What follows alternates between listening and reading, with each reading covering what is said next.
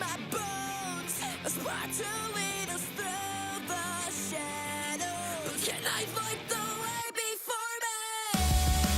It's coursing through my soul, a road to guide us through the sorrow. Can I calm this storm inside me? I feel it in my bones, a spark to lead us through the shadows. Can I light the way before me?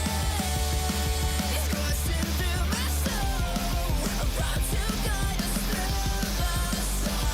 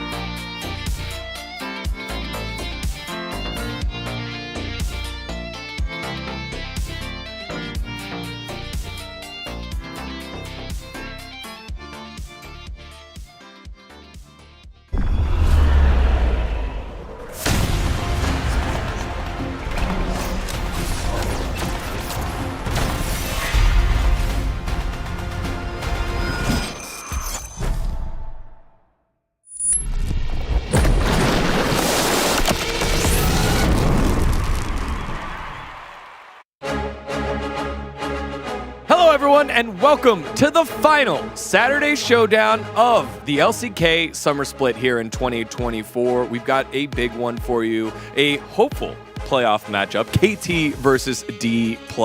Welcome to the space. It's your boy Digon, alongside Ox and Chronicler, to get you set up for this final Saturday showdown. Welcome, gents. I do love the self-introduction of ya boy Digon. I'm really excited. This is going to be an awesome series. These two teams always create absolute Michael Bay, like first Transformers level entertainment. Is it clean? Who cares? It's going to be fun. Yeah, it's going to be exciting. And I feel like, you know, D+ have always been willing to get down in the trenches with some of the teams they play, but KT are just KT. You know it's going to... I mean, you never truly know what's going to happen, but you know it's going to be entertaining. Roller coaster good, roller coaster bad, but definitely roller coaster when these two teams meet, as D+ has already secured third place for the playoffs, but KT is aiming for fourth place. I like the distinction. Yeah. People would get confused because last year it was KT aiming. Yeah, he was on the... So this is actually a big deal, you two knuckleheads, because I personally think that getting side selection in best of fives matters a lot. KT is not going to have double elimination, right? So whoever you're going to face up against, most likely T1, that can be the decider in that series. You don't have an extra life. You need to win that first series. Right, and here in terms of tiebreakers, if you want to see more T1 and KT, you need KT to 2-0, and you need T1 to get swept by BNK FearX. Again, there's no swapping of positions for BNK FearX and for D+, but T1 and KT can still play tiebreakers on Tuesday. I think it's completely realistic that KT beat D+, but it's never going to be a 2-0. That's never... There's no way it's a clean 2-0, nothing to see here. I don't think that's possible, but, you know, the possibility's there. That's called foreshadowing, everyone, as we take a look at the length of the games, or length of the series from KT and D+. They're so dumb. I love them so much. This is, again, our third and fourth place. There's been so many splits of LCK that have just been pure tier list season, where if you're a team that's in the top, you beat either of these teams are just messy, and that's what makes them so fun to watch, right? Like, every single series is a slugfest, and then for DK in particular, even when they're winning, they do really take their time. Yeah, and if you're wondering, average G/M is average games per match. So, you know, Gen G is probably very close to 2, D+ pretty close to 3 there. They really like to go the distance in game time and in terms of games in the series. So, without doubt, this one's going to be a long haul. Yeah, them being in third place means there was a lot of series that they could have won in 2, but they decided to go for 3. Let's take a look at the recent head-to-head between these two squads, and this was the foreshadowing we were talking about earlier. 0 clean sweeps by either of these teams in this year, 2024. Yeah, we are maxing out the games in this one, and I think today will be no different. Coming in, this is third versus fourth. As of right now, obviously, as mentioned, DK already locked. The thing is that both of these two teams feel so dependent on the draft that they get, the day, what they had for breakfast, what the stars are saying, and neither of them have really seemingly figured out what makes them so inconsistent, but they do really hold on to it. Like, it's just so much of the charm, but also, like, we have players who, when you see them playing at the best, like, the mechanical feats they pull off is insane, and then will also, sometimes in the same series, just arcane shift into an Ash Arrow without cleanse. It's just cinema. It's pure cinema. Well, remember, these two teams met last year in the playoffs, and it went 3-2. And Chronicler, you were saying people did not know what to expect from this series last split. They thought they did. I actually always love going back to series because we were universally talking about how DK was just not that good. They were very inconsistent. Lucid his first split, right? Hadn't really been able to perform. We did get Ghost again, which is always amazing. And KT, clear favorite, 65% of the fan vote. Everyone besides Jonas Strong voted for KT. Guess what happened? DK won. And I feel like that has really set the tone. Jisun said she also voted too. Oh, okay. Sorry, that wasn't on the original. But thank you, Jisun, for making sure. Jonas Strong was the other one with a 3-2. The series ended up being a 3-2, and it was just a complete mess in the best of ways. And it's, I think, a large reason why teams or fans of these two teams look towards this series with both a lot of excitement, but also just very deep level existential dread, because you don't know what's going to happen. You're not going to know until the Nexus falls in that third game. Yeah, you got your popcorn on one side and your heart medicine on the other, and that's how you have to prepare for a series like this. Because up until this point, KT was actually pretty consistent, right? Which is why we all favor them. And then obviously, after everything that's happened this year, we can no longer hold on to such lies.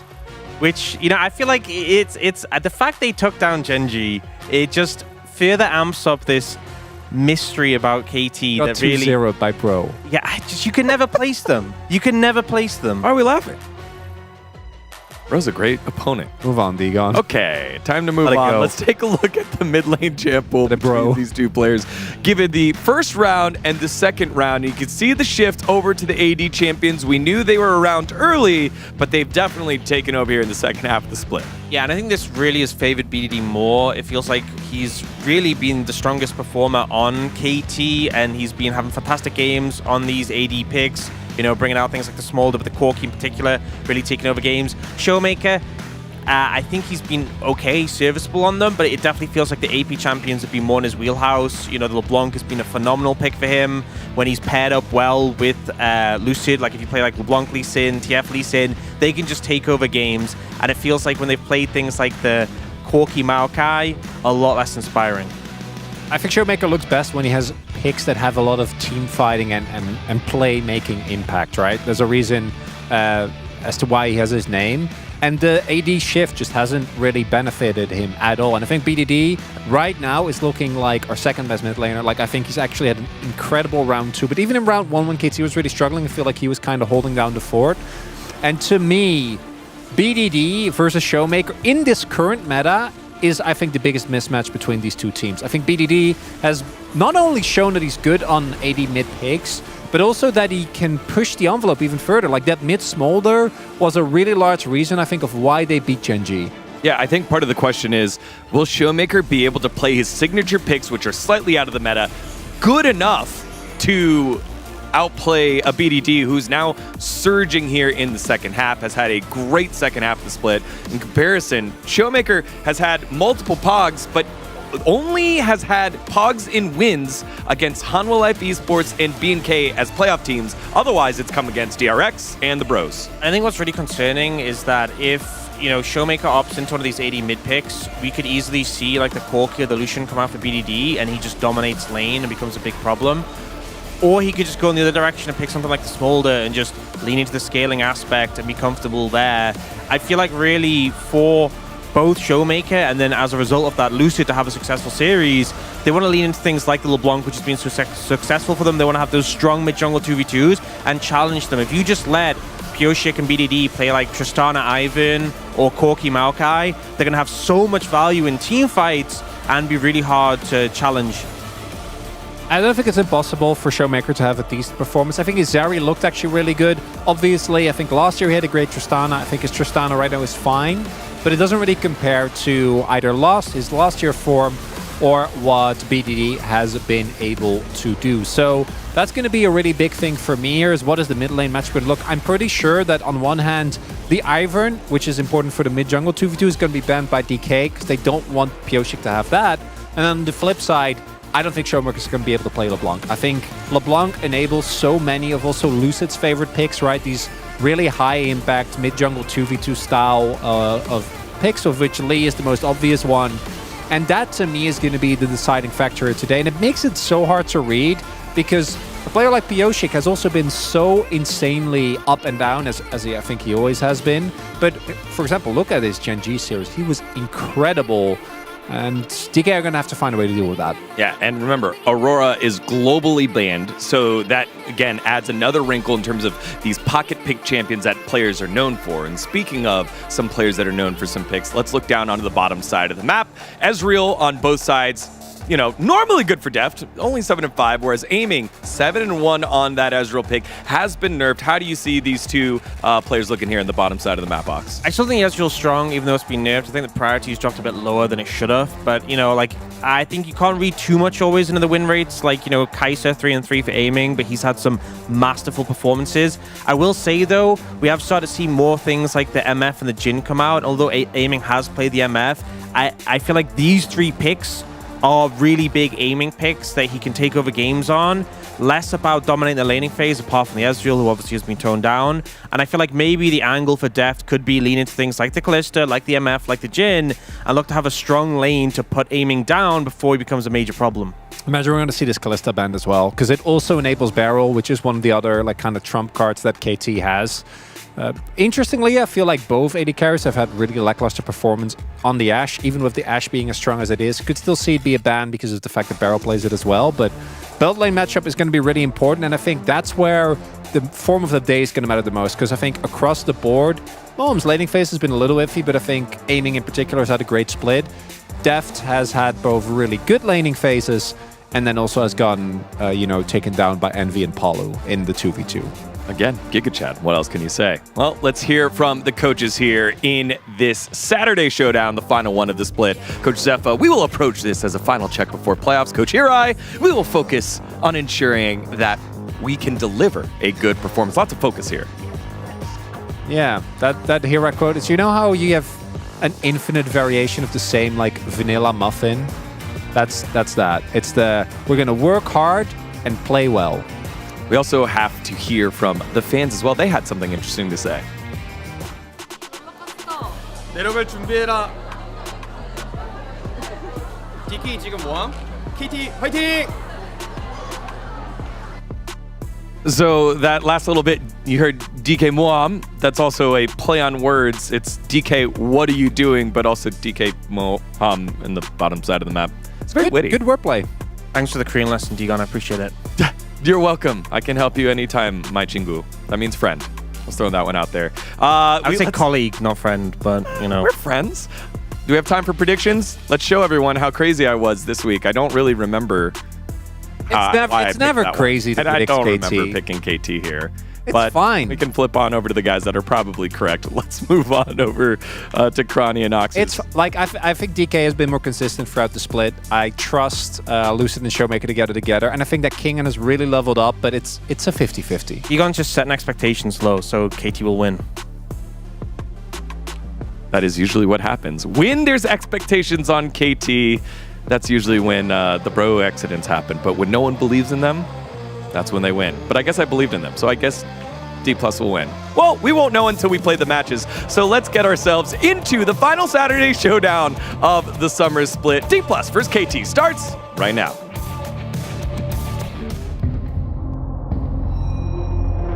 I've seen the darkest of the days, where the souls turn to ashes. It made me who I am today. I escaped from the latches of shadows chasing me down. I'm not gonna run, I'm standing my ground. Wherever I go, fear does not follow, even when the storm hits and hell is abound.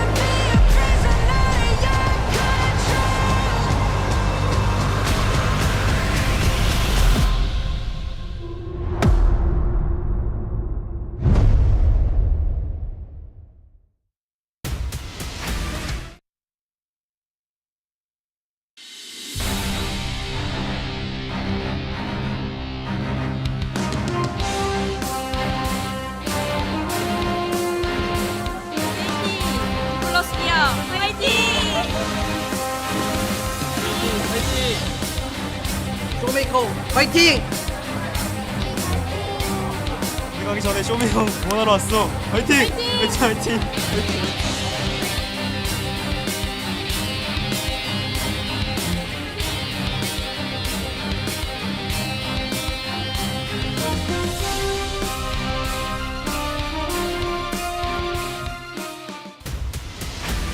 디플러스기야 밑바닥에서 다시 올라왔습니다. 아니 2위 잡고 연패 그 다음에 1위 잡고 다시 승리로 돌아온 이게 팬들을 극한의 하락과 상승으로 몰아넣는 짜릿한 승리를 만들어냈단 말이에요. 강팀을 잡긴 했는데 또 다음 경기 위험하다고 생각해가지고 보성이야 우리건 마지막 경기도 재밌는 경기 했으면 좋겠다. 우리만 잘하면은 못 이길 팀 없다고 생각해서 꼭 이기자. 오늘 꽉 가자! Hello and welcome to Saturday Showdown. I am Valdez with Wolf, and we are going to be bringing you D plus Kia up against KT Rolster. This match is just always a banger, Wolf. It always is, and I think even though some of the stakes going into today aren't as big as you might have hoped for if you're one of the fans of these teams, both these teams are in playoffs, right? D plus locked in third, KT still fighting for fourth, not completely in their control. But as that really cool video that we had, the kind of hype video going into this one shows, these teams play each other close. We have these two squads going the distance, going to long games against each other. This entire year they've all gone full set, so today should deliver. Here's the context for the fourth place. T1, as mentioned on the pre-show, will have to lose 2-0, and KT will have to win 2-0. They're 1-1 in terms of their direct face-off, their head-to-head, so they'd both be sitting at a +2, and then there would be a tiebreaker on Tuesday to determine who ends up in fourth place, which is important.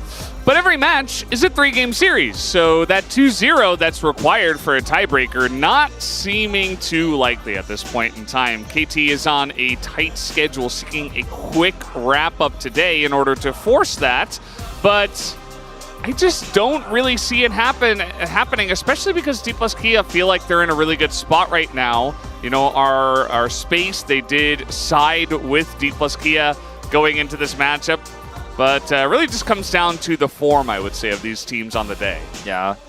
Showmaker being the Mage Master, BDD having a lot of really great skirmishes on AD champions, as well as his really good laning we saw on the Smolder, which is kind of his new pocket pick, which is making a bit of a comeback just in general here in the LCK over the last 2 weeks, especially this week here.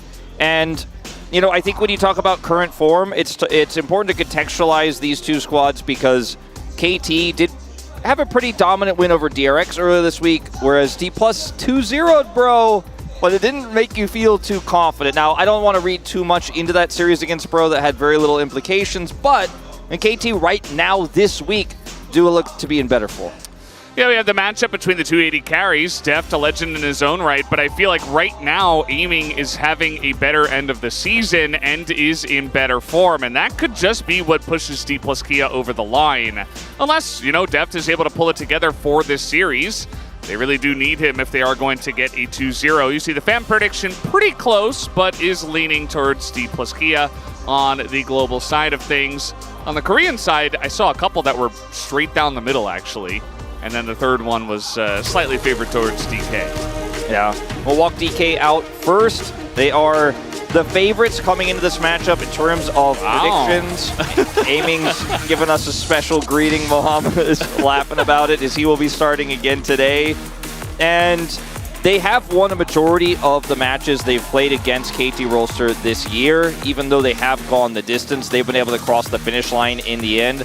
Mohammed still being a little bit of a question mark in terms of what he brings to the table. I think the shot calling he's brought has looked very good. It looks like a big improvement. But he has gotten caught out a few times, especially you look back at that Bro series. Certainly did have some overextensions, you could say, in that one. But D+ looking to finish this regular season strong, heading into playoffs in that third place spot. Looking for 13 total wins to finish off summer. That would be a very impressive, actually, finish for DK. Maybe better than we've seen in a lot of other seasons. Here is KT Rolster. You never know what you're going to get. What side is the coin going to flip on today?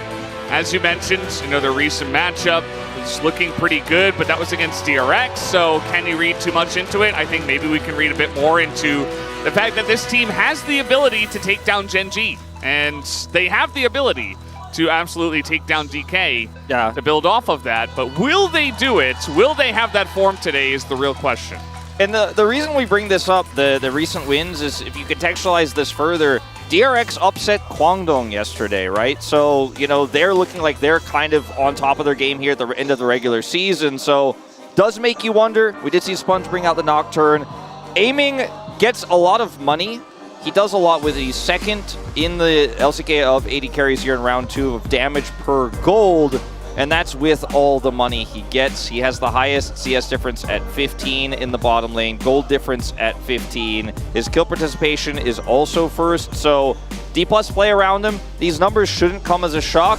You look at some of Def's numbers, they're really muted this second round because I think BDD has kind of taken over as a secondary AD carry, and there's been games where BDD's getting 10+ kills, getting gifted triple kills in the earlier mid-game, and just runs away with the game. That doesn't mean Def's playing poorly. It just means that some of those numbers will kind of be deflated by BDD's recent success.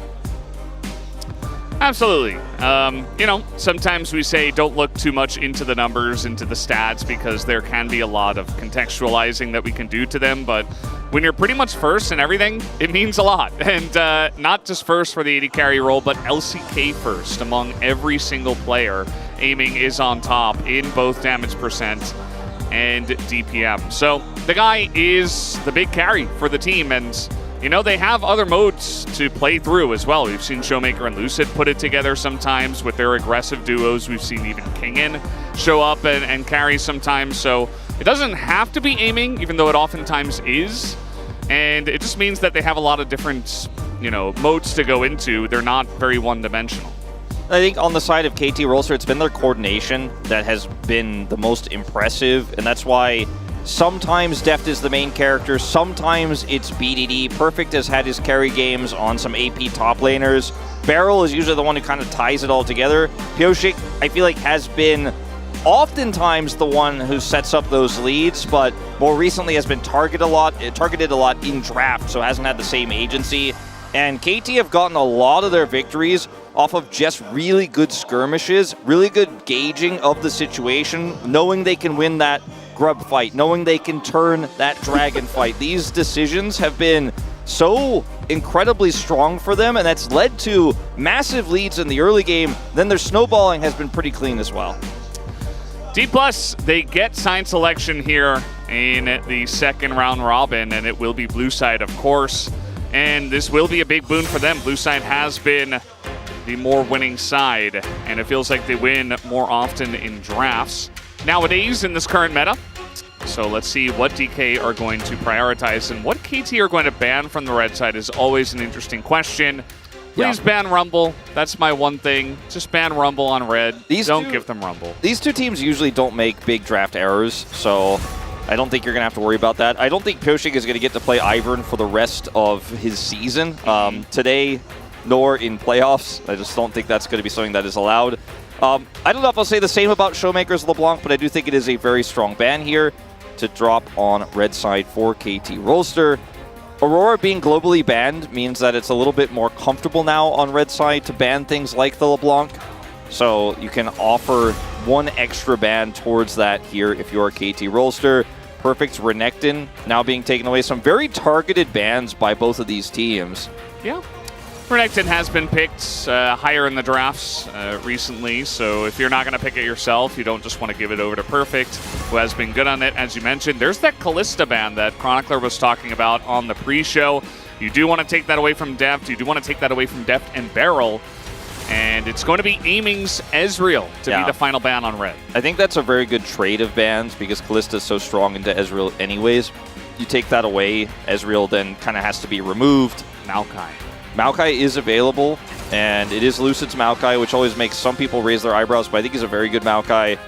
And I think he gets a bad rap for some of his earlier games on the pick in the beginning of the year. He's gotten much better. Yeah, I mean, he just wasn't that strong of a jungler back then. I don't think it's specifically the Maokai champion personally that he was struggling on. As we will see the Sejuani Ashe to come through. When you have red side and they pick the Maokai, yeah, you lose Maokai, which is pretty strong, but then you're also going to gain the Sejuani Ashe ult combo. as taunting perhaps that this could be a bit of a Senna angle or some sort of Maokai flex, but I don't think so. It definitely could. I mean, they don't have to, but there are a lot of picks that Lucid likes to play available, like the Lee Sin, the Vi, maybe just some hovers, and MF is going to be the selection here very early on for aiming. He just has to keep the fans, he's being honest to the fans. He's looking like, I don't prefer to play this, I just know it's very strong. Yeah. And so I will lock it in. Same with Showmaker, right? Gonna hover the Syndra. Yes. And he's not doing it right now, but I think he's considering whether he's going to lock in a Leona to protect this Misfortune, or if he wants to get a strong mid pick here, because Misfortune is still available. Or sorry, the Leona is still available. Strong into the Misfortune. You have the Ash Arrow already. You have the Sejuani ult already. Misfortune relatively mobile in terms of her movement speed, but still can just be completely shut down as, oh, we're doing it again, aren't we? Yeah, I mean, if you don't want to go for Leona, this feels very good just to get a great matchup in mid once again, because you have to think that DK would know about this. They would ban it away from BDD and not allow him to play it into Corki, but now you can't deny it, so... And it's not just Leona that's problematic here for D plus Kia. Braum is also quite strong in this draft, so that's another consideration. That'll be banned away instantly. I think the Leona will follow, but as KT Rolster, you get the strong Smolder scaling aspect of this draft. It's been a good matchup into the Corki, and then you end up having 2 free bans kind of already locked in that D plus have to lock, so the rest of your draft feels a little bit more open. You also have counter pick for top. So this is looking very good for KT Rolster right now in terms of options. See, it's actually their Leona ban. Yeah, it's pretty interesting. Makes you wonder what they do want to pick up here with the Ashe. Yeah, it does make you wonder. I mean, there are a few unusual picks we've seen, like the Kalista that's been played with it. You know, we've seen Varus, we've seen Caitlyn, some crazy stuff, but I don't think that's necessarily what they've got in mind. Cassante will be banned now, so they don't want to allow for just a strong frontline for this Smolder composition. We've seen stuff like Bard here, but it looks like they just want to have more follow-up engage. Barrel will lock the Rel, then they'll keep counter pick here because Kennan's still up, Nar's still up here, so I think having your pick of the litter is going to feel pretty nice for Perfect here when you do see that King and lock-in.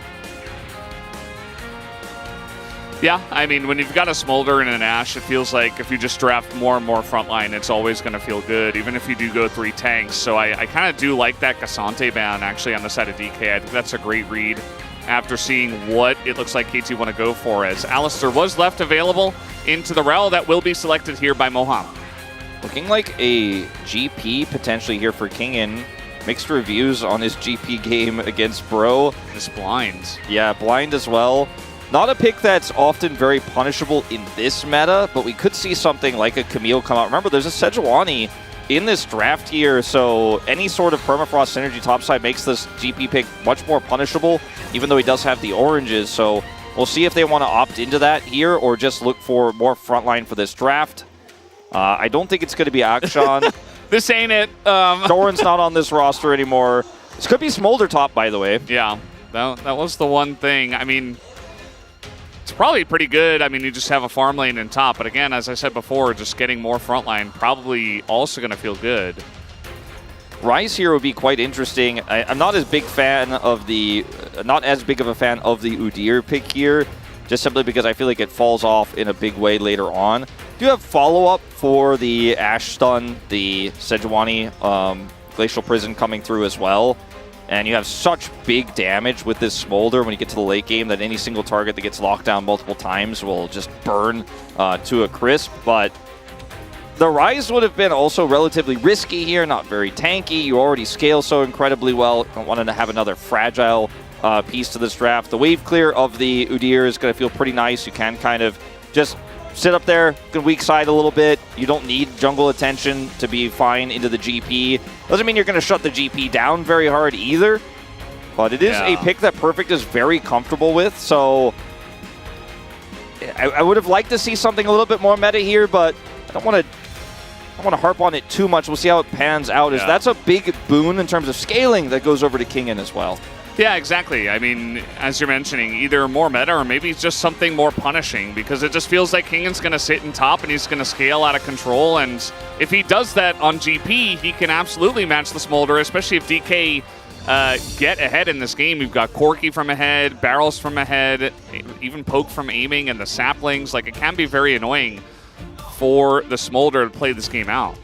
Yeah, a little bit concerning, too, that KT were also hovering the Smolder swap top. You probably want to keep that a secret if you're planning to use that going into the playoffs. Yeah, absolutely. As here we go, we're going to hop into the Rift for game number 1.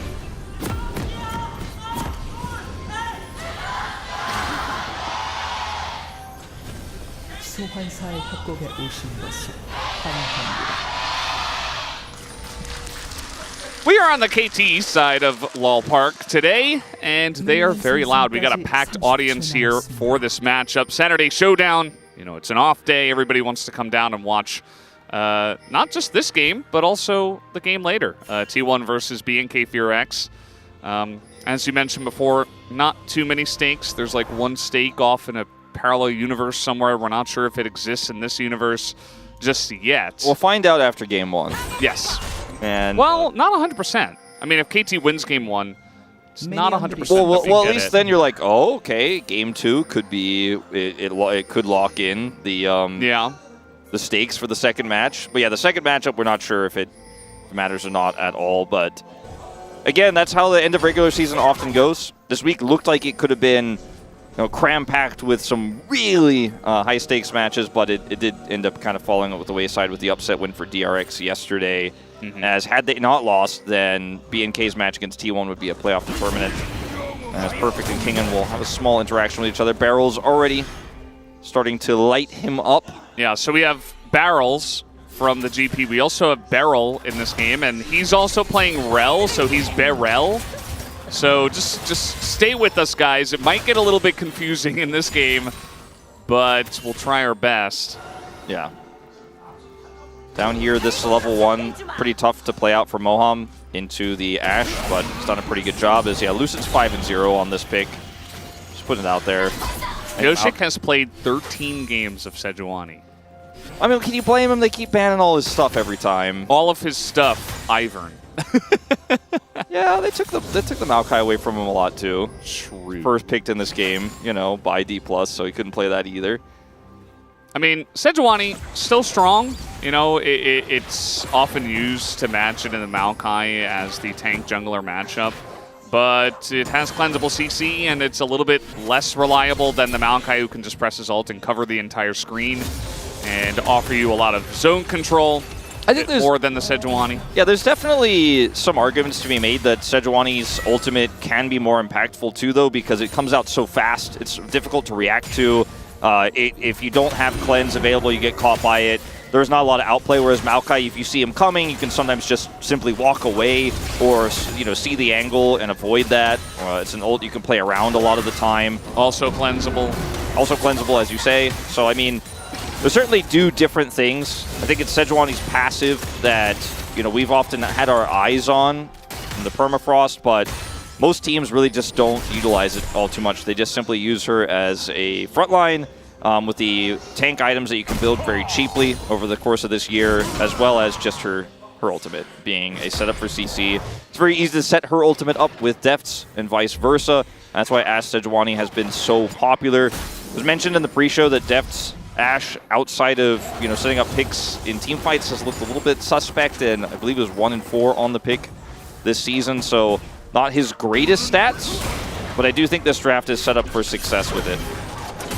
You got this matchup. The stun comes in, and you can't block the crash down. Moham's got to flash away already, as Beryl does have to utilize his Ignite to get on in there, but Moham also trading his Ignite. Here comes Lucid up to the top lane, as Kingan has set this up. A bit of damage into Perfect. Can be hard to lock down the Udyr, who does go for the Ghost. As there's the twisted advance. Do they have the damage is really the question, as here comes Pillshake. They just give up on it, and now Lucid's in a rough spot.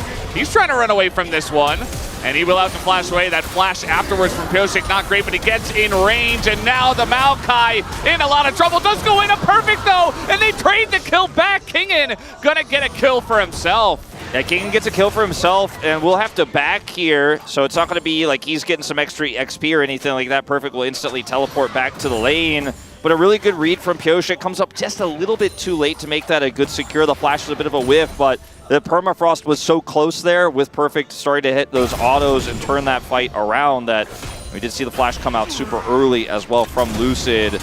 Ends up being a trade of kills here. First blood, though, going to the Udyr, who actually has a pretty good control over this lane right now. Obviously, a lot of these minions crashing through will give Kingen the opportunity to catch up on farm. But a good start here for KT Rolster. On the other hand, could have been a lot worse for D+. Good that they get the kill back, and it goes to the GP. Going to be scaling a little bit faster in this one. Yeah, I mean, if we take a look at all the lanes, the GP's behind. Actually, Showmaker had to TP pretty early. He's not that far behind, but also bot lane going pretty heavily in favor of Deft and Barrel right now. So Perfect gets knocked back here by the smash, but that means Lucid really doesn't have any other tools here. He gets stunned by the bear. It's that bear slap coming through, and then Pyosik shows up. He flashes, doesn't want to get stunned there. Permafrost is still going to come through, of course, and then Perfect sets up the big damage here circle. There's a trade back, though, for Kingen, who does escape. So really on a knife's edge there. If they kill Perfect even slightly faster or catch him a little bit earlier, then he doesn't actually get to turn that one around. If Kingen gets a little bit more damage onto him, then maybe he dies there and doesn't get to turn that one around. So, well played on both sides. If Pyosik doesn't have the read on that, it is a huge win for Lucid and Kingen.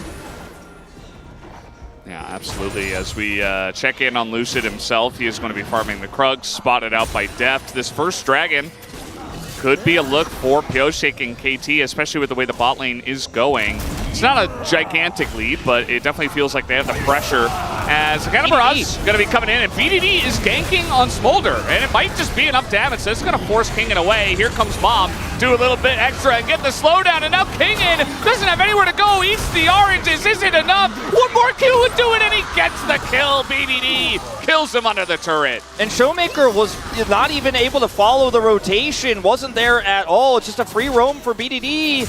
And I feel like Zeri, you know, we're starting to figure out, like, remember when Zeri released, everyone's like, oh, she's got a weak early game, but, you know, she gets strong later. Smolder actually winning lane a lot of the time in these very meta matchups. Also has his ultimate, which is a big spike on those first few skirmishes, and just gets the roam up to the top lane, and gets his way up there very fast, and that just helps take Kingen out. So big win here for BDD. Will allow Showmaker to get a plate in return here, but BDD is really going to catch this wave. They're also going to get the Dragon you mentioned. It's in trade for the Grubs, but bottom side is completely under their control. Getting engaged on here, gonna knock Barrel in, but he doesn't care. Only level 5 is Moham, and level 6 is the Ashe. Moham getting super low, and he will be taken down. Barrel, unfortunately, gonna secure that kill, but it's still a kill for KT's bottom lane. Yeah, they're getting a kill while also getting the Dragon at the same time. Lucid's cross map is gonna be to steal this red buff away, so a small victory for him. But KT in just such good control right now. The fact that BDD has that kill on top of everything else just feels really rough. And yes, Barrel did get the kill bottom side, which feels frustrating, but they knew Boam didn't have flash. We're going to go back to this play earlier. Cannon Barrage comes down super early as BDD is not affected by it here. Kingen flashes the Achu. Look at this Mom coming through, gets the slow. Perfect's on top of this GP. Kingen very, very low here. BDD just has the cooldown back up in time to secure that kill. Would have been a win either way, but securing that kill means he doesn't lose that plate for nothing. Obviously, that was the ideal goal. Got the flash as well. Arrow coming in here for Deft. Remember, Mom doesn't have flash from the previous exchange, and that's going to be a kill. Goes over to Barrel, but still a big win. A plate is down bottom side. They're up 13 CS on the Ashe, and we're still topside. And he stays to hit the barrel. Isn't enough damage, though. The CP very squishy at this point in time. It's just another kill to KT, and now Lucid gets baited into the fight. And these two tanks nearly able to dive the turret, but they force the flash of Lucid. And here comes BDD. Got his ultimate. He might be able to snipe him here. He's going for it. Oh, yeah, here we go. Oh! Lucid is not looking. He's just going to be taken down. No way, BDD. Oh man, Valdez, this is a disaster for D+. And you know what? You and I both said it. We were like, I don't know if this Udyr is really going to punish the GP all too much. You know, I don't know if they're going to play through that. They're playing through it. BDD is self-sufficient in mid. He's making roams. Bottom side, you obviously win against the Alistair early with the Ashe, but they've continued to put the pressure on in that lane. And Maz, 5 kills to 1 here, 2,500 gold lead. Every lane is winning. Yeah. And I don't care who ends up winning this game, but Smolder is getting banned in game 2 by D plus Kia. That's just incredible what he's able to do with that ult in the range. I mean, this guy's just everywhere as well, and it starts off with Perfect and Pyoshik.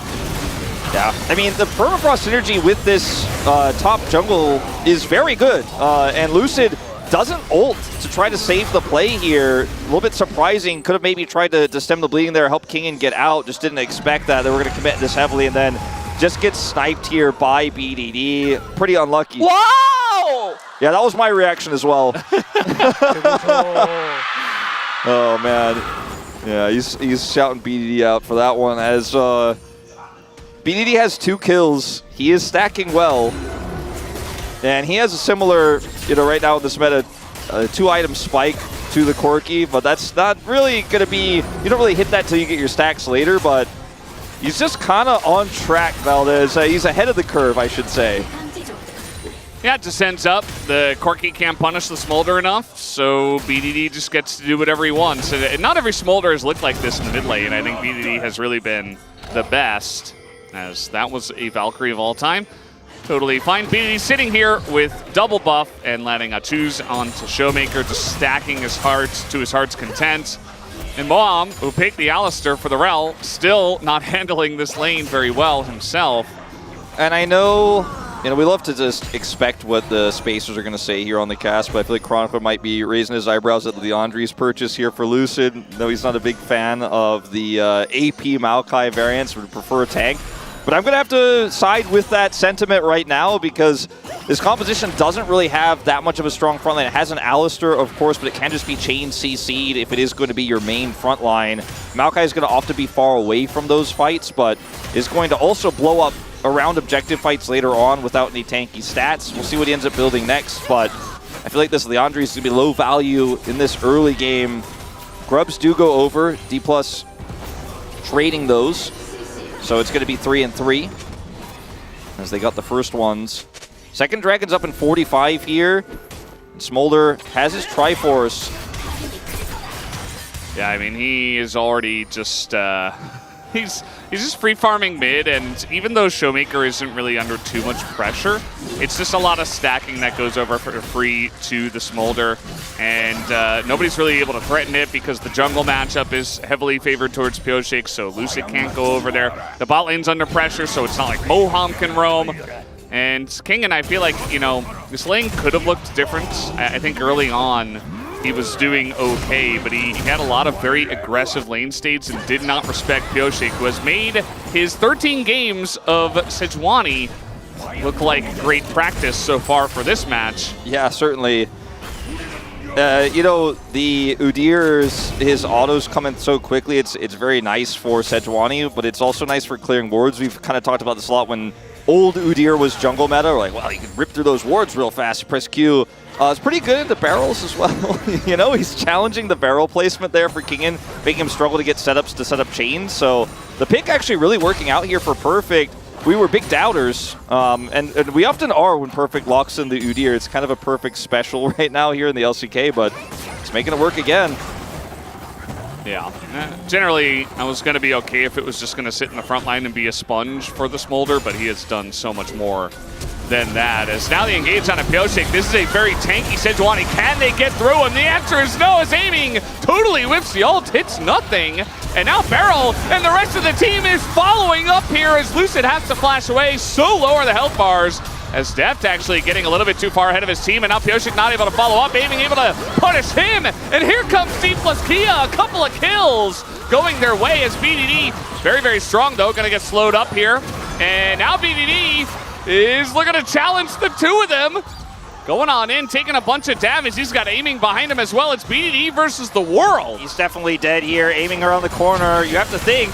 Oh, he's still fighting this one out. He doesn't have his flap, and he will be taken down as the TP goes into the top lane and just running away from the barrels. Another thing that Udyr can do well. Sounds like some of the fans on our side of the arena got a little bit too enthusiastic about how the early game went. The fight and the turn looked so good. Like, Barrel's there for the ultimate, right? And when you see this, everything goes into a Sejuani. Sometimes you're like, oh, well, that's how you lose a fight. But they still had positional advantage. BDD drops his ultimate down here. The bullet time doesn't really do anything. And you're like, okay, this should be good. If they just slow played this a little bit better, like there's clearly a split call here. The ultimate only catches barrel. Like BDD's walking away, they're like, oh yeah, we won this fight, I guess. But you didn't win it yet, actually. So they weren't fully grouped. If BDD is there, he stacks a few Qs in this fight, then you're going to feel a lot better about how this one goes because his ultimate essentially helped them win it. And that's the big power point for this Smolder. But now, these low health bars, 1v3, 1v4, as aiming comes around the corner, down he goes. So a huge swing of gold over to D+. A shutdown to aiming from the Smolder as well. 3 kills on the Misfortune. And forget how the laning phase was going. Yep. He's ahead now. It's the Gold King. He's back. He's probably got the most gold on his team after all of that. And yeah, I mean, KT is still ahead on gold by 1,000, and it's Infernal Soul in this one. As KT do look to take down the Rift Heralds. They have all 5 members over here. Meanwhile, King just free farming. They're going to look for Lucid, who doesn't have sums at this point in time. He's just going to be food, not able to take out Beryl. And down will go Lucid. Yeah, that Leandri's not really going to help him in this situation, but, you know, I don't know if he had any other tank item first, if he would have lived either with all that CC. Super frustrating, though, when you've got to be the guy up in the front line. You've got to be getting that information, that intel. He just ends up getting left out to dry, unfortunately, and Perfect's going to come over here, challenge Kingin. Yeah, I mean, this is a really long lane. Perfect, a little bit unsure about himself, doesn't want to be next to the barrel, but he's got Ghost up, so he's still going to continue chasing. Turtle to absorb some of that damage, lands the stun. Kingin in a bit of a rough spot. He's also got Pyosik coming over. Kingin desperate to take down Perfect, but he can't quite do it as now it's a 3-on-1, and Perfect will net himself a 3rd kill.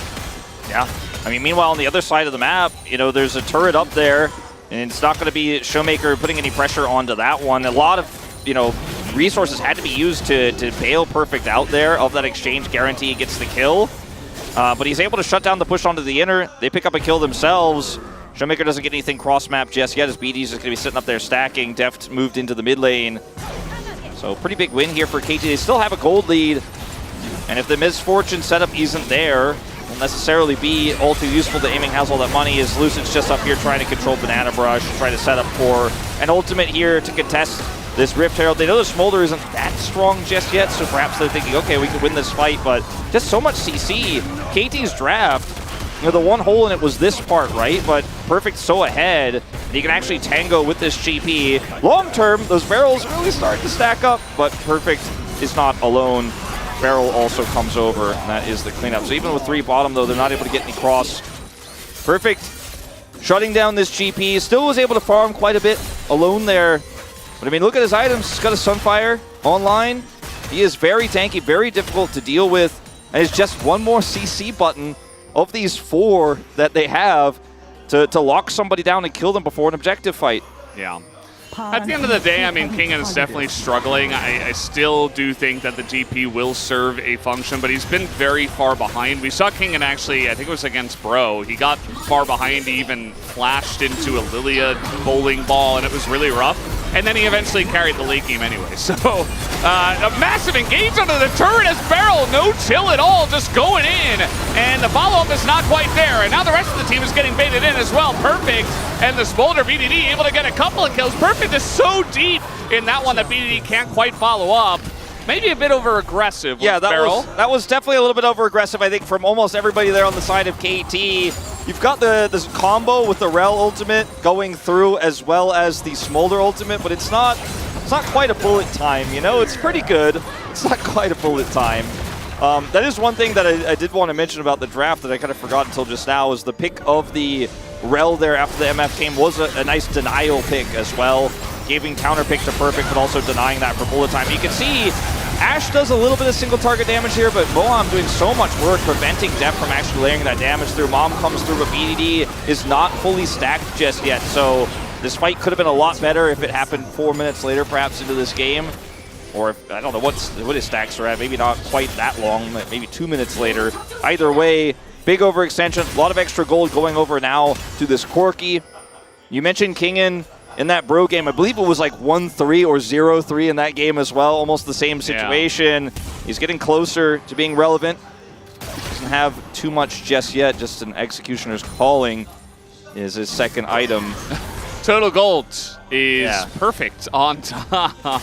He's farming very well. It's kind of funny that he's ahead of, you know, guys in the mid lane like Showmaker who have 223 CS, and also 203 is Showmaker, but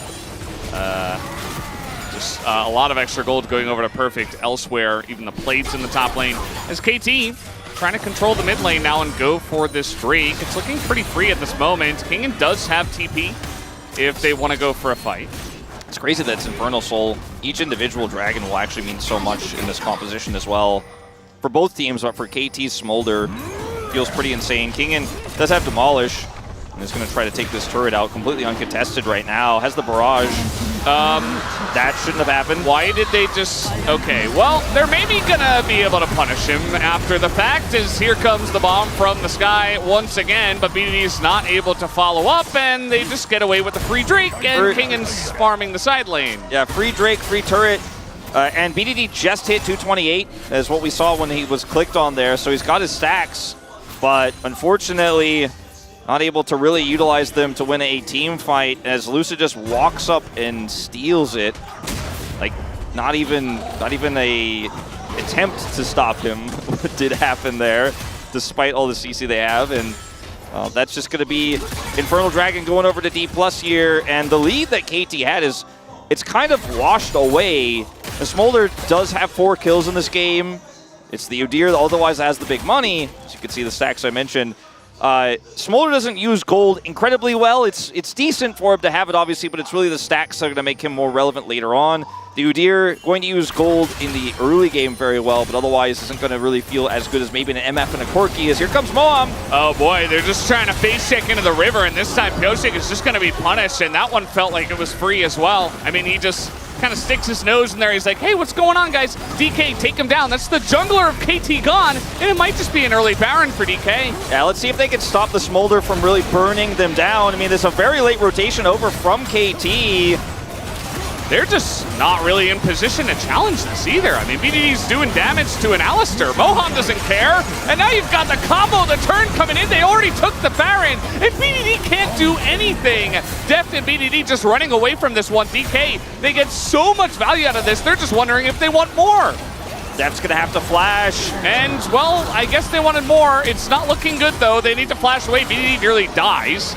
And now might just be flashed on here. The cannon barrage gets him, and a big one to the face of Deft. And finally, DK find that little bit of extra value. The disengage cone will get Perfect out, but DK, they surge into the lead. Yeah, and that's a huge pick onto Pyosik there. Just no control over that part of the map, and he just sticks his nose where it doesn't belong. So to kind of continue with your analogy, and D+ winning some big fights here, kind of for free. I mean, stealing the dragon to start, and then here, like, KT are just in no position. The rotation over is so late, so slow.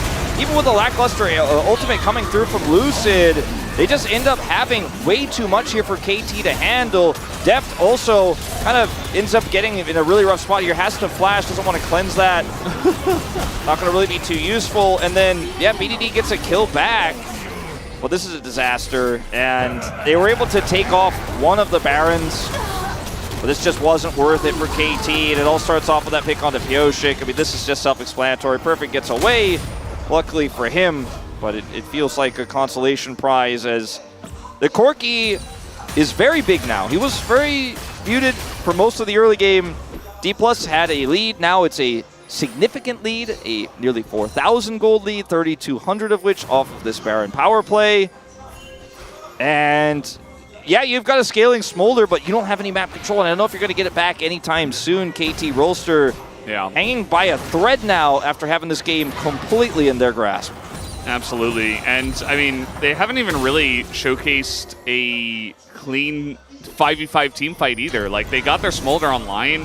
Even Deft, you know, farmed up pretty well. He's not in a good spot, obviously, in terms of his comparison to aiming at this point in time, but like, he was in a good spot, BDD was in a good spot, but we just never saw a clean 5v5, and DK just got all of the mid-game picks, and now, I mean, it doesn't really feel like KT have a good way to stop them. I talked about this in draft, like, yes, you've got the Smolder, you've got great scaling, but DK from ahead, you've got Corki GP and MF, who's just farmed out of her mind. What are they going to do against this? Yeah, and without map control, it's hard for Beryl to set up engages. So, you know, maybe if D+ overextend or go in, but their comp doesn't really go in. You know, it just kind of sits back and sets up combos with the Maokai ultimate. You know, with Showmaker's poke, he cleans up if somebody tries to engage, he does so much damage. He has his RFC now. They can, you know, they have lockdown, but also they have a ton of zone control. Yeah. So, you know, as Beryl, your agency now is super low in this game, and the Udyr is more ahead than we thought that he was going to be in terms of gold, but how well is that going to translate into this late game now? As a Spirit Visage. Yeah. It's like, cool spike, bro. Doesn't compare at all to the GP. Yeah. And we talked about this not 5 minutes ago. Like, Kingen, yeah, he got put down very hard in the early and mid game, but it just doesn't matter. Because now he's GP in the late game, you know? He's not farmed out of his mind, but it just doesn't matter. BDD is going to get stronger, but it's just, you need time in a team fight with Smolder to actually win it. And if he gets hit by a barrel chain, that's the end of the fight. If he gets hit by the edge of an MF ult or caught by the Maokai, then that's the end of the fight. If he doesn't get caught by the Maokai ult that's well placed, it's because he's too far away from the fight, which means the fight is lost. You know, it just feels like when you look at what D+ have, now that they're in control and the GP is online. I mean, it's not even fully online, by the way, but he's online enough to actually really chip away at these members of KT. It's really rough, and they gave up the first of the Infernal Dragons. They gave up the second one here because there was no way for them to contest during Baron, and now they have to fight this next one. And if they lose it, that's likely the game. Not to mention the Baron that's coming up here that they don't have a ton of control over. They have some vision around it now, but it's not spawned yet. Kingen just farming up a Storm, level 16. Yeah. Makes you wonder, I mean, it went so well for Perfect and Pyoshik early on to shut down Kingen. Is there anything else they could have picked that really just shuts it down harder and scales a bit better to maybe, you know, utilize their lead a bit more outside of just relying only on the Smolder and the Ashe? I think that, to me, maybe a Jace? Or the big factors here were the overcommitment in the bottom fight over Dragon, where they just kind of completely overextended, and BDD's like, I can kill 4 people, and then he was also already walking back up to mid. That was a disaster. There was the pick on the Pyoshik, that was huge, but before that, there was also the unnecessary dive onto the mid turret. I feel like they tossed their lead away multiple times in this game. They had enough of an advantage to where they could have just played slow and sat back and said, yeah, well, GP's scaling, but we're going to get all of the Dragons. If they're sitting on Soul Point right now and GP's scaled up, but they still maintain that lead, they still maintain map control, though Baron went over, I feel like this game is still playable. But they just gave too many small wins to D+. You add them all together. Yeah, and then some big wins as well. Yeah. I mean, the pick on a Pyoshik and a Baron was pretty huge. Not to mention the team fight after. So DK, they maintain a lead of about 4,500, but they didn't really, you know, they got the one inner and bot, and that's about it. So the game isn't over by any means. I mean, BDD is still kind of fed out of his mind. So we'll see. I mean, it's really going to be up to him to try to carry team fights and get some good engages from your front line and allow him to do damage. Otherwise, it might just be DK running away with this game. So we'll see if KT can make something out of their new situation in this game. Yeah. When BDD gets Leandries, that ends up being a really nice late game spike because it means that he can do damage pretty consistently with all of his abilities, including his Q, of course, but we burning health bars down. Something like he just did there with the Achu would be much more valuable if he had that. That is an Alistair. They're just going to counter-engage onto Perfect, who is getting pretty low. He is Udyr trying to run away, but now the engage follow-up onto everybody. Mob comes down, and everything is burning as Solo are the health bars, aiming not able to do much, throws an ult into depth. And now Moham trying to just get a little bit out of this one, but just has to get away from Perfect. And now aiming in a really rough spot himself, trying to take down Pyoshik. Showmaker gets one, but it's KT who win the fight in a big way, 3-1. Right before Baron, Pyoshik still alive here, has his smite. Showmaker sitting at, you know, just under half health. There's nothing he can do here to stop this one, so great re-engage from Beryl. I feel like without Beryl's, some of Beryl's Magnet Storms, this game could have looked even rougher for KT, but he saves this one as the Mom comes through from BDD. So Moham, not the greatest target to engage on, but this kind of baits D+ into feeling like they can actually turn this fight. Lucid drops his ultimate early, and then there's no follow-up as Perfect tanks everything, and the Barrel goes in for the 3-man Magnet Storm into Crashdown. Look at this Mom damage, plus the burning from his Qs. And Showmaker is able to trade back onto Deft here, as Aiming puts a little bit more damage down onto that Ashe. That is really all they are going to get out of this one. Showmaker has to just kind of walk home in sadness after he kills Deft, as the Baron will go to the way of KT Rolster. And we're tossing it back, Valdez. We are tossing it back. D+ still with the gold lead, but let's see if that lasts here. Baron should lead into KT Rolster's first Infernal Dragon of the game. It should. I'm glad that you say it that way, because this is, you know, you wonder why the series are always so close between DK and KT. Well, this is why. A lot of the games look like this. One team's in the lead, they throw it over, they say, no, you can have it. The other team's like, nah, I think you should have it. And obviously, you know, the teams are making great plays themselves. Like, really big credit to Beryl in that last one. Without him, as you mentioned, I mean, DK probably win the fight if they don't have that Rel engage. So now, gonna try to posture over this Dragon. DK not gonna back off of this one just yet. BD is nearing 400 stacks. He is very strong at this moment in time. Still has the Baron buff as well. Some additional combat prowess. See if Rel can find that engaged Barrel on the flank. Yeah, you see Showmaker trying to tip away. KT not really pushing Lucid out of this one, though, so he is in, and it goes to Flip, and it's Infernal Soul to DK, as this fight as well is pretty close. Barrel gonna be taking out BDD, super low, he's being burned to a crisp by the Infernal Drake. And down he will go. Showmaker and Aiming are solo themselves. They're going to back away. But DK, man, they get it tossed back to them, and they're able to catch it. Yeah, King is trying to chase down Perfect and Pyoshik here. He's got those Infernal stats. Yeah, TP's going to come in here. I think they just need to use this timing to try to push a little bit more. Yeah, they're going to try to turn this into an inhibitor. They have this huge wave here. Even though KT have Baron buff, those Baron minions aren't going to defend this inhib. And if anyone else dies, I mean, they might be able to actually get even more here. Everyone for D+ completely grouped. BDD's not up for 20 seconds. All right, they're just doing a little bit of posturing outside of the turrets, but there's no wave here, as you mentioned, and they're going into Baron. So they take down the inhibitor, see what they can see. They're not going to overstay their welcome, but man, another big one to DK. Yeah, if they had ended up getting a kill there, maybe they end up ending the game until BD comes back. I mean, there's not much that KT could do. Look at this bullet time, completely zoning Pyoshik out. The BDD gets that initial pick here, but unfortunately, he's in a cannon barrage as Showmaker duels him. And he's not a damage threshold to actually kill Showmaker with his Q there. Leandres helps out, but Showmaker's just in a better spot because Corki has those rockets coming through. He's outranging the Smolder, and the Cannon Barrage kind of makes it so BDD has no win. Like, do I die to Cannon Barrage or do I die to Showmaker? Yeah. The zone control from GP and Maokai is just ridiculous. Also the bullet time, as you mentioned, but the barrels that King was hitting in that fight is just, it's unbelievable what kind of damage he can do. Now that he has his IE, and he's looking at a 4th item soon, he's not up there in the damage charts, but the burst damage where they really need it is coming from him, just getting BDD low enough to take down. As BDD obviously on the Smolder is going to rule the damage charts himself, but again, he can't do it all by himself either. You know, he can burn them down, but eventually he gets taken out, and there's a lot of threats on the side of DK as well. Yeah. This game is just going to come down to the Elder fight. I think with the inhibitor being the bot inhibitor, it's actually pretty nice for KT because they can just consistently clear that one and try to get prio for the Elder. If it were top, it would cost them teleport control in order to try to clear that. You can see BD is really stacking quite well at this point in time at 423. So you can see the extra damage he has here from those stats.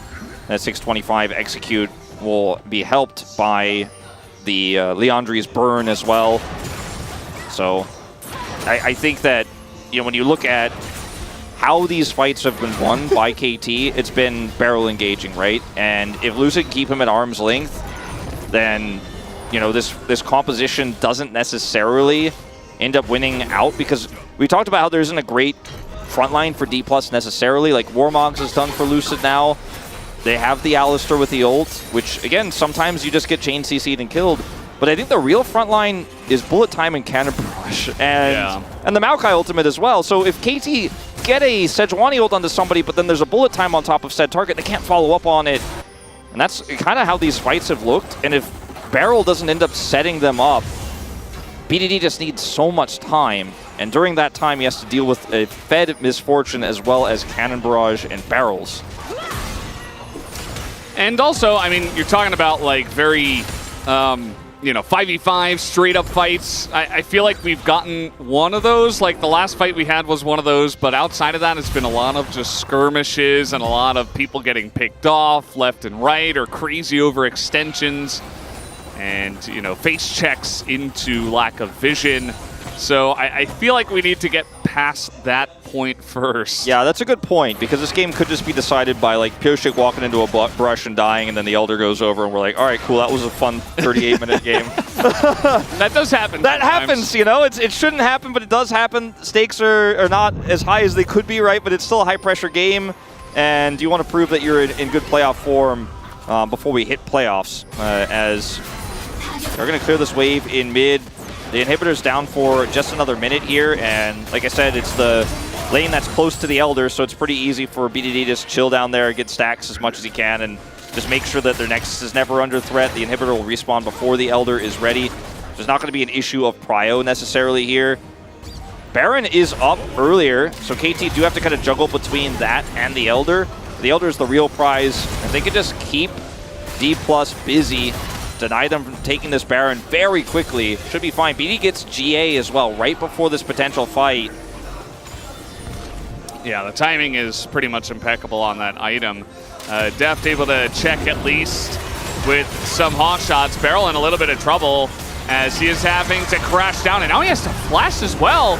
Ton of damage done the other way though. Aiming super low, in goes Perfect, and he's just gonna die. Tries to get the kill on Aiming, as it's just kind of a drive-by into death from Perfect. And now, he's dead. I don't know if that's necessarily going to be enough to get Baron, though. BDD has TP. He's going to back and come back over. VT. I mean, he's just going to heal up, and yeah, they're just not even going to go for it. They have to deal with the bottom lane and the Elder tree. No one was dealing with this, and that's the Baron pull that really does KT in here, because if BDD could come back to the fight with full health, maybe they could win it. As unfortunately for Perfect, he's very tanky, and he has Jack shows, but that takes a little bit of time to activate. Look at how quickly he dies when he goes in here. And Aiming is super low, has to expend both summoners. If they kill him, that's so much Baron damage gone. Like, I don't hate the idea, but I think the judgment was a little bit off, as now they're just on Elder. Look at this. Pioshik, he's trying to get in on the left side, but he cannot. Oh, he's trying to get in, and he does. He's going to smite it away. The Elder Drake goes to BDD, and now DK can't go anywhere near that guy, but they do take down a couple. And maybe they try to push off of this, but it's very dangerous into Smolder with Elder. Finally, Pioshik's able to get one of those. Finally gets the smite, finally gets the secure. BDD's got basically double Elder here in this one. So, as you say, D+ cannot really play around him. They don't want to be anywhere near him. They do not want to interact with him at all. They have Baron buff. Arrow. One arrow might be enough. Bomb is going to come down, and yeah, they're just abandoning Lucid. They're like, yeah, get out. We need to run away. And it's actually the sapling that slows up BDD and doesn't allow him to get in range. Respawn's coming through here for KT. Pioshik's up in 10. Beryl just respawning now. There's no objective to take. They just need to group and try to get something done with this Elder buff. But obviously the defensive Baron minions are going to be a big problem. Now BDD was dealing with the wave, isn't here for this initial fight. Lucid ults and uses his Twisted Advance, and yet Pioshik still buffers the flash in here. And Lucid is out of the pit. Yeah. Because he tried to keep Pioshik out, he was actually also out, unable to get back in. And it was actually, they turned on a barrel and they killed it. If they just hit the Drake, I think they just burn it and Pioshik doesn't get in the pit. But because they wasted a little bit of time to kill the Rel, it just ended up that he got in right on time. Yeah. It was a really good attempt by Lucid, but the rest of the team was thinking elsewise, as Boham is taking a lot of damage very fast. And keep your eyes on those white lines on the health bars between the Elder and the Smolder that it just does so much tick damage. Does still have his GA available as well, so you really have to consider, okay. They're just going to run into them. I mean, he's got Elder, but that will go Deft as well. Jeez, the damage from the Infernal Soul is just ridiculous. And it's a trade of 80 carries, one of them which had Elder. If feel like DK will take that, but it's still KT in control of the mid lane for now. Yeah, they need to get an inhibitor, though, I feel like, and there's only 20 seconds left on this Elder, so looks like D+ have really staved off the pressure. Yeah, they get this inner turret. The gold from that isn't that valuable. It will open up that inhibitor turret in the top lane a little bit here. It ends up being a pretty good trade, all things considered, for D+, like you say, because that's one of the Elders gone for the last few seconds. You have to deal with it. Look at how fast Def does. Yeah, watch Def. Flashes, because he's like, ooh, that barrel. And then BDD's ult comes down here as well. Kingen will also have to flash, and they do end up getting this inner, but that's D+ saving the inhibitors. We reach 40 minutes, and we're doing the same song and dance. Elder and Baron will be up similarly timed to how they were last time. Obviously, a little bit closer this time, maybe about 40 seconds rather than like a minute 10, the difference. BD continues to stack here. It's getting stronger and stronger, but it is nearly a full build GP as well. So if he gets burst down, if you go into the GA is like a myth that like, oh, he'll revive and then he'll do things. So if you go to the GA, that means your damage is gone during the animation of the GA, and you probably lose that fight. Maybe one more Q after the fact. It really depends on the situation in the fight, right? Like how it's going, how many members are left, is he in danger, does he have allies to protect him as he's reviving? Yeah, I mean, the GA stats are also incredibly valuable, so it's not like you shouldn't buy this item. But it can be somewhat of a double-edged sword in that, you know, it's very expensive. It's your final item, final piece of this build that you put together here that is going to keep you alive, hopefully. And yet, these fights are going to be so snowbally, very likely. Cosmic Drive also pretty nice pickup for him here. So a little bit more mobile in trade for the boots. Does feel wise to grab that one. So yeah, he is full build. He is a very glass cannon, but a very high damage cannon. It's really, this game is so much about what these next fights are going to look like.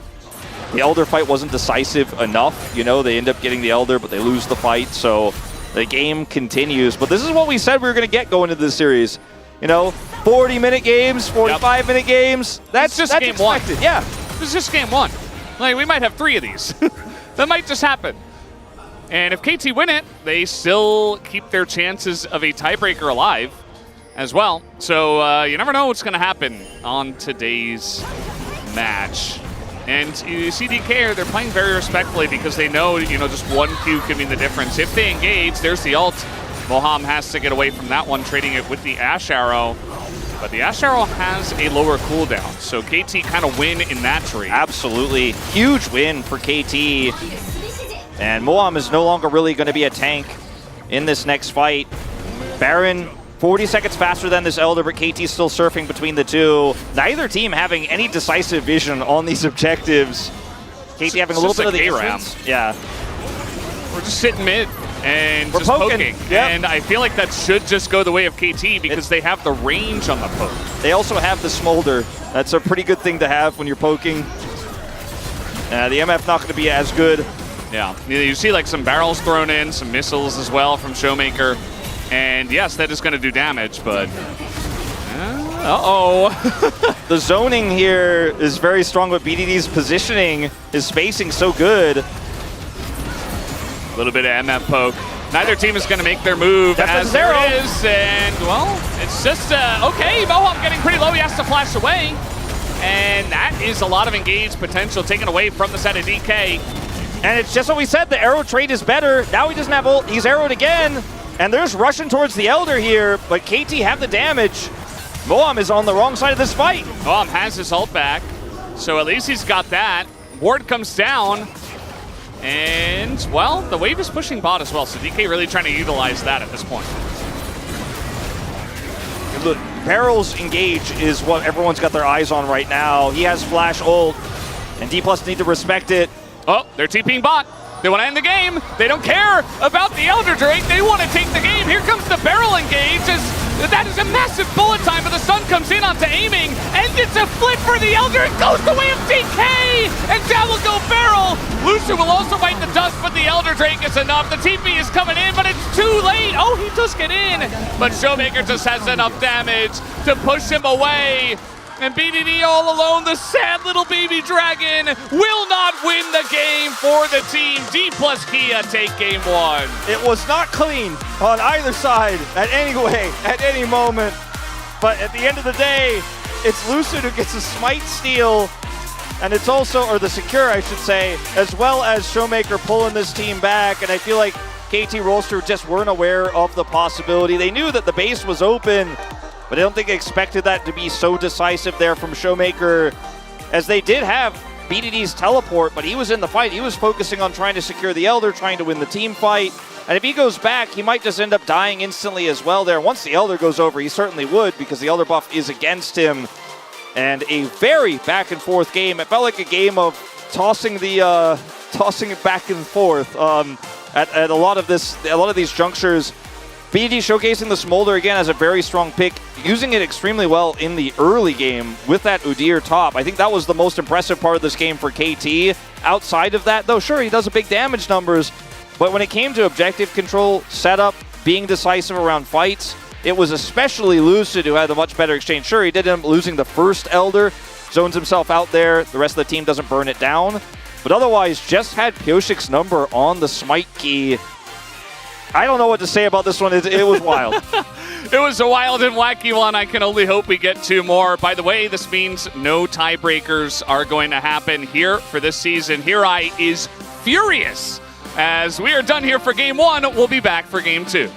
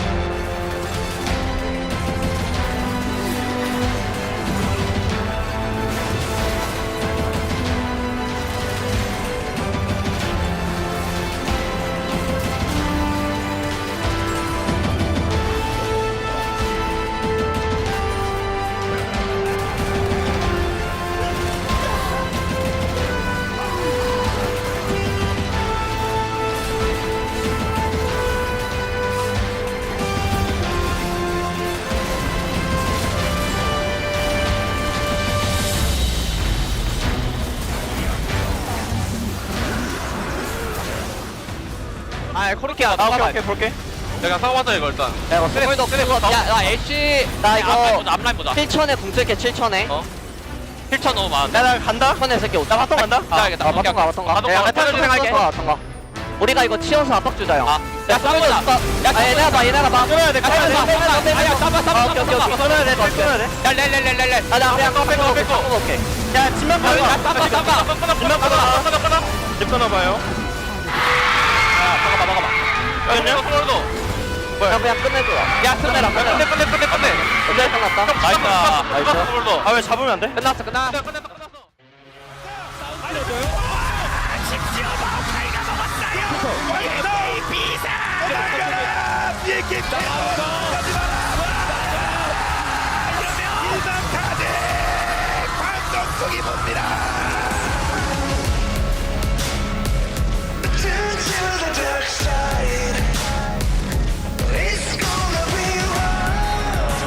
For the side of TT, as Doctor chases TT away, and Care is on the flank right now. There's no tower to get onto, and they're slowly being picked apart. It's the Drake for FPX, and perhaps a little bit more. Feather flash away from his life, finds the knock-up as well, and the Lamb's respite keeps FPX afloat. 1xN falls. FPX are large and in charge.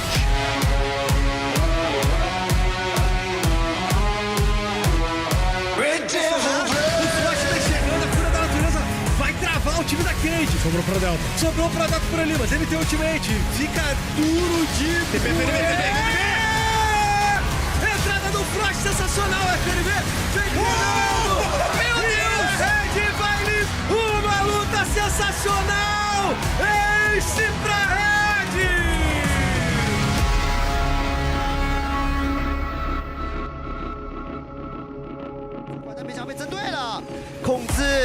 利用立场一剑躲掉了绷带的牵引，直接走到正面的位置，被4个人给开交的闪现拉开距离。后面卷本仔进场，队友是没有跟上，不过来了一个雅迪搭上了凯威的双重开战，又是一个 one ball combo。卷本仔是控制了，这是居民控制了4个人，但还是被 C 给控制住。走在草里面的 Fighter 是被闪现进去的卷本仔给绑住，被击杀右边位置，选择站出来跟着挖口来做收割收掉的 Fim。几比2站出来了。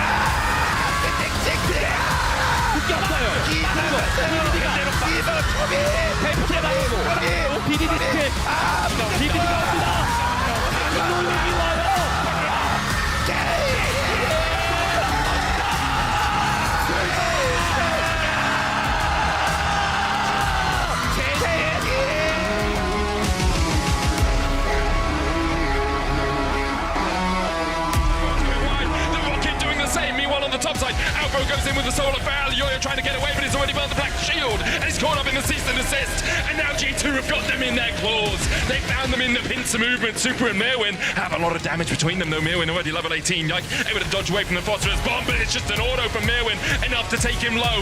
The battle dance not quite able to connect. And Merwin and Super are doing everything they can to keep MDK in this game.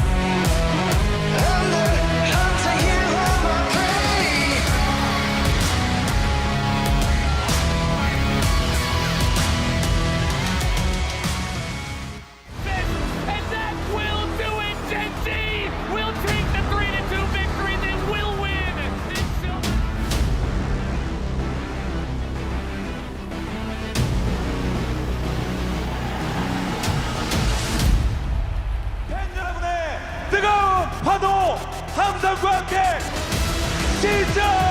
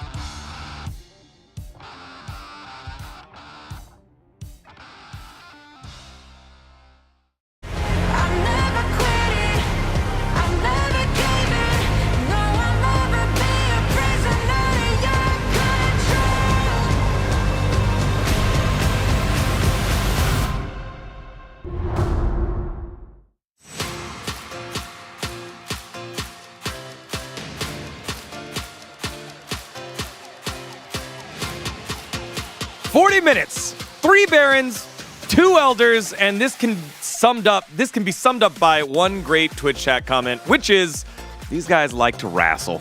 That was just a slobber knocker of a game between 2 playoff teams here, as it is D+ taking it. You know how you have horror movie franchises where it's always the same movie and it goes up to it. That's the series. Yeah. That's what it is. It's just the same exact movie every time. I love it. Actually, it's Fast and the Furious. That's what this is. Yeah, it's the Fast and Furious franchise. I have some bones to pick with the draft because I think, we saw the top lane pick being hovered. We saw Lucian hovered, Action hovered, Rise hovered. I was like, oh, this is so cool. And then they locked Udyr.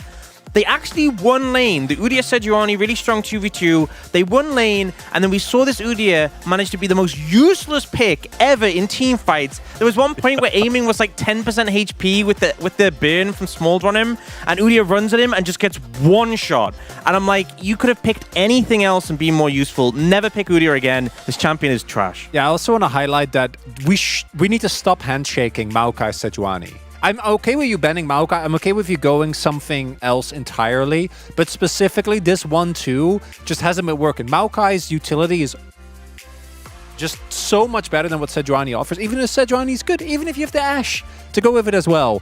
ban it or pick something else entirely, right? Pick something like that can either fight more aggressively early, snowball harder, or outskate, or like pace it like an AP jungler.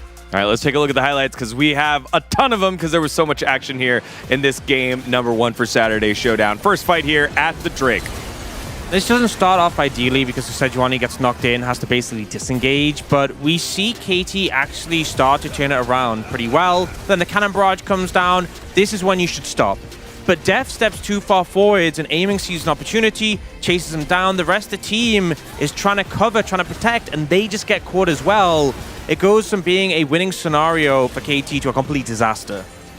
I think Deft unfortunately didn't have a great game on the Ashe. We already saw as well as WinRed coming into the day, not too hot. There were a couple of key moments. This wasn't a game decided by like one player making one mistake on either side. But KT were actually sitting on the lead. They had such a strong topside performance. They had an early kill onto Moham. They were winning bot lane. So if they win that team fight, we don't get all of what transpired afterwards, but it's KTDK, so we do. Yep, it was the roller coaster. Next highlight we have here is over at Baron at 21 minutes. The first of 3 Barons here.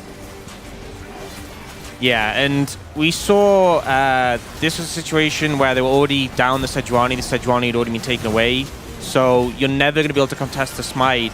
And we're seeing this ensuing fight. Again, I just think it was really... The value was there from BDD in later fights, but here just not able to even move up, move close. And I think part of it was just the threat Kingen had out on this GP. The barrels was such a zoning issue for both BDD and for Deft consistently in this one. And why are we contesting this aggressively? Is that double up very unfortunate for BDD? And then the ult comes in, and then this is where you're like, okay, DK, this is a freebie now. It was not a freebie because they flipped an Elder. And Lucid ended up smiting one of the... Smited Baron. Smited Baron, which they didn't need to because they had full control. So then they had to turn onto Pioshik, who then got over the wall. But none of that really mattered, except the smite that Lucid won that got the soul. That was big. And then it all comes down to one fight, as is customary for DK versus KT. As it will, as it always does. And this one ended up being a clutch decision from Showmaker to just say, I'm going to go and end the game. You guys try and deal with this situation. And the thing is, because he TP's in here, it puts so much pressure on KT to try and win this fight, but they actually end up not getting the smite. Lucid comes in clutch on this one. And so they end up losing the fight while their base is getting taken down. Lucid flashed in for the Q smite here. And as soon as the Elder's secured, it's just over. Actually so sick there, because he flashes and then gets the Bramble Smash forward, but because of where Pioshik is, it knocks him back, knocks him out of smite range. They might have won regardless, even if you don't hit the smite, because, again, Showmaker is in the base. And I think that Moam in particular, on that Alistar, his position there was absolutely key. And yeah, it's back. How do you like your boigas? You know, I'm only doing the accent because Ox loves the accent. How do you like your boigas? You like them medium rare? You like 1? You like 2? We can flip all of them. Just all the elders here. Let's take a look at the POG for game number 1. Yeah, come on. Don't be like that. What do you think it is? I liked it. Who's the POG for game number 1? It's Showmaker. Okay. So still in the running for potentially being our POG champion because he's the only one on D+ that could catch FaZe at 1100. I was really leaning more towards personally. I think that even though Showmaker had a really good game, to me, Moham actually had an incredible Alistar game. I think Aiming had a really hard job and did it well, and Lucid got a couple of key smites, without which they would have not gone the game. But I think, honestly, it's going to be for the final TP. Yeah, the final TP is pretty big. I do think he kind of struggled in lane against a Smolder, which isn't ideal, but the TP was big. I'm wondering if anyone actually went for Kingen. I feel like that's the sleeper one. I didn't go for it, but like his impact, considering how bad lane went, was massive, and he was just so much more useful than this little turtle man. I wonder what the vote spread is going to be. Yeah, I think that's going to be. I feel like this one's going to be fine. It's fine because this game was so crazy. You could probably go anywhere except Moham. And no, I got Jonah Strong so based. Look at the base Jonah Strong Kingen vote. He saw the GP value and is also an Udyr hater. I respect that completely. Who voted Moham? I'm sorry. Well, no, the Moham vote's great. I voted Lucid. voted Lucid got the smites. I think, like, if you look back, a lot of the team fights, Mom actually did a really good job. I was considering him as well. I'm just... There is something, I can't really quite put my finger on it as to why this is such a lopsided vote. It's interesting. Yeah. Interesting indeed. All right, well, it's time to close, and we'll send it over to one New Yorker to another. Go ahead, Valdez, take it away. Thank you, Degon and Ox and Chronicler. Getting ready for game 2. And yeah, I mean, people in New York do sound like that in 90s movies. Yeah. When the actors are asked to do an accent. That is true. There are still some out there that sound like that. Looking for the 2-1 for KT Rolster. As we mentioned before, there's no, there's not Noah. He's on Fnatic. There's no tiebreaker chances that are going to happen here, but KT will move over to the blue side, of course, which we do expect. I said it in game 1, we need to ban the Smolder, but I don't know if DK are going to have an angle on red side. Let's see if they do it. Not 100% sure. This does mean, as you were alluding to, that T1 has secured 4th place. So that is all locked up. We know where the playoff standings are from 1 to 6. But now, an already very fun series could get more fun, Valdez. We'll see the LeBlanc ban again, even easier to do on blue side. I don't know if Smolder is really bannable here for D+ on red. And I don't know if that's going to actually be valuable because what you'll give up is actually quite high. We could see Pioshik pick up the Maokai first pick. The Death was pretty critical of picking the Sejuani into it. They did have the Ashes. Bubbling will quickly pick up the notepad. He's just so bubbly, it's everything's bubbling around and can't quite hold on. It's okay, he's still got a few seconds left before they lock the second ban. He's like, second ban is, let me check my notes right here. It says, Rumble, got it, writes it in. I do like the Vi ban, the Ezreal ban, of course, pretty strong here. Aiming has been one of our best Ezreals. Final ban gets interesting here, though, for D+, and I think it should be Maokai. I don't think the Ashe performance warrants a ban on red side ban Ashe here. Yeah, I do agree. I think in this meta, the tier list is the Maokai ban here. And the question is, do they value a pocket pick or something else over it, as Renekton is going to be banned? That's really interesting when you consider Kingan's current form as well, and the fact that he was able to come back and do so much despite having a rough laning phase, which wasn't his fault. He just got ganked a lot. So I do find that a little bit peculiar, but either way, we are going to see maybe a Lucin coming through. No. Just going to be the Lilia, which is really rising up in popularity right now here in the LCK. I feel like the win rate doesn't, it's at 40% right now, but doesn't really show the impact it's had, even in a lot of losses. Owner's iconic game, of course, against Gen.G, one of the biggest ones. Yeah, or even Sponge recently, just yesterday, I think it was. Yeah. Against Quantum Freaks. Big game from his Lilia. A lot of smiles here on the side of DK, but it's just blind MF.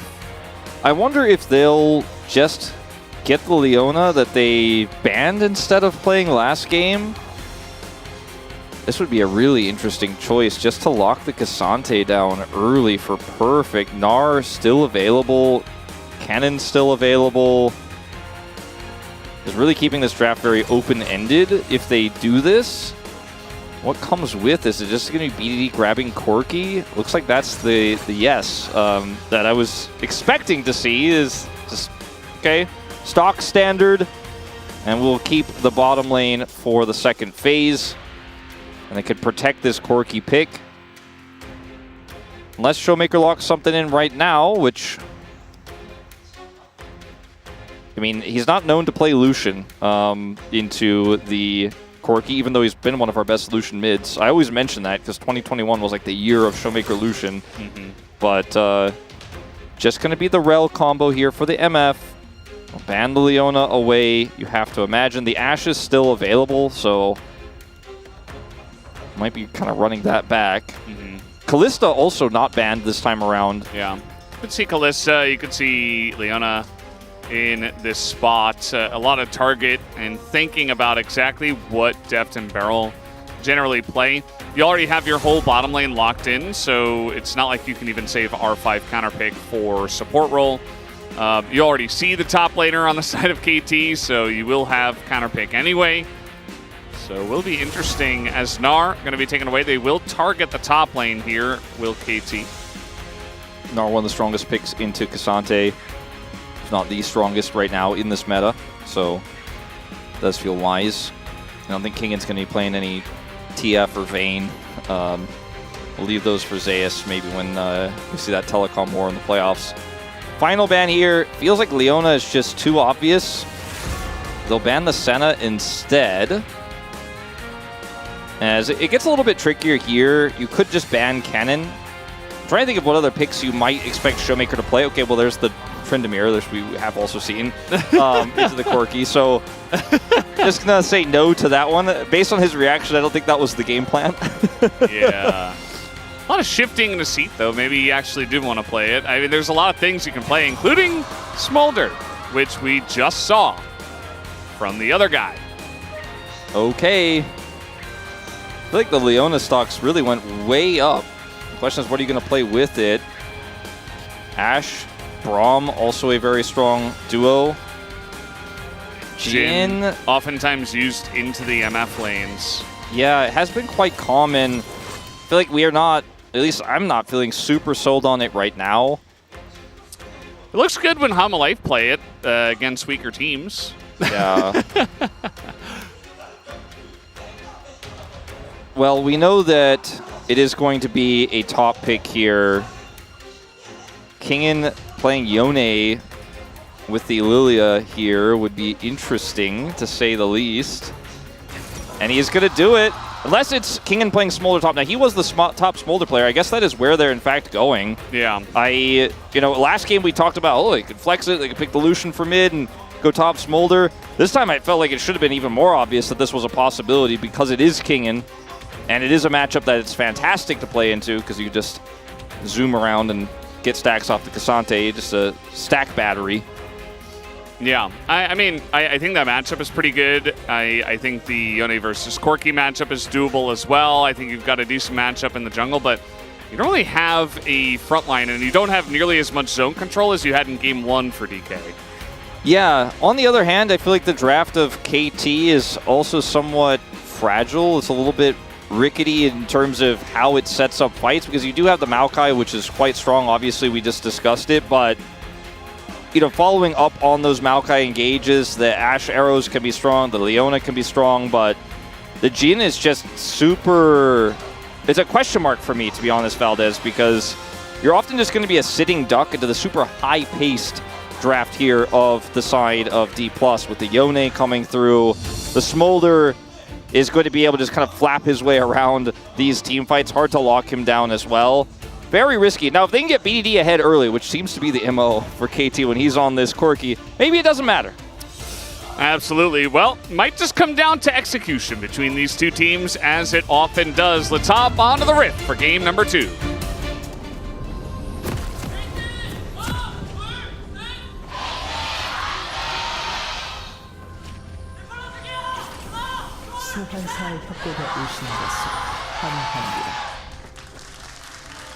Here we go, game number 2. Will we have a 3-gamer again? Or will D plus Kia find a way to win on the red side up against KT Rolster? The draft's looking similar in some ways, but also very different in others. The Smolder up in the top lane this time around against Cassante.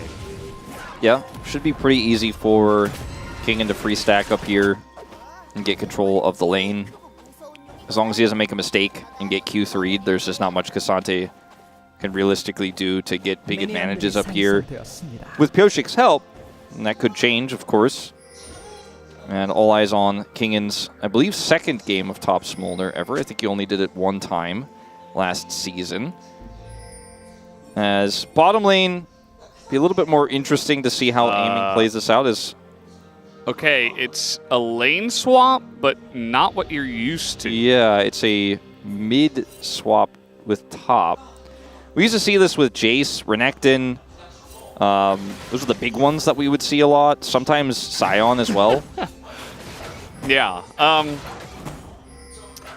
This is very interesting. This is like what you get in solo queue, where the guy's like, hey, I'm not good in this matchup. Can you swap with me? This is a much better matchup for the Cassante here in mid. Yeah, I feel like it's also better for the Yone.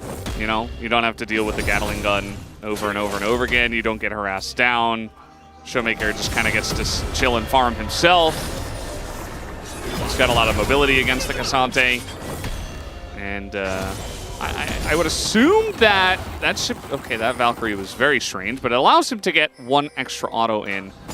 This is going to be the real issue, I would say, if Kingen can survive against BDD's laning phase. Well, it's a long lane versus mid, so there's a lot of extra threats that you have to consider with the Smolder here on top lane. You know, we've seen Smolder win lane against Corki, and BDD has been very good at doing just that in the mid lane.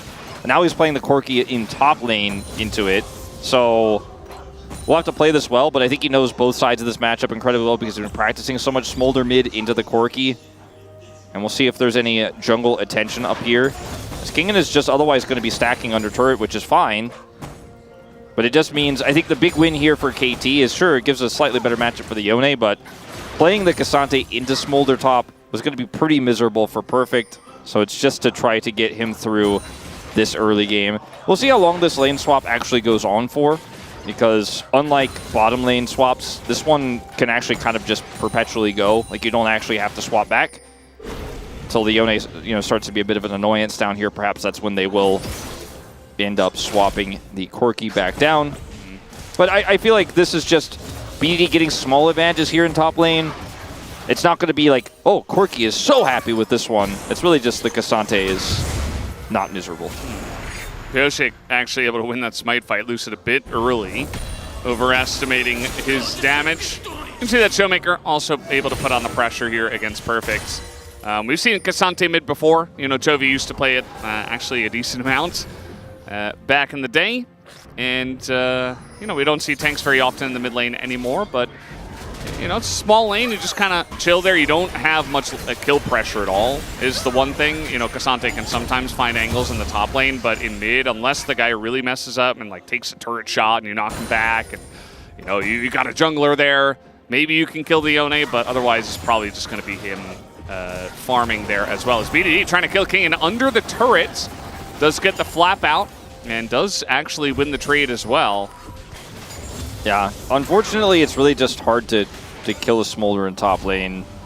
He's very happy to sit under turret and farm. Not going to care. Both just going to TP back to top. And the one thing that we've seen like this, you mentioned it, pulling people to the wall. Showmaker. That's, yeah, he's probably spamming that copy pasta in his brain right now. Moham gonna flash under the turret. Pyosik gets stunned under there. It's another turret shot into him, and the Ignite nearly takes him down, but Pyosik will survive.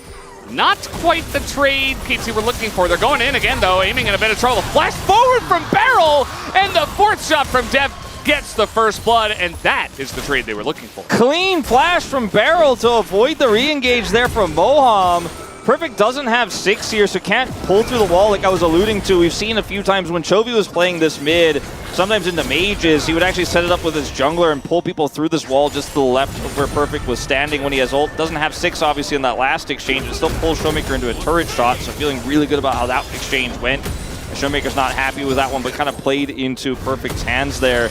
Now he has 6, so that should be respected a little bit more. But if Perfect is able to, for example, pull him into the wall near where Pyosik is, then Pyosik locks him down. It can be kind of disastrous. Very difficult to do unless Showmaker rebinds his soul in a weird spot, but I've already seen him push him once. His Barrel's up here. Yeah, Showmaker in a lot of trouble. He doesn't have flash. Remember, he used it before. Now the all-out comes out. He is going to throw his ult in, but flash forward from Perfect might be enough. He gets that last auto in.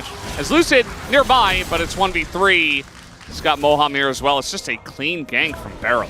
And KT's early games have just looked so good. Back-to-back, last game, pretty intelligent roams. Great timings from Pyosik. This time it's just all about the mid lane here in this exchange.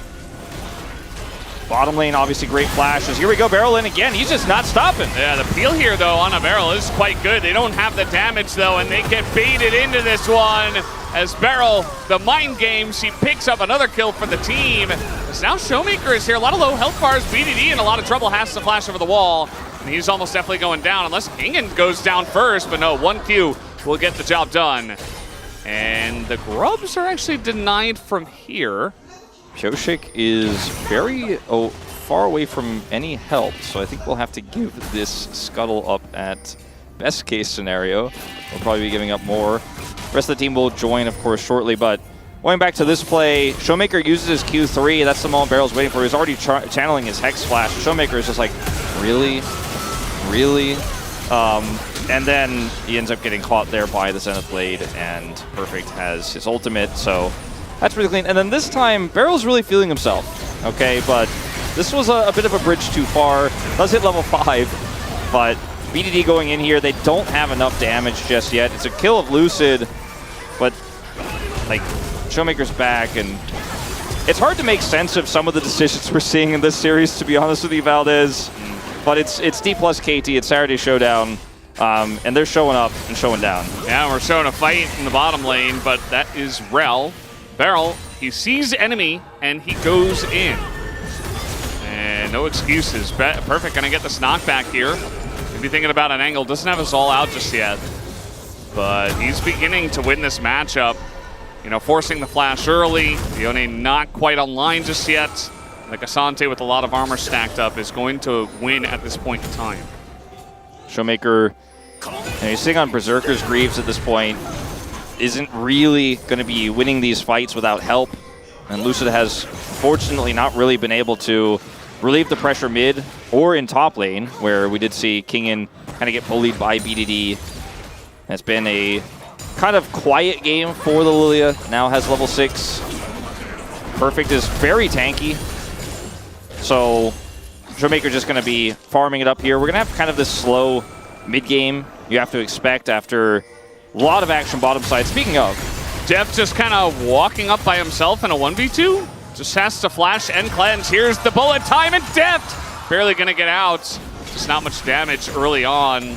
Rank 1 on that ult, but why did he have to flash and cleanse in the first place is the real question we should be asking. Yeah, he walked right into Moham's range there, and he is Jhin, who doesn't do very quick walking at this point in time, and is not able to get away without flash and cleanse. And so now he has no summoners.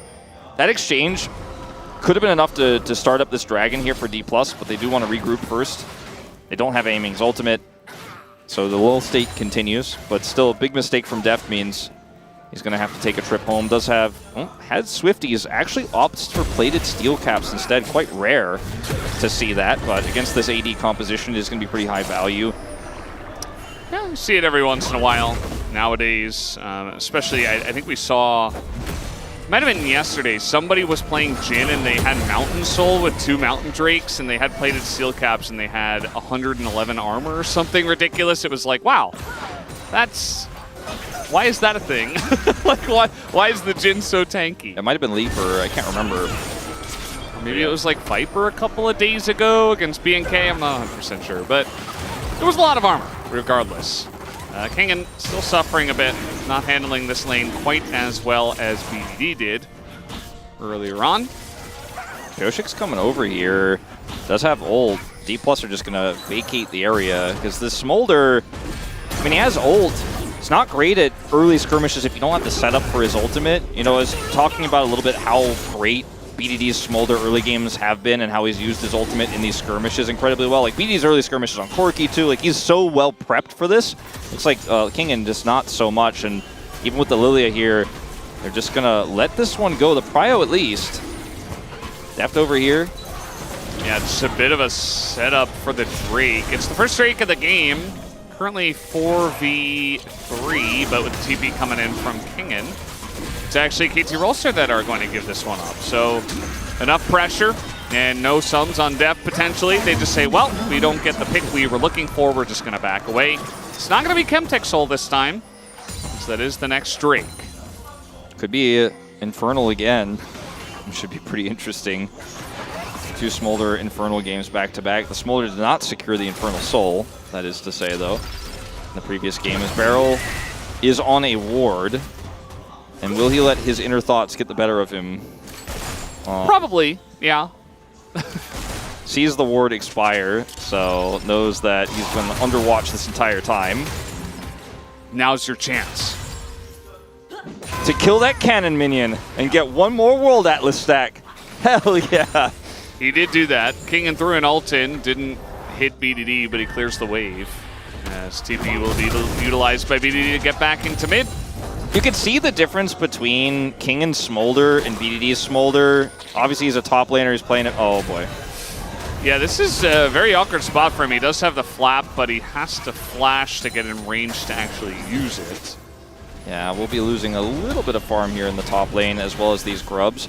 But I was just going to say, as Keegan kind of gave me a +1 on the point, was BDD's really been preparing this pick, right? Knows the Corki matchup incredibly well because it's the most common matchup, but it's what he's been picking it into. Whereas Keegan picked this for top lane, got lane swapped into, probably isn't preparing as much for the Corki matchups, getting kind of crushed there. And I don't want to say looks lost, but hasn't really been joining team fights the same, hasn't been making the same impact that BDD did in the early game on his Smolder. Does feel like you could feel the gap. Different roles, different situation. And he did pick up that kill earlier on during the overextension, but the game hasn't really been as much about his proactive plays. He's just kind of on the back foot here against this Corki.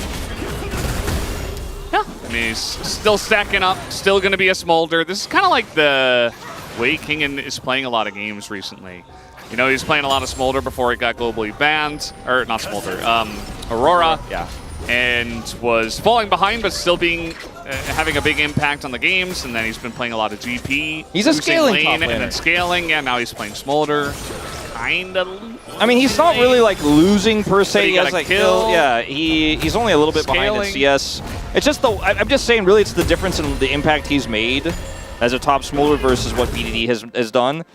And last time he played Smolder, he went for kind of a tank build. But this was a really long time ago, and Smolder's been changed a little bit, nerfed a little bit. But he kind of went like full tank. I want to say he went like Shojin's into a tank build. This time he's just going for the standard Triforce Muramana. That's been a lot more common. So going to be less tanky. As he wants to be a late game carry, not just a tank that also has scaling properties. Moham just kind of walks past him. Kingen nearly dies. And Barrel's just going to lock down Moham, but BDD very far down the lane. Might not be punished here, but here comes Lucid and Aiming, both running this way. Maybe trying to punish Beryl here, as so many members of DK are in the area. Just going to throw a bullet time into the Leona, as now everybody's getting locked down. In goes Pioshik, but he is alone, and Moham's going to survive. Showmaker very far forward, might be punished, but Pioshik's going to go down. And pulled through the wall is Showmaker. He will flash to get away, and that means DK just pick up 2 kills just like that. Okay, messy fight. KT's super disjointed. They almost kill Kingen, but don't quite. They almost have the Maokai engaged to turn things around, but he's a little bit too far away. They almost snipe Moham, but he's going to be blocked there. So that's going to be the Herald going over as well as the kills. D+ actually taking a gold lead off of the final exchange. They give the Herald over to Aiming because he's the gold king, so that's just how that goes. But yeah, looking at how this fight shakes out, it's just a faster rotation from Lucid. He's outpacing Pioshik. Deft isn't able to offer anything in this fight. In fact, Aiming offers a lot. He has a bullet time. He's an MF doing a ton of auto attack damage. And yes, the re-engage comes through here with the ultimate of Pioshik, but it's just a little bit too late. And Deft he's just tricking people. He's walking around reloading while Showmaker gets pulled to the wall. Great flash. All the bullets are flying all over the floor. He like stumbles over them. It's really awkward. I just feel like the impact that Aiming had in that fight versus the impact Deft had in that fight cannot really be compared. And the numbers advantage from D+ just having the faster rotation of Lucid was a bit of an issue. Yeah. Take a look at this turret plating graphic. We don't often get one that has one plate on it. But I feel like it fits this matchup because these two teams, not necessarily the most macro-focused teams in the LCK, if I'm being nice. You know, sometimes they get a lot of plates on Aiming and stuff. It's really matchup dependent, but this game hasn't really looked that way so far, let's say. As now DK, they would love to get 2 Drakes, stack it up, maybe hope to roll an Infernal once again. see if they can do that, or if KT will challenge it. Yeah, if it's a Mountain Soul, that's going to be really good for KT with this Cassante pick. And the tank Jin. Yeah, as well as the Locket building Pyoshik. Did not go Leandri's first. Yeah, I actually don't mind Leandri's second. I feel like at least one tank item is necessary in this meta. Like you were talking about in the first game, like the Leandri's with the poke, with the saplings, it still matters. This King in a bit of trouble. Down comes Mom just to keep him alive, but that lane has, a big engage, this time from Moham on the Rel, catches 2, and that is just free. KT cannot get in onto the Drake. Should be 2 Dragons to D+, off of the play, 2 kills. Kingen lives topside, he's still scaling. And KT losing control of this game fast again, having a nice, very early game. It is Mountain, so maybe they can start stacking those up for perfect here. And the Jin and the Leona and the tank Maokai. But obviously the Cassante going to be the biggest benefactor in this game of the Mountain Soul if he can get Dragons. As Moham is he's like just right there. Like, it's not a surprise. It's not a Banana Brush problem. It's not because of that control ward and the entry brush. Do you feel like KT are not respecting Moham enough? I feel like that. I also feel like they're not playing the best game today. I also feel like they're trying to have fun. That's like the second time they've just run straight at a Rel and gotten punished. As a stacked up tight ball of players and about the radius of a Magnet Storm. Yeah. And a bullet time. Yeah. That perfectly overlaps with it. Sure, and I mean, you want to contest the Dragon because it's going to be potentially a high-value soul, especially when Chemtech is already on the board. Aiming, the Gold King just picked up his second item of LDR. Yes. 18 minutes into the game. He knew it was going to be Mountain Soul as well. He's like, just getting it ready. Showmaker. Yeah. Leone hasn't had a lot of flashy moments in this game. Thankfully, they haven't needed it. No, he doesn't. Kind of hanging out. He doesn't need a combo with the Rel. Now he's got a bullet time for that. Kingen maybe being put down in lane, but he's still scaling. He's not going to get that much out of the Mountain Soul. He's got plated steel caps, but he's getting stronger later. He keeps almost dying, but then not dying. And for KT, I think that's part of why they kind of rushed into that Dragon fight. They're like, man, we need to do something before this smolders online. And Jin has Static Shiv, which is not my favorite item that he builds. So, well, he's going to be clearing the waves and then reloading and not doing a lot of shooting compared to the MF in this one. You know, KT either look like they could be the best team in the LCK, or they look very sloppy and uncoordinated and unprepared. And this is one of those secondary options in this game. It's still only 1,400 the gold lead here, but Showmaker, his opportunity, and he will get a bunch of poke damage. Barrel? Does get Barrel in. Barrel just going to assassinate Showmaker, who is not very tanky at this point in time. Nice lineup here from DK, as now the sleep is going to come in, and a massive bullet time once again forces the flashes away. So many low health bars on the side of KT, but they're still going forward. Lucid, and he goes for the arm guard, but he's probably, he's going to get away, and he flashes out of that one, aiming, takes down the Leona, who just goes a bit too far. I mean, Barrow played the first 2 engages very well, but then maybe going a little bit too far on the last one there. But, you know, it looked pretty good for D+ until it didn't, as the arm guard felt like it was a massive waste. I kind of cringed internally when it first happened, but he actually played it off super well, was able to get the flash out to survive as it expired. So Lucid ends up living, Aiming ends up picking up a 4th kill on this Misfortune. I mean, the BT spike when you're ahead is already in itself so massive, but even having this LDR against the Cassante second feels so fantastic, and was able to get his magical footwear early too because he's got all these kills. Showmaker wants to make a play here on the BDD, doesn't hit the initial engage. If he does, maybe that's actually enough.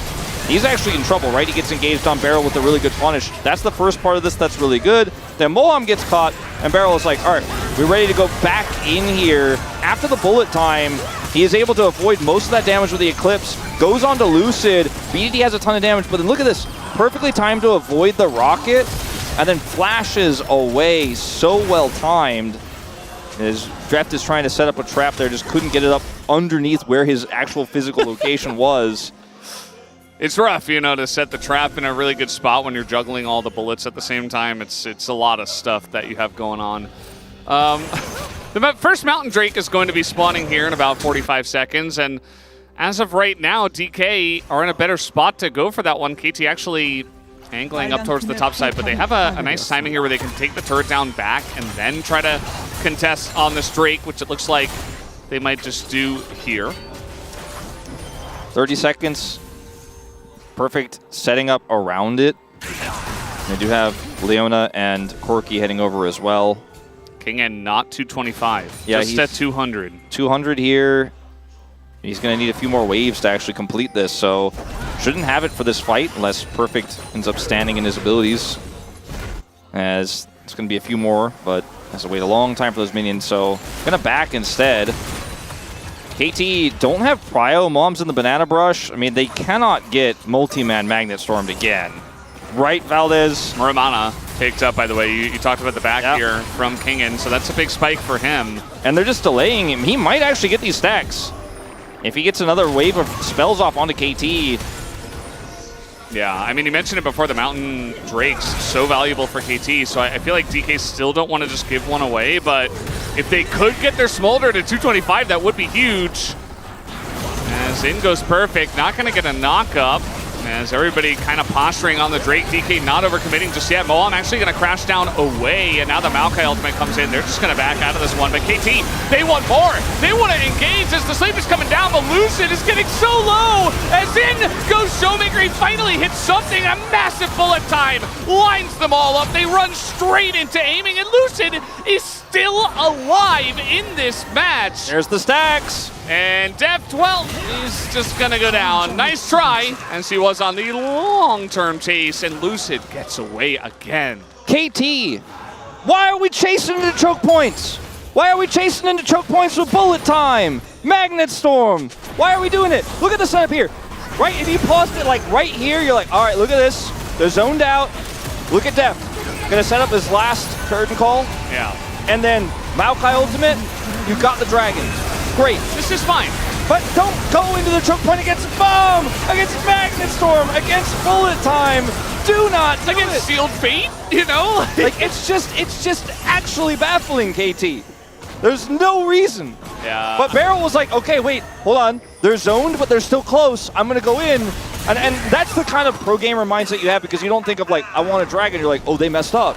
I'm gonna get more. Yeah. But I think thinking about the bigger picture, instead of like, oh, I've got a pick angle here, might have been just, all right, cool, we got this dragon, we need to back away. They're feeling the pressure of the Smolder stacking up. They wanted to win that fight before King and 225. They failed to do so. And Wolf, you're exactly right. And the issue is it's not even the Smolder that's the big issue. It's the MF. Look at Aiming's items. Yeah. He has the max bounty possible. Yeah. He is the Gold King. He has 3.5 items at 24 minutes into the game. They gave him the kill on Def too. There were multiple players that could have taken that, and they're just like, nah, you get him. You can have that money. He needs more. He's the Gold King. He is. That's what he does. He has a BF sword as well on top of that. He's a magnet, yeah. Well, I think actually Moham is the magnet, but... That's true. There's, I mean, you know, MF's got a couple of guns. I'm sure those are made out of metal. It does feel like Aiming has the magnet shield from Sonic, and the rings just come to him. Yeah, exactly. That's kind of the idea that I had in my mind. I mean, he just absorbs gold. And KT have not been able to punish that at all. You know, you think about the MF, here comes another bullet time. Barrel, or rather, Pyosik is just dead. Yeah, I mean, there's not much they can do. I mean, DK are just so strong, and the MF is just untouchable right now. We talk about the Leona so good into the MF, but we have not seen the MF shut down at all in this game. They're going to start Baron here. Barrel trying to look for Moham's flank.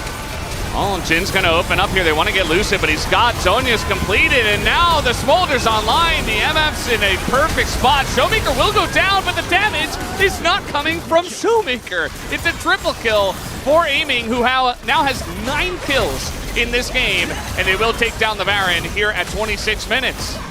You know, it's been very rare. In fact, we haven't seen it this season, but it's been rare in general between these two teams across the last few years. But it is looking more and more likely that we are going to have a 2-0 here. D+ looking to be by far the stronger team here outside of these early games, and the mid-game came a lot faster this time around. Just look at this. I mean, Pioshik's just out of position. They just hard commit. They're like, cool, we go Baron.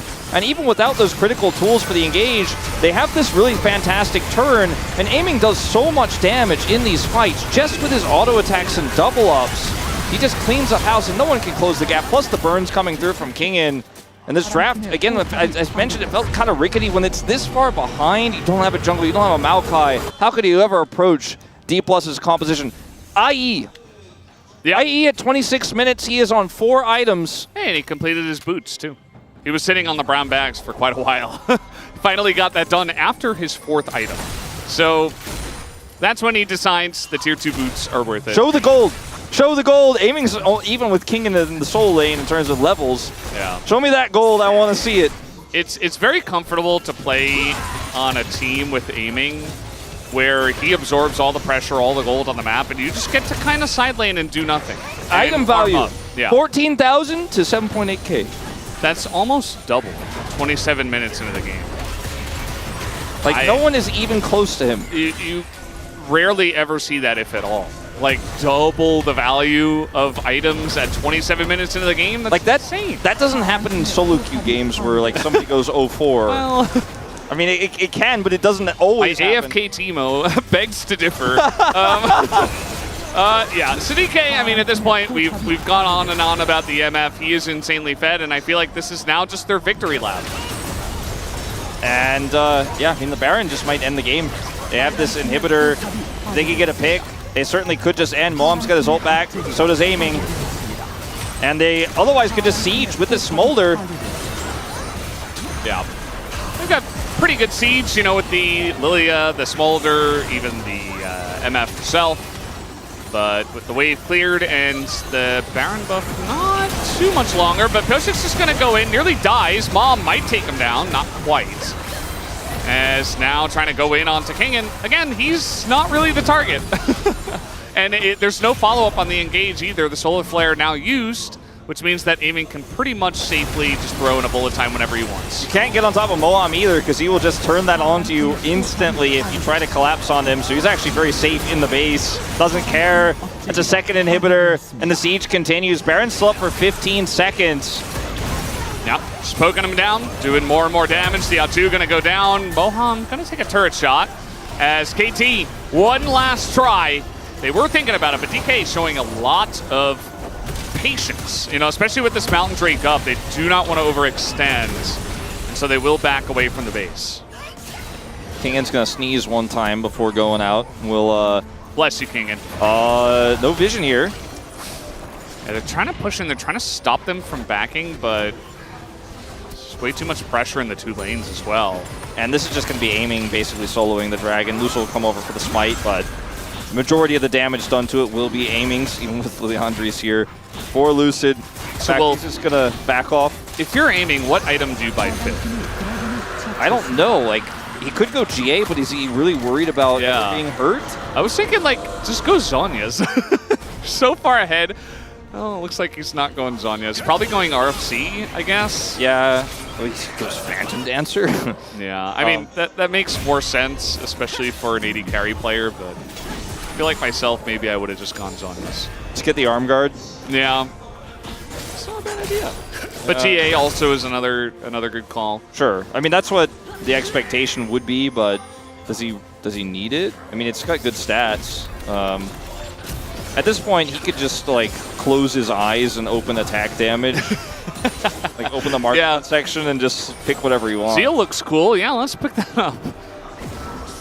Yeah. Well, DK, they've only got 1 lane to go, and it is this top lane. They took down the Mountain Drake. They don't have the soul just yet, obviously, but they're looking to siege here even without the Baron, which does spawn in about a minute. So just looking to keep the pressure up. The other 2 pushing lanes should keep KT in kind of a vice grip in their base. Yeah, Showmaker's in mid here on the cross as well. KT, they gotta send it. They don't have anywhere else to go. They're gonna go in onto the front line as in goes Mohawk, catches everybody. The bullet time is just insane damage. Everybody is slept as well, as it's really the victory lap this time for the side of DK. A triple kill for Lucid. And man, that was a clean one from the side of DK, and it's a clean 2-0 from D plus Kia to take down KT. And they will secure their spot here with a very strong series win moving into playoffs. The bottom duo, the kings of this second game, 100% KP for Moham, aiming just one behind. The two of them ruled the game. The engages were fantastic. The damage, the bullet times were also just so valuable. Kingen playing Smolder and getting lane swapped into. Didn't look great initially. Didn't really matter. He didn't die. He almost died many times, but those almosts actually ended up being weaponized against KT, who overextended into some skirmishes topside, some choke points. And D+ were just the stronger team today. And considering there's still a chance that these teams will meet up in playoffs depending on how that first round goes, this is definitely a boon for D+, who finished strong at the end of the season where it matters most. Our third place team here in the LCK, likely to once again represent Korea at the World Championship for 2024. This is a good look. Again, not perfect by any means, but that's what happens when these two teams collide. A little Gangnam style into, I don't know what it is. Something like that. Yeah. I feel like you combined like 3 different dances. The beginning was definitely Gangnam style. Oh, it's all Gangnam style. Okay, thank you. That's not, G-Sun said it, but that's not right. That's not how the ending goes. Anyway, we got a lot of fans here for D+ Kia, and it's been so long since we've seen this team dominate. They are one of the dark horses to potentially make finals. Depending on how that playoff run looks and what the bracket looks like, they absolutely could do it because T1 right now looking very rocky. Yeah. Hanwha Life Esports not looking infallible. There is still a lot up in the air. I think most people expect that Gen G will go directly to finals through that bracket, but this team has played Gen G close so many times in playoffs. Yeah. Shout out to Moham. Seems like he's getting better and better. We had kind of that curve with Duro and with Guger. Had a little bit of a curve down, Vital's playing nowadays. But it does feel like Moham, came into his own in this game. I do think that KT kind of gave him some, but definitely much cleaner than we have seen, I would say, in the series. And that's a good look. You talk about playoffs, they need Moham to be ready to go for some of those big pressure matches. Yeah, I think that when I look at how Moham has played these last few weeks, where he's been pulled in basically last minute here as you are going to be our playoffs support, he's made the most of it. I feel like he's made some big improvements. There have been some mistakes for sure, but it's moments like this, his decisiveness, punishing KT. Yeah, you could say that KT made some big mistakes in this game. Overextending into a lot of choke points, etc. This is one of those moments. But being able to recognize those moments and punish them instantly and turn them into big boons for your squad is something that, you kind of learn those fundamentals in challengers where the coordination isn't as good. And being able to crush a team like KT here, who is a top 5 team in the LCK, and when you look at where they could have been, just a few things go differently, they could have been top 4. It's very impressive, especially when you consider how he looks now versus when he was on Kwangdong. It's kind of night and day. He's just really continued to develop in challengers, has been thrown into the fire of the LCK, and he's doing a good job. He definitely is. And we're just going to listen in to the last moments of this fight. And just back up, and now they say go forward when Moham's going in. Look at Showmaker as well. He was on the cross the whole time. There was really no way for KT to back out. This basically saying good job.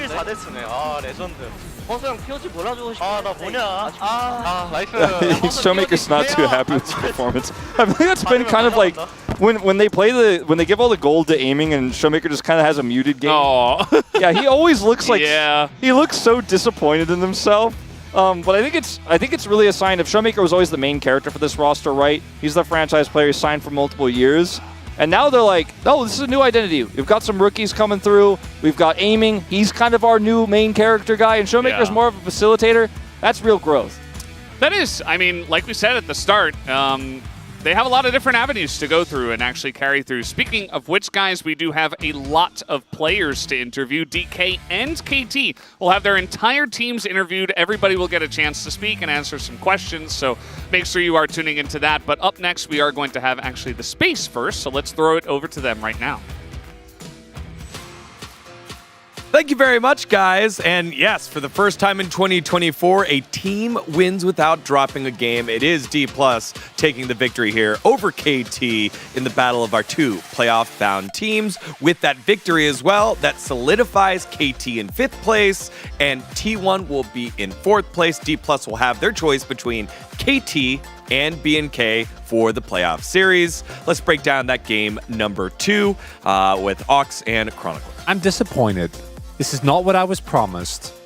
Well, it wasn't at the start. No, I was promised a fun free gamer. Game 1 had everything that we wanted. Game 2 was a blowout. Game 2 is just pretty sad. I'm going to be honest. For KT, D+ fans feasting, but it's not a good look going into the playoffs, I'll tell you that much. No, but that is the form that we expect, KT. It's, you know, when people don't believe in them, that. So they're charging up, for the because I picked them. It was position. my bad. Thanks, Digon. Sorry, KT. Sorry, KT fans. Sorry, Deft fans. So break down the draft. Yeah, I want to talk about a couple of things. I think the Smolder coming back in is worrying. I feel like this pick just now being flexed as well to top. Smolder to me is one of those champions where he really should be very niche because of how insanely game warping he is when he is in the game.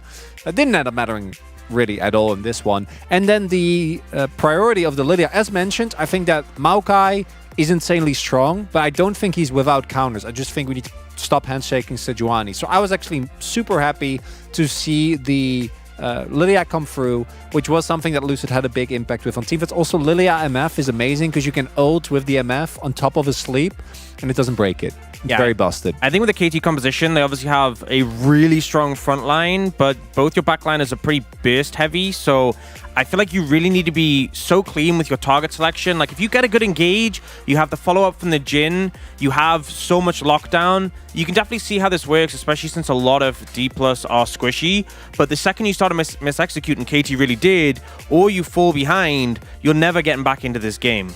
Yeah, multiple times where they were disrespecting Moham within different little choke points here, Chronicler. Yeah, it's also because your front line doesn't mean as much when you're standing in MF ults. And this is before the Smolder is even really online, right? So I think KT's comp, because you have only 2 damage dealers, really needs to be clean on these early fights. And this is great, right? You get Dragon, everything's looking good, and then they just go way too deep here.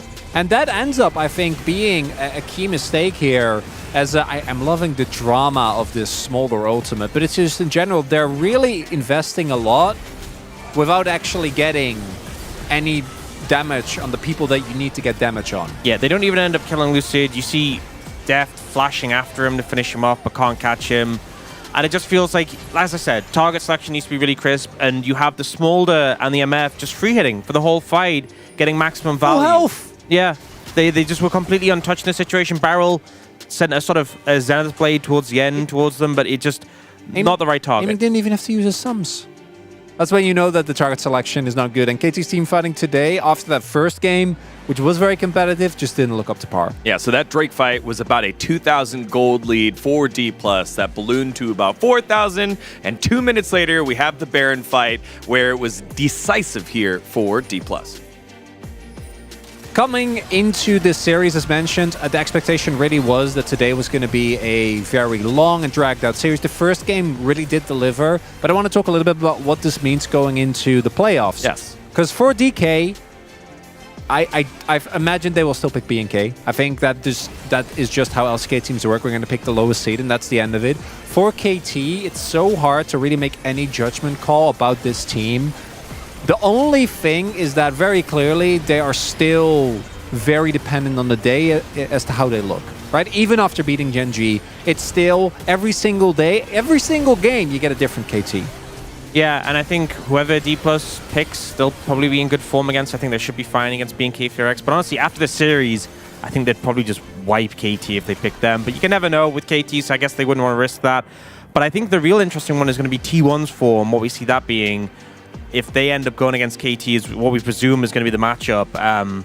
Both teams have had some rough performances recently. And plus, now that we know what the positions are and everything's locked in, yes, T1 is playing and BNK are playing, but are you now at the stage where, hey, let's hide strats. Hey, let's not, show too much here. You can answer that in a second because it's POG time. Who gets it here for D+ in game number 2? And it goes to Moham. The substitute support comes in and gets his first ever POG. Not robbed. Very happy. I was worried. I got a feeling where some of the votes might go. But some of this was a little bit of disrespect from KT. Walking like that into a choke point when Rel's right there, definitely not great. But Moham, as the casters were saying, is an experiment. Him coming in is a big risk. Doing this at the end of your summer when you're heading into playoffs, it's not something that I think is necessarily going to work out. And the biggest issue for DK, I think, has been decisiveness in these late game moments. Some of that is still there. But Moham, even with all the wards that come with it, I think has been kind of delivering on that. I think as well, it's really easy when your team is struggling to just start switching players out. And often we see teams will just be making roster swaps here and there because they're not doing well. And it won't necessarily be that smart. But I love when teams, even when things are going right, they make the decision, hey, we think we can be better than this. Right, media. Yeah, they're on it today. I know left media tried to take that one away. The left side of the media tried to take that one away. Also super based. Lucid had actually, I think, a very good game. A good game. Yankcast is having an arc, right? You know, the 80 carry spam is out the window now. I know. The bot button is no more. Now it's you don't know what to expect there from the VN cast. But again, congrats to Moham. When it comes to Moham and Kellen, now is Moham the guy moving forward? Is it one game then move Kellen? Is it one series and use Kellen? What do you think? Unless we get a really big shift to Enchanters, I think we're gonna keep seeing Moham. Because I think on engaged supports, he just looks very well rounded. Yes, his laning phase is still a little bit iffy. I think there we see the biggest gap in how the early first couple of levels of laning play out. But I think we're gonna keep seeing him. I think with experience, Moham's only going to improve, and he is obviously getting experience rapidly.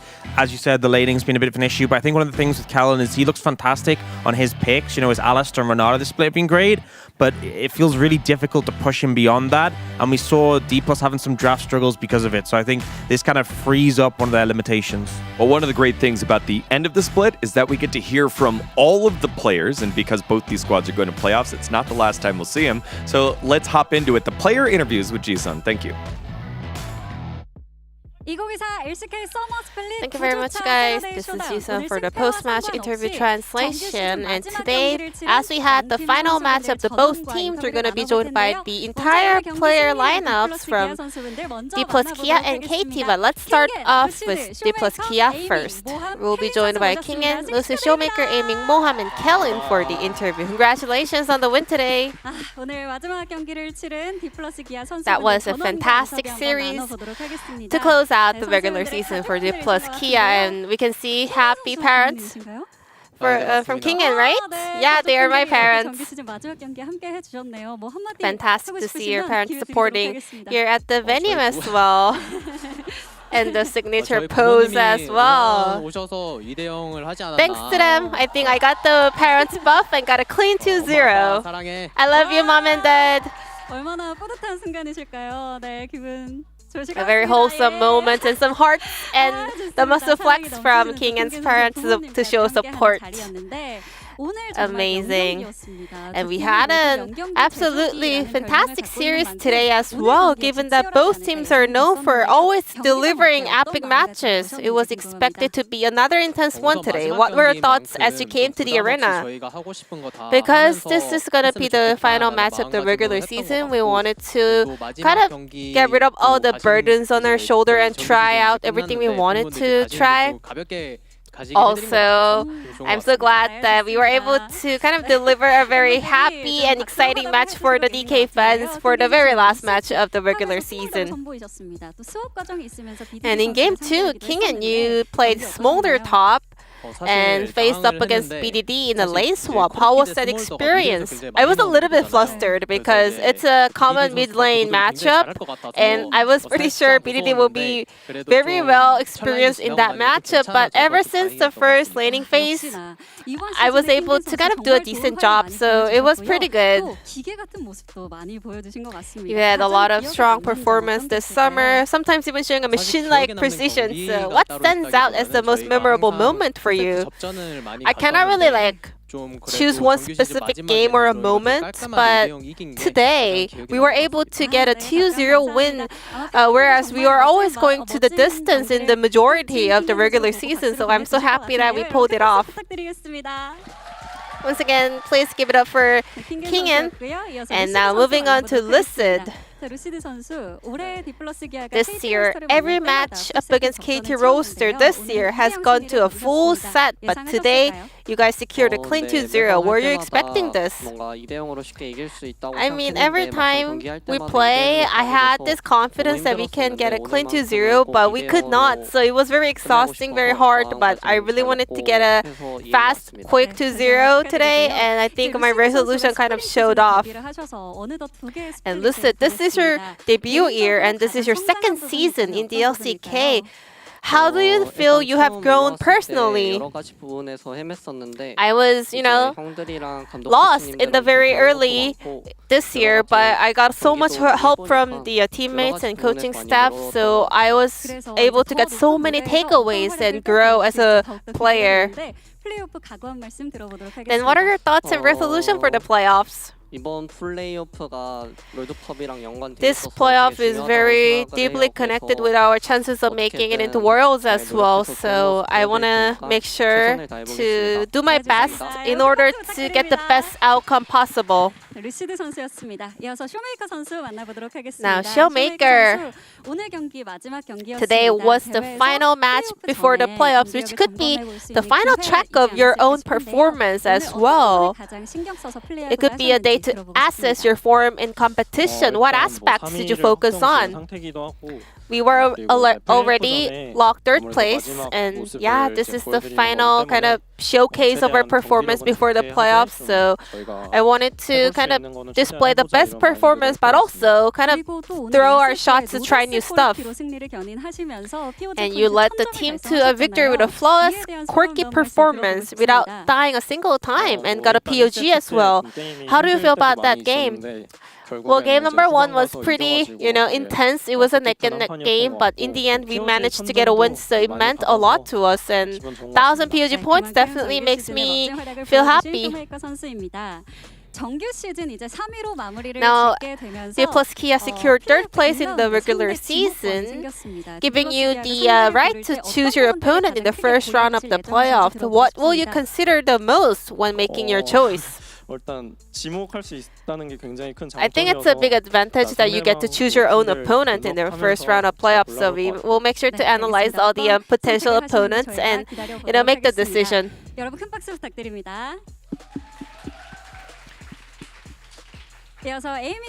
Moving on to Aiming. Aiming, the Gold King. The Gold King itself. You set the record for the most Gold King title this season, had an outstanding performance. You also had 301 kills this single regular season as well. That also sets a new record. So how would you like to look back at your regular season? Heading towards the end of the season, I got to just pick up so many kills. Thanks to my teammates, so I want to say thank you to all of them, and I had a lot of fun this season. Aiming, your stats in the second round were just absolutely fantastic. It was dazzling. Your laning phase stats are amazing. Your team fight stats are also amazing. How do you feel about this record? I can confidently say that I can be one of the best AD carries right now in the league. I am the one that can bring the team to the victory. Then anything you want to say to your PO AD carry opponents? The DK, the strong bottom lane is coming at you. Get ready. Now let's hear from Moham. Your last match of the regular season was the Saturday Showdown up against KT Roaster. You not only won, but also earned your first POG. How do you feel? I was expecting Showmaker. I wish he could have won the POG in the last game so he can tie the POG standings first place. I really hope for Showmaker also winning the player of the split though. Still happy to win the first POG of the season in the LCK Summer. Showmaker, anything you want to add on to that? He did a fantastic job that game. 그럼 모함 선수 인터뷰 다시 이어가 보도록 하겠습니다. 서머 후반부에 이제 좀 투입이 되셨습니다. So you joined the starting lineup of DK at the end of the summer season. How was your performance with aiming on the bottom lane? Aiming, he's a great AD carry. 네, 좋습니다. 앞으로가 더 기대되는 모함 선수가 아닐까 Then 싶은데요. anything you want to say about your playoffs resolution? 저는 울지 마. Don't cry. 저를 이렇게 기용하시는 거에 대해서 좀 부담감이 많다고 I was 생각이 actually 드는데 feeling very pressured. 대신 안 되게 I mean, I can tell Zeppa was under so much pressure, kind of feeling myself, you know, the starting lineup. But I want to live up to his expectation and I will do my best. Thank you, everyone. 정규 시즌 마무리가 됐는데요. 소감 And 들어보겠습니다. Kellen, the long summer season has come to an end finally. How do you look back at it? 경기력도 많이 좋은 것 같아가지고 좋은 추억 많이 만들어간 것 같습니다. I mean, we had so much fun together, and I think our performance has become so much better as well. 오늘 경기 어떤 마음가짐으로 지켜보셨는지 들어보고 싶습니다. Well, today's opponent, KT, has always been a tough opponent. So what were your thoughts as you were watching and supporting your team? I mean, nothing special, but it was a very intense series for sure. But I was just, you know, supporting and watching the match behind. Anything you want to say to the fans as well? I don't know how everything will unfold, but, you know, I wish I can also play a match in front of my fans. Thank you so much. And before we go, Showmaker asked the captain of the Kia anything you want to say to all the DK fans out there. So we are just about to hit playoffs, a very important one, and I wish we can perform at the road show to close out the summer season. Once again, congratulations to D plus Kia on today's win, and please give a round of applause before they leave the stage. Thank you so much for joining us, and now let's move on to the KT roster team interview. Despite today's unfortunate loss, they gave their best until the very last match of the regular season. We will be joined by the KT roster players shortly.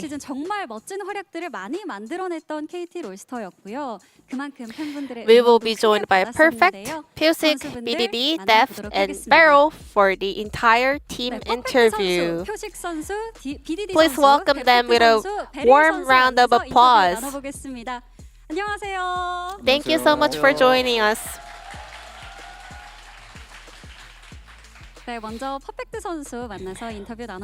Starting off with the top laner, Perfect. This was your last match of the regular season. How do you feel about your experience in the summer split? I wanted to perform better than the spring season, but I think I left more regrets than the spring. But still, everyone gave their best until the very end. What are your resolutions for the playoffs?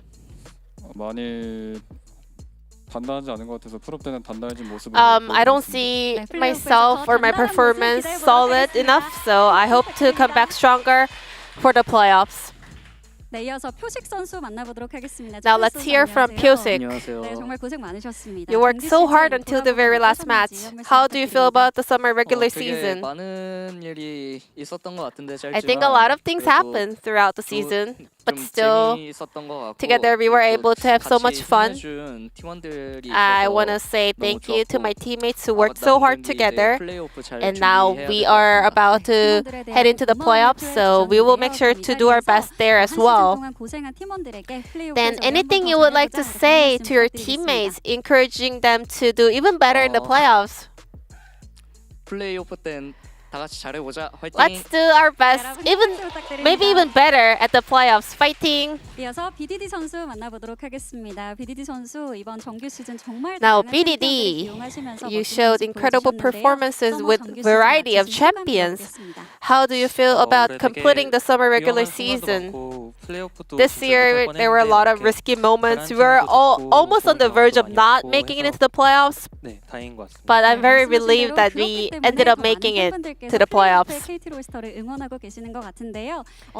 And the playoffs is still ahead. So what mindset will you have as you prepare for it?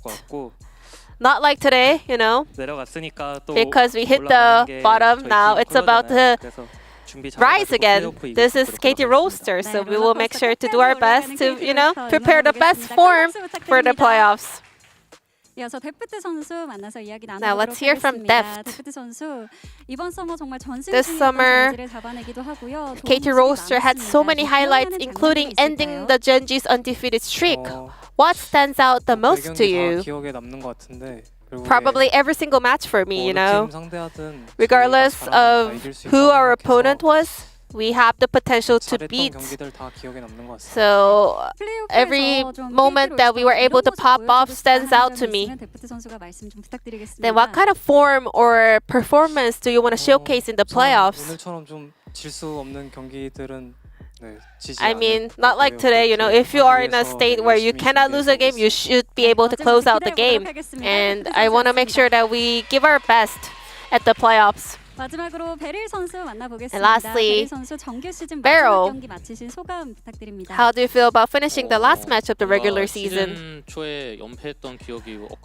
I mean, like, we were on a losing streak. It feels like yesterday, but time flies and we're already finishing the regular season. But still, it feels, you know, nice to be able to play at the playoffs as well. Before we go, anything you would like to say to the fans as well? So we still have playoffs and also the Worlds qualifier to play as well. It's a bit of a bummer that we were not able to play at our best level today, but we will do our best in order to come back stronger and with a better form at the playoffs and also the regional qualifiers. And last but not least, Deft, as the team's captain, can you share your thoughts and resolution for the future with the fans? Throughout the summer season, the energy coming from the fans was amazing. It meant the world for us. So when we win, we were so happy for them. When we lost, we were so sorry for them. So I want to promise that we will come back stronger at the playoffs. And this will mark the end of the team interview from KT Roaster and back to the space. Thank you. Thank you very much, Jisun, for those translations by all of the players. Perfect, man. You had a great, like, you're a rookie. You get to have some time. I know he's not technically a rookie, but I love like a rookie? Seeing everyone on KT. I mean, like, they've been around, right? They're like, yeah, it's fine. You know, we lost. Silly KT. And Perfect's like, I need to do better. I must be better. I wasn't good enough. Maybe they'll pick Uder. Outside of that, hats off. Great year. You're just trying to get Dan already.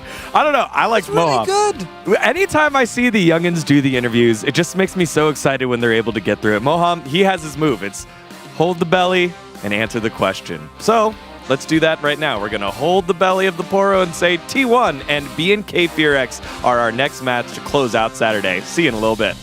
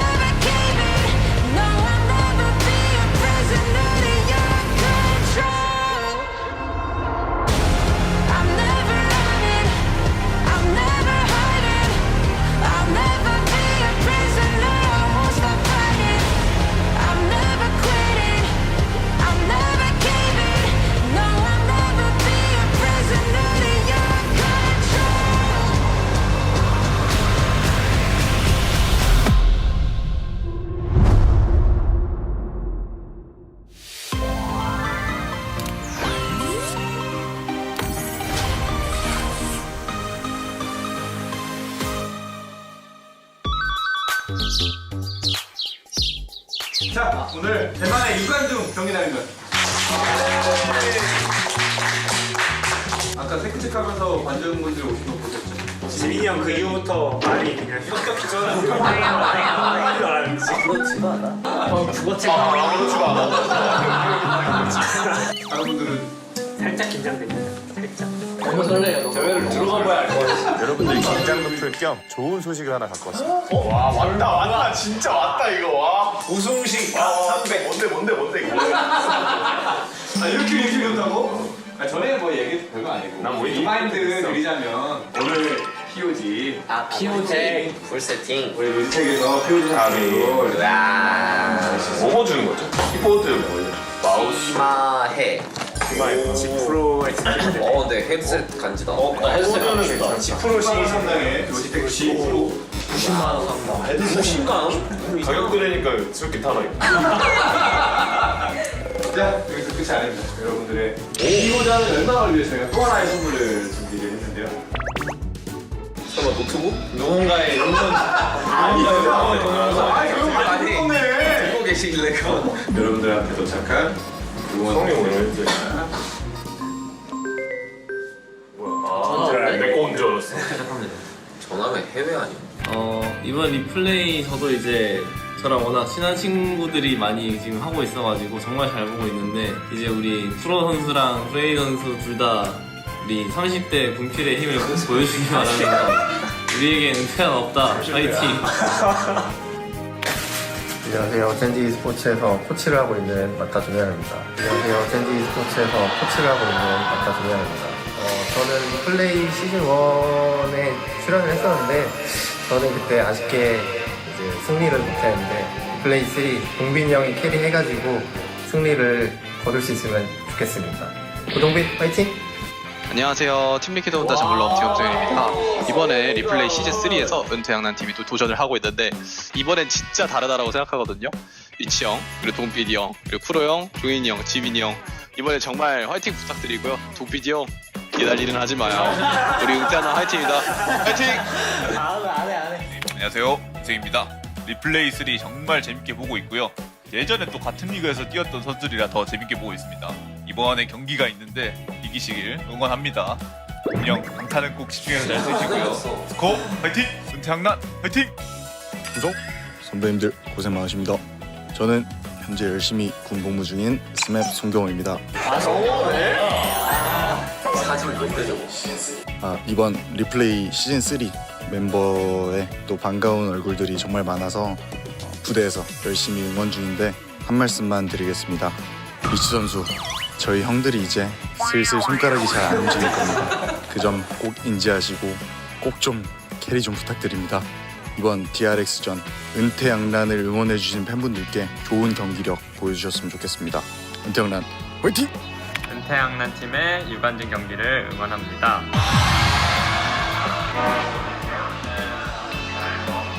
그리고 이제 재원이는 어차피 잘할 것 같고 나머지 서영이 형, 그리고 동빈이 형, 종인이 형은 한때 또 레전드들이었으니까 잘할 거라 믿고 잘했으면 좋겠습니다. 은퇴양난 팀 화이팅! 안녕 지민아. 리플레이 경기 잘 보고 있고 8월 6일이 마지막 경기라 들었는데 열심히 했으니까 보여주겠지? 경기 꼭 이기길 바랄게. 은퇴양난 화이팅! 지민아 안녕. 우리 이번에 리플레이 준비하면서 바텀 2대2 구도라든지 되게 열심히 이야기 많이 나눴잖아. 그래서 열심히 한 만큼 되게 남은 경기 최선을 다했으면 좋겠다. 화이팅! 안녕하세요. BNK PX 감독 유상욱입니다. 이번에 동빈이 형 그 롤파크에서 경기를 하는데 그 저번에 했던 경기 보니까 니달리로 3번 8초 정도의 경기에서 실패했던 모습을 봤던 것 같은데 이번에는 조금 더 노력해서 위대한 정글러의 모습을 보여줬으면 좋을 것 같아요. 화이팅! 와 리플레이 드디어 마지막 경기 축하합니다. 와 리플레이 드디어 마지막 경기 축하합니다. 정노철 씨 올해 휴가를 다른 분들 정노철 씨 올해 휴가를 다른 분들과 재미있게 다녀온 만큼 꼭 좋은 결과 가져오길 바라겠습니다. 오늘 이기고 온다면 제가 닭다리 2개 그까짓 거 꼭 양보해 드리도록 하겠습니다. 은퇴양난 지금까지 너무 고생했으니까 꼭 이기길 바랄게요. 화이팅! 정노철 화이팅!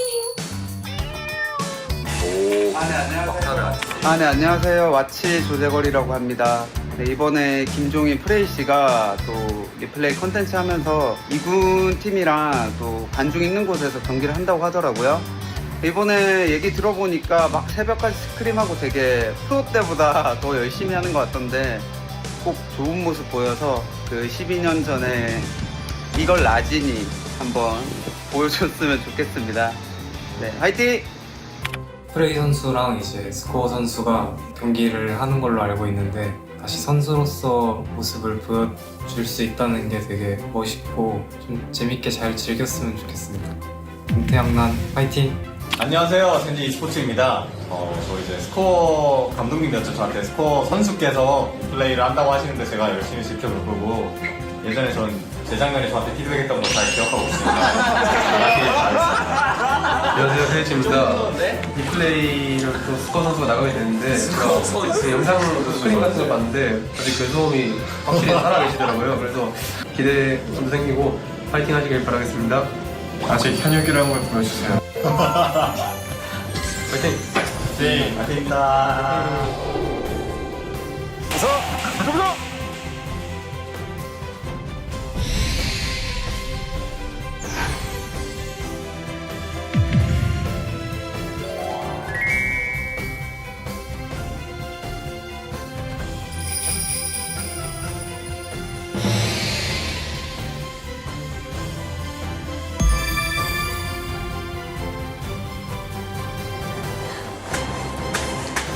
가자!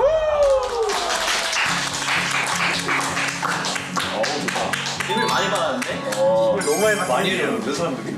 멤버들 화려하다. 우리 가이드가 파이팅을 하고 가시죠. 오! 예, 좋습니다.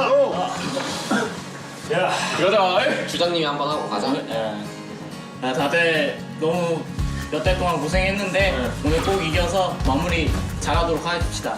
하나, 둘, 셋.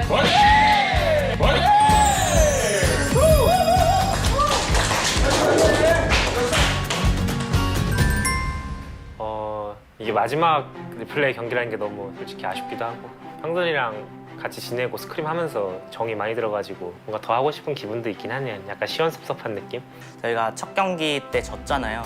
그때보다는 지금이 훨씬 더 잘하는 것 같아서 저희가 할 수 있는 준비는 다 한 것 같아요. 사실 저희가 2달 동안 연습을 많이 했잖아요. 내가 좀 더 잘하면 어떻게 할 만하지 않을까? 저는 후회 없이 준비했습니다. 다른 친구들은 모르겠는데 저는 진짜 열심히 했어요.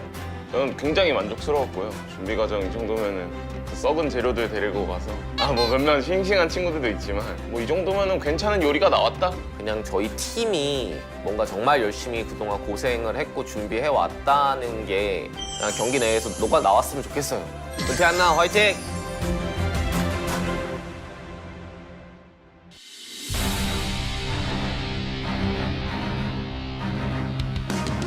게임팬 여러분 안녕하십니까. 리플레이 시즌3 마지막 정규 경기, 오늘은 은퇴 양랑과 DRX 챌린저스의 경기를 유관중으로 중계해드리도록 하겠습니다. 자, 좋은 말씀에 이제 두 분 함께 하시는데요. 특별한 분도 계십니다. 안녕하세요. 안녕하세요. 네, 안녕하시고요. 안녕하세요. 네, 두신 우리 박종익 반갑습니다. 해설이 안녕하십니까. 안녕하세요. 반갑습니다. 네. 대원에서 맡게 됐습니다. 반갑습니다. 네, 반갑습니다. 네. 자, 그럼 경기를 준비하고 있는 두 팀의 선수들을 만나보도록 하겠습니다. 네, DRX 챌린저스입니다. 레이서, 제피르, 예후, 파덕, 베르로 출전하게 됩니다. 최근에 패배가 있긴 했지만 DRX는 여전히 CL에서의 강자입니다. LCK를 뛰어본 예후와 파덕이 선봉장이 되어 팀을 이끌고 공격적인 제피르와 베르가 메이킹하는 걸 기대할 텐데 은퇴양난의 꿈을 이루려면 이 선수들이 편하게 게임을 하는 걸 벗어나 안 됩니다. 그리고 반가운 얼굴도 보이죠. 심장가시라고 불렸던 프로즌 선수가 주의 심장? 그렇죠. 이제는 감독 코치로 또 자리매김하고 있기 때문에 선수들에게 많은 지식을 줄 거거든요. 네. DRX 챌린저스 정말 매서울 것 같습니다. 자, 그렇기 때문에 솔직히 좀 어려울 것도 같습니다. 하지만 자, 이렇게 팬들이 계시고 가족들이 계시고 그렇기 때문에 충분히 기대 이상의 성과가 나올 것 같습니다. 우리에게도 이상 은퇴는 없다. 은퇴 양 양난입니다. 리치, 스코어, 프로, 프레이, 레이스로 출전하게 됩니다. 레전드들이 모여서 어린 선수들과 싸워봤지만 쉽진 않았습니다. 그렇지만 포기하지 않고 무려 스크림을 60판 이상이나 소화할 정도로 연습에 매진했는데요. 마지막을 앞둔 은퇴 양난이 꽃을 피워내며 만개할 수 있을까요? 6멤버가 답을 보여줘야 합니다. 일단 스크린을 많이 뛰었다는 것 자체가 큰 의미가 있는 겁니다. 상징적이에요. 그렇죠. 공패 감독님부터 시작해가지고 어제 새벽까지도 연습을 하고 온 걸로 알고 있거든요. 네. 오늘 이 무대를 멋지게 장식하기 위해서 많은 분들이 염원을 담고 있습니다. 노페. 야, 지면 나를 끝나고 한잔하자. 괜찮아. 자, 그리고 양팀 진영 선택은 DRX가 블루 사이드를 선택을 했고요. 자, 그럼 바로 뱀픽 해보도록 하겠습니다. 자, 오로라는 양팀 합의하에 로컬 룰로 사용 금지됐습니다. 뱀픽 시작하니까 바로 긴장했네. 아무 말 없는 거 봐라. 떨려. 아, 저 어떻게 해야 되냐. 떨지 마. 얼벤 하나 봅시다. 기다리 밴해줘. 아, 와우. 세팅하고 밴하게 됐다. 살짝 편하게 좀 해볼게. 일단 레넥 밴. 네. 이거 정글 쪽이 다 빠지면 아이 자이라. 릴리야. 동이라 티어 올라가는 거 아니야? 자이라가 이 나르랑 쓰기가 좀 그래서 자이라 할 거면 럼블밴하고 크산테 각 확인해야 될 듯. 일단 이즈 다 넣게. 예. 우리가 애쉬 할래? 애쉬 할 거임? 제가 애쉬해도 돼요. 할게요. 야 근데 럼블 살아있어. 그러면 럼블을 해야 돼서 애쉬를 밴하고 럼블? 럼블 밴할게요. 럼블밴. 그러면 럼블 없이 가네 이거 그지? 네. 이러면은 그냥 우리 코르키 갈래? 네. 코르키 선비. 이러면 자이라 산테? 크자까지 가자. 갈게요. 야 산테 자이라 혁수 뭐 할래? 니달리 브랜드. 브랜드 할게요. 알았어 브랜드만 따닥 뽑아. 오케이 상체 완성. 미드가 뭐뭐 있지? 스타 제리 그리고 요네? 스와픽 생각하면 제리 그냥 뽑아놓고 가는 게 맞겠다. 우리 제리 연습도 많이 했고. 그지? 미드 안 뽑으면 나 팀? 저 미드 젤이다. 일 가능성이 높다. 원딜 제리 쓸 수도 있어서. 그리고 잠깐만 벤. 라칸 레오나 우리가 레오나 쪽. 저희가 레오나가 보는 게 좋긴 할 듯? 일단 세나 다 듣게. 우리 레오나 쪽 생각하는 상황. 쟤네가 다에 레오나 뽑을 수 있거든? 레오나 있는 쪽 유리한 거잖아 이제는. 네 맞아요. 레오나 밴하자. 레오나 벤이네. 우리가 레오나 벤다 했으면 우리가 레를 할 생각 할 거거든. 라칸 다 듣게 라칸. 렐이 남으면 레를 하고 렐이 다치면 원딜에 나갈게. 그러면 직스 밴 할까 그냥? 네네. 렐 있으니까 렐 할게 이러면. 렐 박을게요 바로. 좋은데? 그리고 미포 진중 나눠 먹는 걸로. 오케이. 원딜은 뭐 할래? 미포 진. 미포 하는 게 나을 것 같아요 제가. 미포 하네. 진 주세요. 첫 세트부터 이기겠다는 의지 같거든요. 그래야죠. 진종임 떴다. 이제 동필진이네. 데미지를 미드에서도 채웠고 정글 쪽에서 좀 채운 거기 때문에 후반 데미지가 아쉬운 진 입장에서도 메이킹적인 것을 담당한다면은 CC기도 많이 보유한 조합이 된 거거든요. 네. 서로 간의 뱀픽이 되게 일리 있게 잘 나온 것 같습니다. 그렇습니다. 수압 운영이나 이런 거에 굉장히 뒤떨어질 거야 당장은. 저쪽은 그런 연습 많이 안 돼 있을 수 있거든? 우리 약간 수압각 봐도 괜찮을 듯? 뒤에 봐서 탑을 망가뜨리는 것도 많이 좋으니까 수압각 보고 상체 위주로 시야 좀 봐주고. 지민아. 알겠습니다. 자 인베이드 센지 확인하고. 살짝 애매해 보입니다. 애매하면 지키면서 하자. 파이팅! 연습한 대로. 화이팅!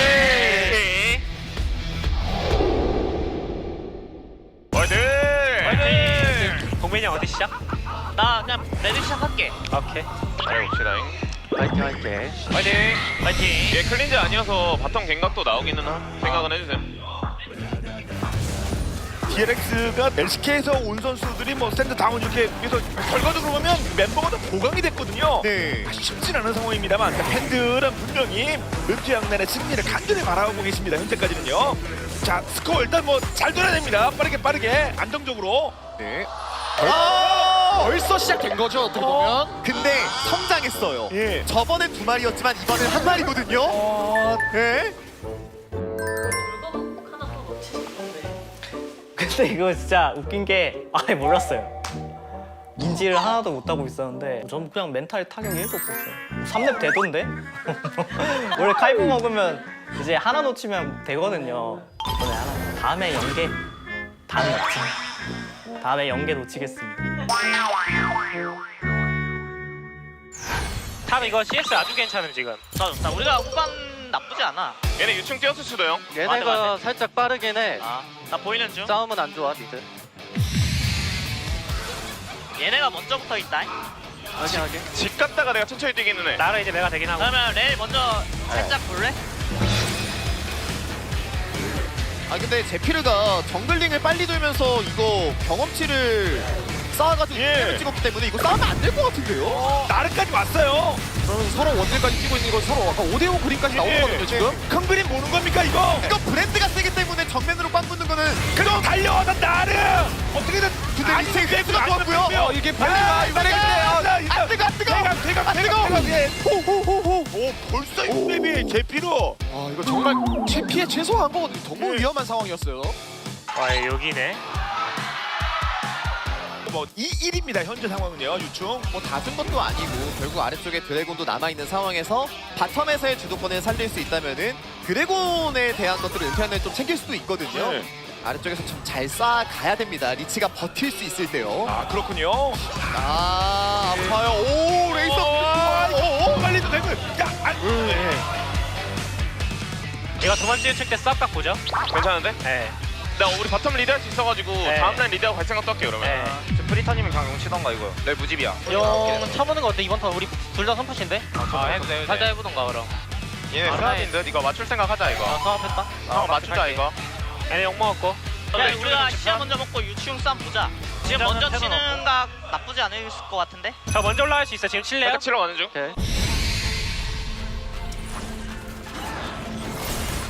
얘네 치고 있어. 텔을 하고 박아. 천천히. 이거 와드 이쪽에 하나 해주라. 얘네 치고 있고. 나 무빙 같이 땡길게 이거. 2개 먹은 듯. 한번 빼고. 오케이. 코르키 텔. 나는 보다 나는 보다 브랜드 멀어. 싸워대. 나 궁만 한번 봐볼게 이거. 알리 궁만 뺄 생각할게 그냥. 은퇴하는 기회예요. 자 커튼 걸렸고요. 한 번만 맞춰주면 베르 쪽이 맞았고요. 베르 북스라는 거죠. 자 체력 많이 빠졌어요. 근데 잡진 못하더라도 잡은 효과를 볼 수 있는 거예요. 이래가 달려줄 수 있으면 알리가 전체력인데 너는 쓴 게 많아서 어쨌든 이득을 봐야 되거든요. 예. 자 그리고 리치에 이제 등으로 맞아주고 있고요. 근데 이거 진영이 많이 깨졌기 때문에 딴권청 난사 이 정도면 빠지니까 3개까지 먹었습니다. 여기까지 3-3. 그래도 이런 상황이 있을 때 결국에 라인 관리가 차후에 어떻게 되냐가 굉장히 중요한데 탑에서도 채굴을 했죠. 그리고 바텀 쪽을 보시면은 나르 입장에서는 기분이 좀 나빠요. 비게이브가 상대 쪽으로 쏠리고 지나가다가 스코어 느낌.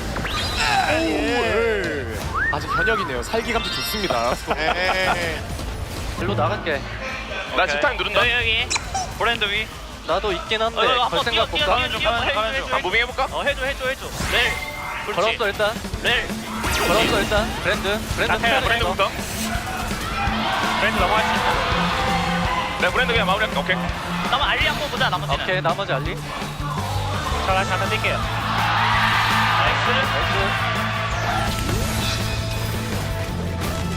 레일들 다 큐플 받긴 하거든.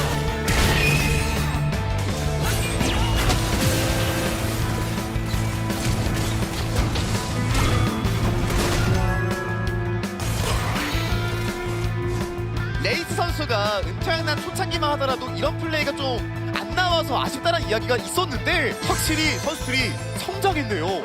그러면서 진종이 지금 101로 바뀌었습니다. 은퇴양난의 기세 나쁘지 않습니다. 근데 이거 우리 무리하지 말자. 우리 밸류 높아서 괜찮아 형. 내가 빨리긴 했는데 내가 안 빨리 볼게 이번 턴 같아. 괜찮아 천천히. 저 지금 전령 안 치면 나 그냥 바로 쳤어. 치는 중. 내가 그냥 나를 텔 믿고 치는 거예요. 뭐 어떻게 저희가 견제 안 되면 안 줄래, 되거든요. 그러면? 네. 강 안 되면 그냥 줘야 될 듯? 현재 좀 줄 생각 하자. 주자. 이미 줬어 우리. 이미 먹었네. 아 탑을 달리자고 할 거 그랬네. 그러면 잠깐만. 오케이 미드를 좀 세게 하고 싶은데 이번에. 이번에 세게 그냥 나가줄래 그러면? 여기 한번 나가자 같이. 나 여기 렌즈 돌려서 나갈게요. 가자. 코르키 앞대시. 나가면 그냥 여기 나갈게. 그냥 대놓고 나갈게 여기. 여기까지. 지하가 없으니까 내가 싸움 못 하겠다. 근데 제리 텔 박으면서 더 세게 하자. 이번 라인을 살릴 생각하자. 이거 미포 무조건 집 타이밍이긴 하거든. 예. 자 텔 가는.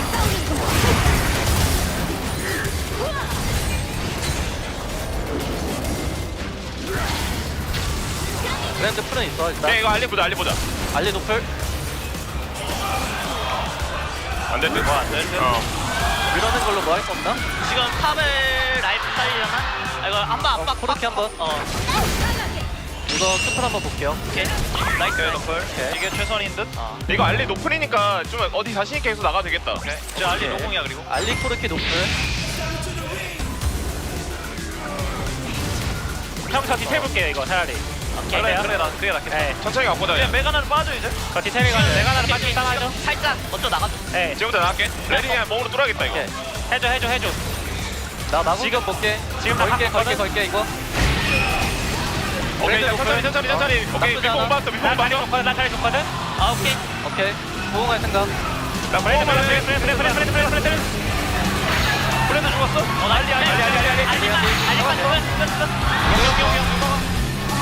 페르까지 잡고 대양단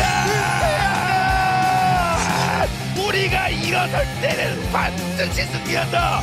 와 근데 이 그림은요 현역 선수라고 해도 받아치기가 쉽지 않은 그림이었습니다. 맞죠? 렐이 들어가면서 알리스타의 QW 다 뺐잖아요. 그러니까 리치가 들어갈 때 그거를 받아줄 만한 스킬이 없어가지고 당할 수밖에 없는 설계였습니다. 이게 DRX가 크게 당황했어요. 아 그러니까요. 바론 씨 한번 적극적으로 나갈 생각하자. 내로 이거 크한테 텔 돌면은. 네, 30.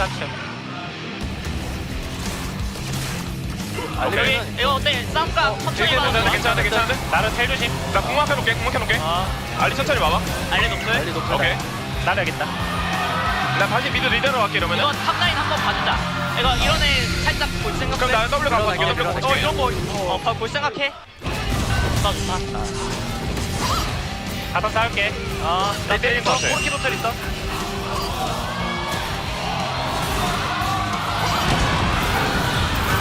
보여주냐? 나이스! 보여주냐? 나이스!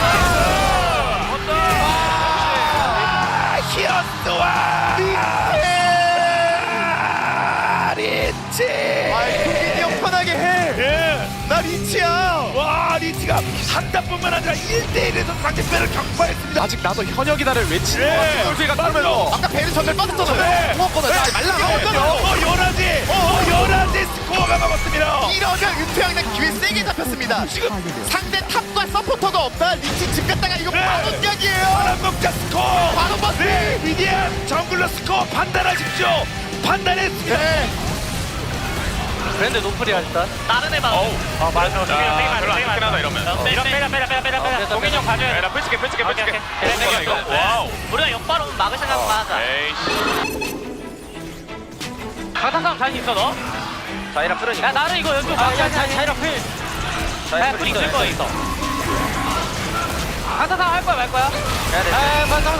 잠깐만. 풀사발. 일단 바로 우리가 먹은 것 같긴 하거든. 먹었어? 브랜드 노플이야. 브랜드 노플. 도끼. 잡아줘. 도끼.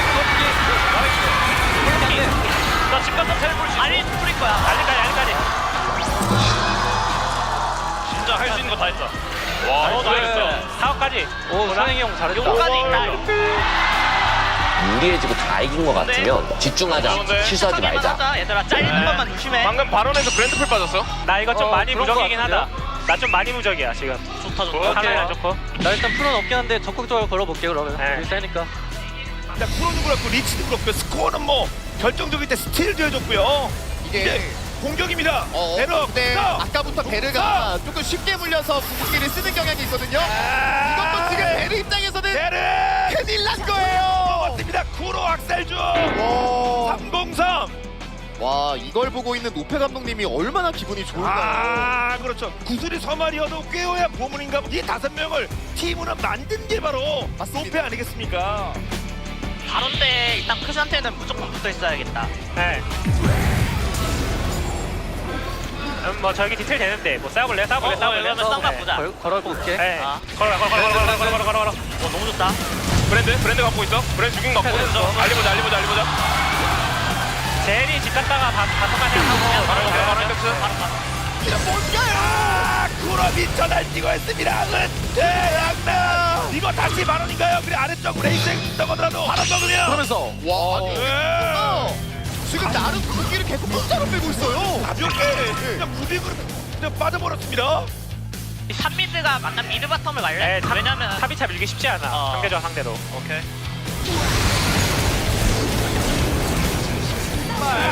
우발 시체를 마지막 타격 금메달 준비 완료. 파동 명중. 나르게 피. 바텀도 괜찮습니다. 우리 피 이번에 갈린 것도 생각하고. 나를 개튀기 해. 나 집 갔다 텔 탈 수 있거든. 이거 바텀도 이번에 밀만할 것 같은데. 나 더블가 없다. 저 집텔 할게요. 저 집텔. 머리 나랑 대봐. 지민이 형 바텀 봐줄래? 오케이. 나텔 탈게. 나텔 탈게 봐줘. 밀어낼게 이러면. 얘네가 걸 거야.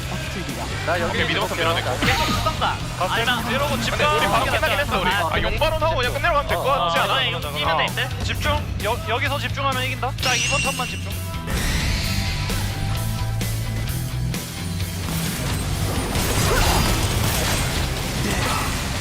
이거 브랜드 쪽에 계속 휘둘러가 봐봐봐. 아 지금 한번 볼게. 알리 계속 가자. 나 공켜볼게 그냥 이거. 나 옆으로 돌아볼게. 계속 가자. 끝까지. 랜드 걸 수 있잖아. 게임 끝내야 되거든. 나 W 가볼게.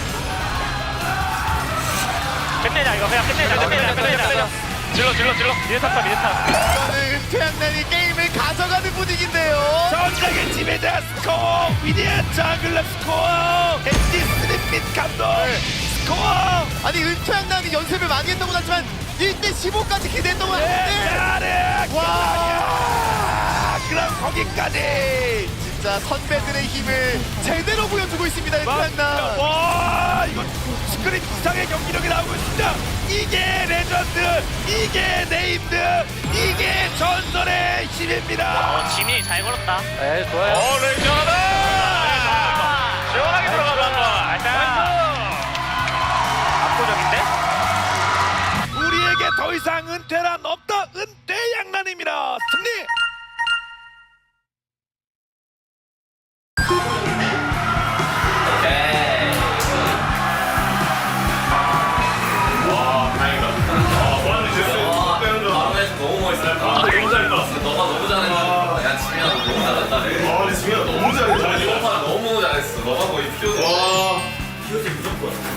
진짜 거기서 레디에 들어가서 제가 되니까 자신감 치워 진짜. 아니 서영이가 바로 했어 딜을. 나 나온 때 너무 잘 받았어. 솔직히 조용히 인정해.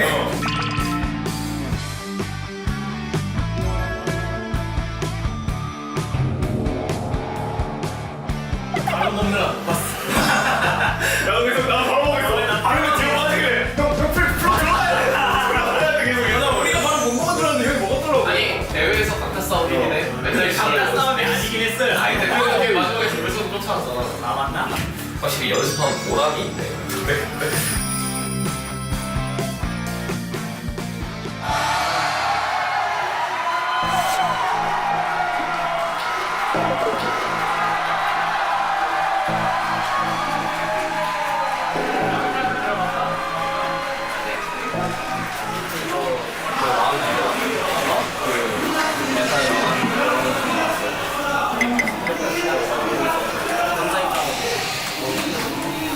다 들어왔어. 야. 좀 신나겠다. 많이. 너무 조슈가 너무 그 방금 스켰던 거 많이 하다. 일단은 뭐 준비 이따 얘기하고 선수 교체할 건데.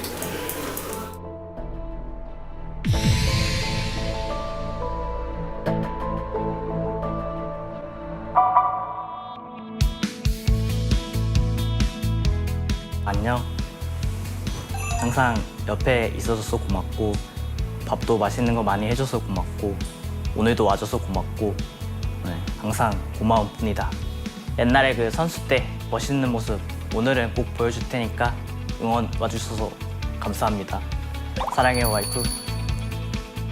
여보 항상 옆에서 또 게임하는 거 뭘 하지도 않고 항상 더 하라고 응원하고 꼭 이기라고 하고 쟤도 지고 막 침울해 있으면 좀 토닥여주고 응원해주거든요.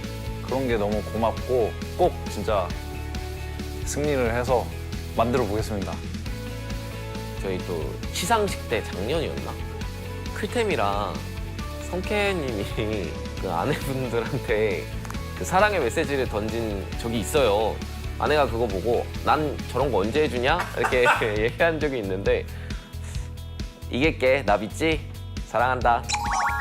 기왕 보러 온 김에 꼭 이기고 싶고 너무 의식은 안 하는 쪽으로 너무 의식하면 또 게임 잘 안 되니까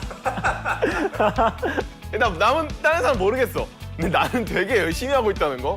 저는 열심히 해가지고 좋은 경기 진짜 저는 롤파크에서 하는 마지막 경기일 수도 있다고 생각하거든요. 그래서 선수일 때 약간 기억 살짝 떠올려가지고 임하도록 하겠습니다. 분명히 이길 확률이 있다고 생각하고요. 이기도록 하겠습니다. 파이팅.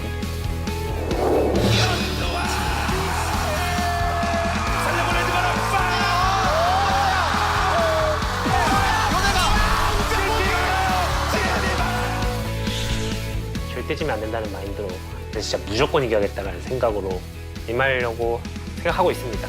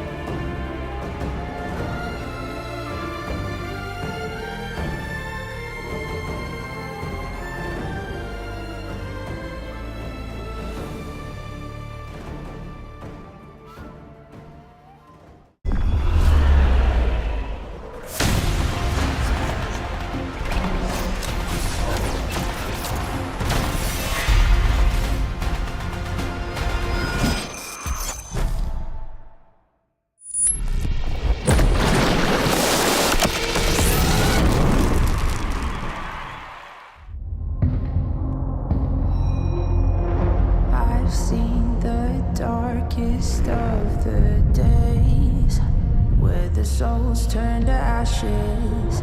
It made me who I am today. I escaped from the latches of the shadows chasing me down. I'm not gonna run, I am standing my ground.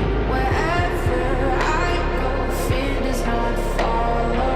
Even when the storm hits and hell is abound.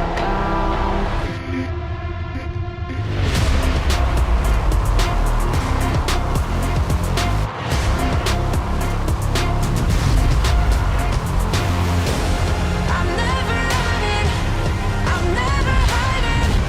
I'll never be a prisoner, I won't stop fighting. I'm never quitting, I'm never caving. No, I'll never be a prisoner to your control. I'm never running, I'm never hiding. I'll never be a prisoner, I won't stop fighting.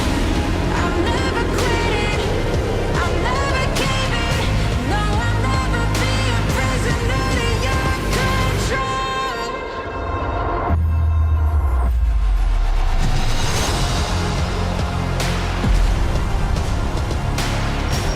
I'll never be a prisoner, I won't stop fighting. I'm never quitting, I'm never caving. No, I'll never be a prisoner to your control.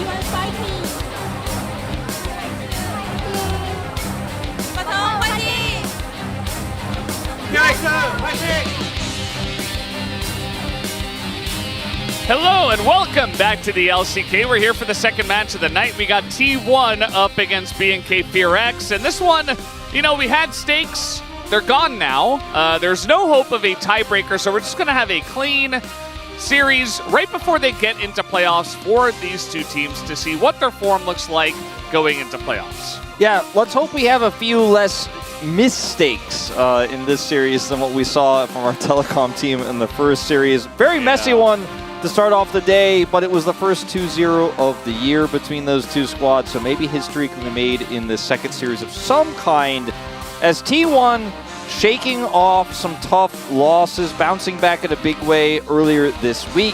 We'll see if they can topple BNK as well. As you can see right now, sitting at 4th and 6th, respectively, T1 and BNK. Had BNK, or rather had Kwangdong actually won, they'd be both fighting for that spot for the 6th and final playoff team. But because they lost to DRX, regardless of the score here for the side of BNK, they're still in playoffs. T1 already locked in 4th. These are your standings. Even with the 2-0 here, you can see they'll still be at -3, so cannot pass KT for 5th place. Yeah, absolutely. And, you know, it's the final check before playoffs. As I was saying before, T1 locked in 4th, and BNK finishes, or rather they clinch the final playoff spot with a last-minute surge. I mean, they started playing better in round 2 for sure, and I think that is where they did a lot of the work to actually put themselves in position for the playoffs. The last, you know, nail in the coffin was, as you mentioned before, Quantum Freaks did lose to DRX, so there was no longer a challenger for that 6th place spot, and they got it by default. And, you know, in summer, round 1 this year, BNK did get the win. Will they repeat that tonight? It's a big question. I think there's no doubt that T1's current form is looking very rocky. A lot of people concerned about what playoffs is going to look like when you have Faker struggling, Zeus underperforming. Gumayusi, I feel like he's been pretty consistent in their last few matches, and he's been overall very strong this season. As you can see, it's him against Hannah. 4 consecutive POGs here for T1, and Hannah closing the gap on 1,000 kills. It was very close in their previous series, now just 4 away. Just 4 away.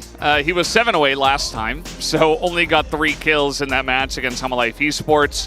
Not too big of a surprise that they lost to Homolife, but I would say that the way the games played out was a bit of a surprise. We were hoping that BNK would show a better performance up against Homolife Esports, up against a strong team, because if you want to have any chance in playoffs, you're going to have to beat teams like Homolife or like D plus Kia, who's currently sitting in 3rd place and will be probably choosing you and playing up against you in the first round of playoffs. As here we go, let's introduce our teams. T1 starting off. T1, we have been in this position before where you're just at the halfway point of the standings. You know, in this case, 4th place, guaranteed, already locked away. Going into playoffs, a lot of doubters. A lot of people saying, nah, it's going to be a different finals this time. Then you have that run through playoffs. You ramp up on the playoffs patch. You make that run. You face Gen G. They were 1 win away from taking the spring title. They are the defending world champions. They're going to play their last regular season match with no stakes against BNK. I think the expectation is if T1, though, is going to make that run through playoffs, they should be able to topple BNK relatively easily. Well, we'll see how it goes. Here's BNK Fear X on the right side, coming off a tough loss against Homolife Esports, but still they do have that playoff berth, and they still do have what has been a great resurgence here in round 2. I think that Duro's playing better, you know, kind of the new guy in the roster coming up from Challengers, and besides that, Raptor also playing really well. Clear having some big carry moments, so they certainly have some pieces of the puzzle to try to get things going when it matters most.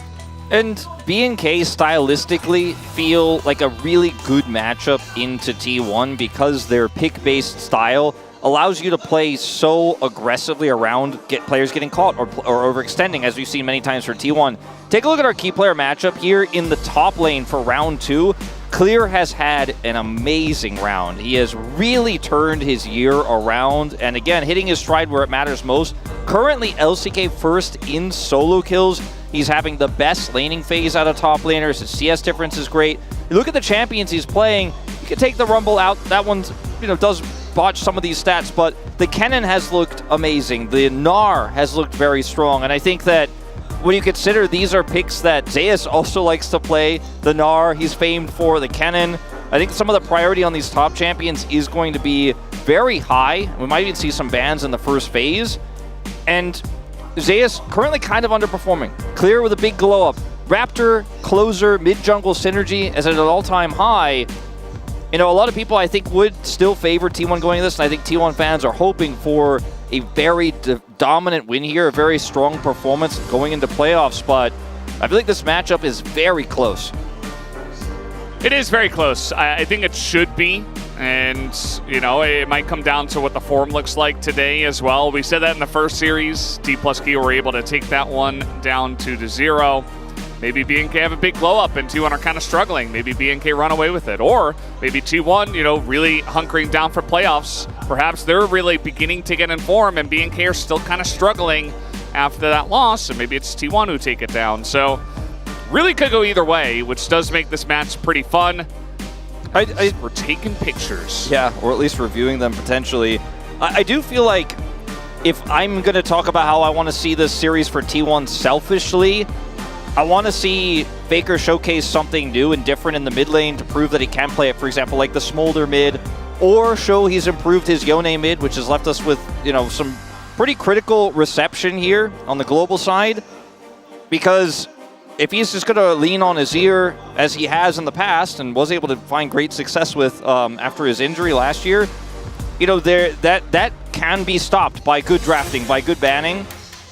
So, you know, maybe he shows us a Corki, maybe he shows us Tristana, but I'm kind of hoping to see something new from Faker today. I wouldn't advise it going into playoffs if he has something sneaky, but Smolder's kind of out there. At least everybody knows about the pick at the moment.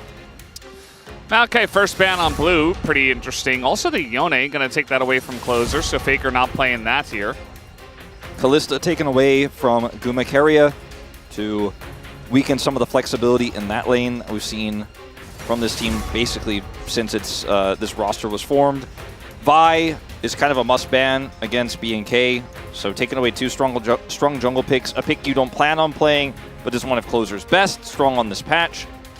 Final ban would probably be Aurora in this case, but since it is globally banned, it will be the Nidalee to come through instead. And that's just going to leave Ashe. Definitely one of the strongest bottom lanes to get an Ashe first pick, I would say, in the LCK. Yeah. Renekton immediately the follow-up here for Clear, as well as Zyra. So you already have really strong top lane and an extremely fast clearing jungle with this duo. And the Nidalee's taken away. Sejuani does feel like pretty viable in this situation just because it pairs well with the Ashe, but isn't going to be as strong into the Zyra. Will not be able to match the Clear, will not be able to make the same impact in the early game. Instead, it will be Viego to come through here. It does make you wonder. The Faker just locks up the Azir, and there was never really any doubt. True. As I think some people might be critical of, again, the reliance on the Azir, but if you want to show as little as possible before playoffs, this is just a strong set of champions. No secrets here. Yeah, I'm not a big fan of the Viego into Zyra personally. I feel like if you fall behind it, you get behind so far in tempo. But it is owner on the Viego, so perhaps he can get a bit more work done than some of the other junglers have been doing into the Zyra. But looking for Raptor to have a lot of presence in this early game. That is definitely going to be the key. As we take a look at some of the picks here, I think support is where you're probably focused as BNK. Taking away the Braum, Ashe lane is quite strong. Renekton doesn't have too many big matchups that he's worried about. Like Gnar could be one that Zayas picks up here. The Kennen is viable. GP is the one that we see into Renekton sometimes. It's much easier to just target support here as BNK because you haven't shown any part of your bottom lane just yet. So we'll see if it's just going to be like a Leona ban here if they want to play MF. I mean, Leona's already taken away by T1, so I guess it will be the Gnar. Yeah, I think that's a good shot. If you're going to ban one thing into this Renekton for Zeus, just take the Gnar away.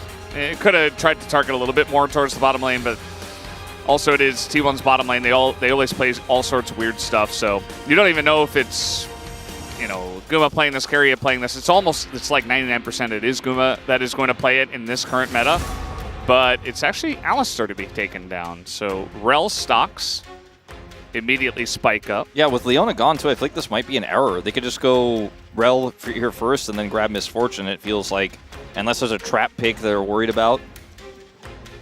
That seems like a pretty easy rotation for this draft for BNK. There's also Rakan to consider. Duro, a very big Rakan player, and it has not been denied from him. So we're just going to lock in the Misfortune and just wait. Yeah. Just want to have the support counter pick. This means that Keria should lock the Rel, unless... Yeah. No, he's just. It's the Ornn pick is a consideration for top lane in this. It's Senna Ornn bot, Ashe mid, Azir top. What about Ashe top into Renekton? No. Slow him down. Ashe Keep that croc jungle, away. Viego top, Azir 80k. Wait. Yeah, it's GP. I think is probably a better option here. This comp has insane scaling. It feels like we've gone back to the Genji days. If you're okay, gonna be the Kennen instead. But if you go back to the GP Azir drafting, old school Genji drafts, we used to see a lot of that back in 2021, 2022. Duro looking for the Nautilus response here since the Rel was taken away. I feel like the better way to have played this one out for BNK's bottom lane would have just been to grab the Rel because they can't take the Misfortune away from you and then have that really strong synergy there that already works well with the Zyra. Instead, they ended up with Nautilus into Rel, which is a little bit... I mean, it's okay, but it's a little bit weak, I feel. Pretty strong into Dive if the Viego does have that opportunity down there on the bottom side. You have a lot of staking power in the roots, etc. Very difficult to kill under turret when there's a Nautilus there. Otherwise, the draft here for BNK feels pretty good. You have really nice setup, single target CC.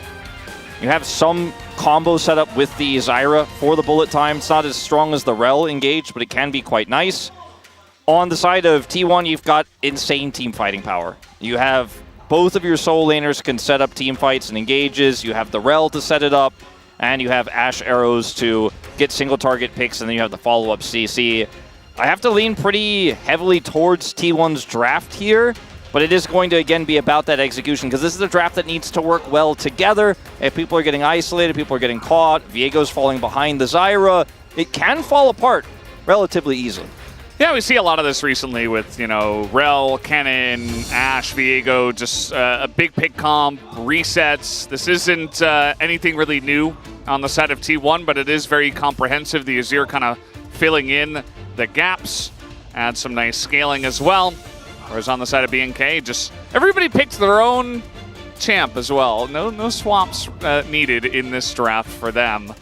But certainly a whole boatload of damage. We'll see how it goes as we hop into the Rift for game number 1.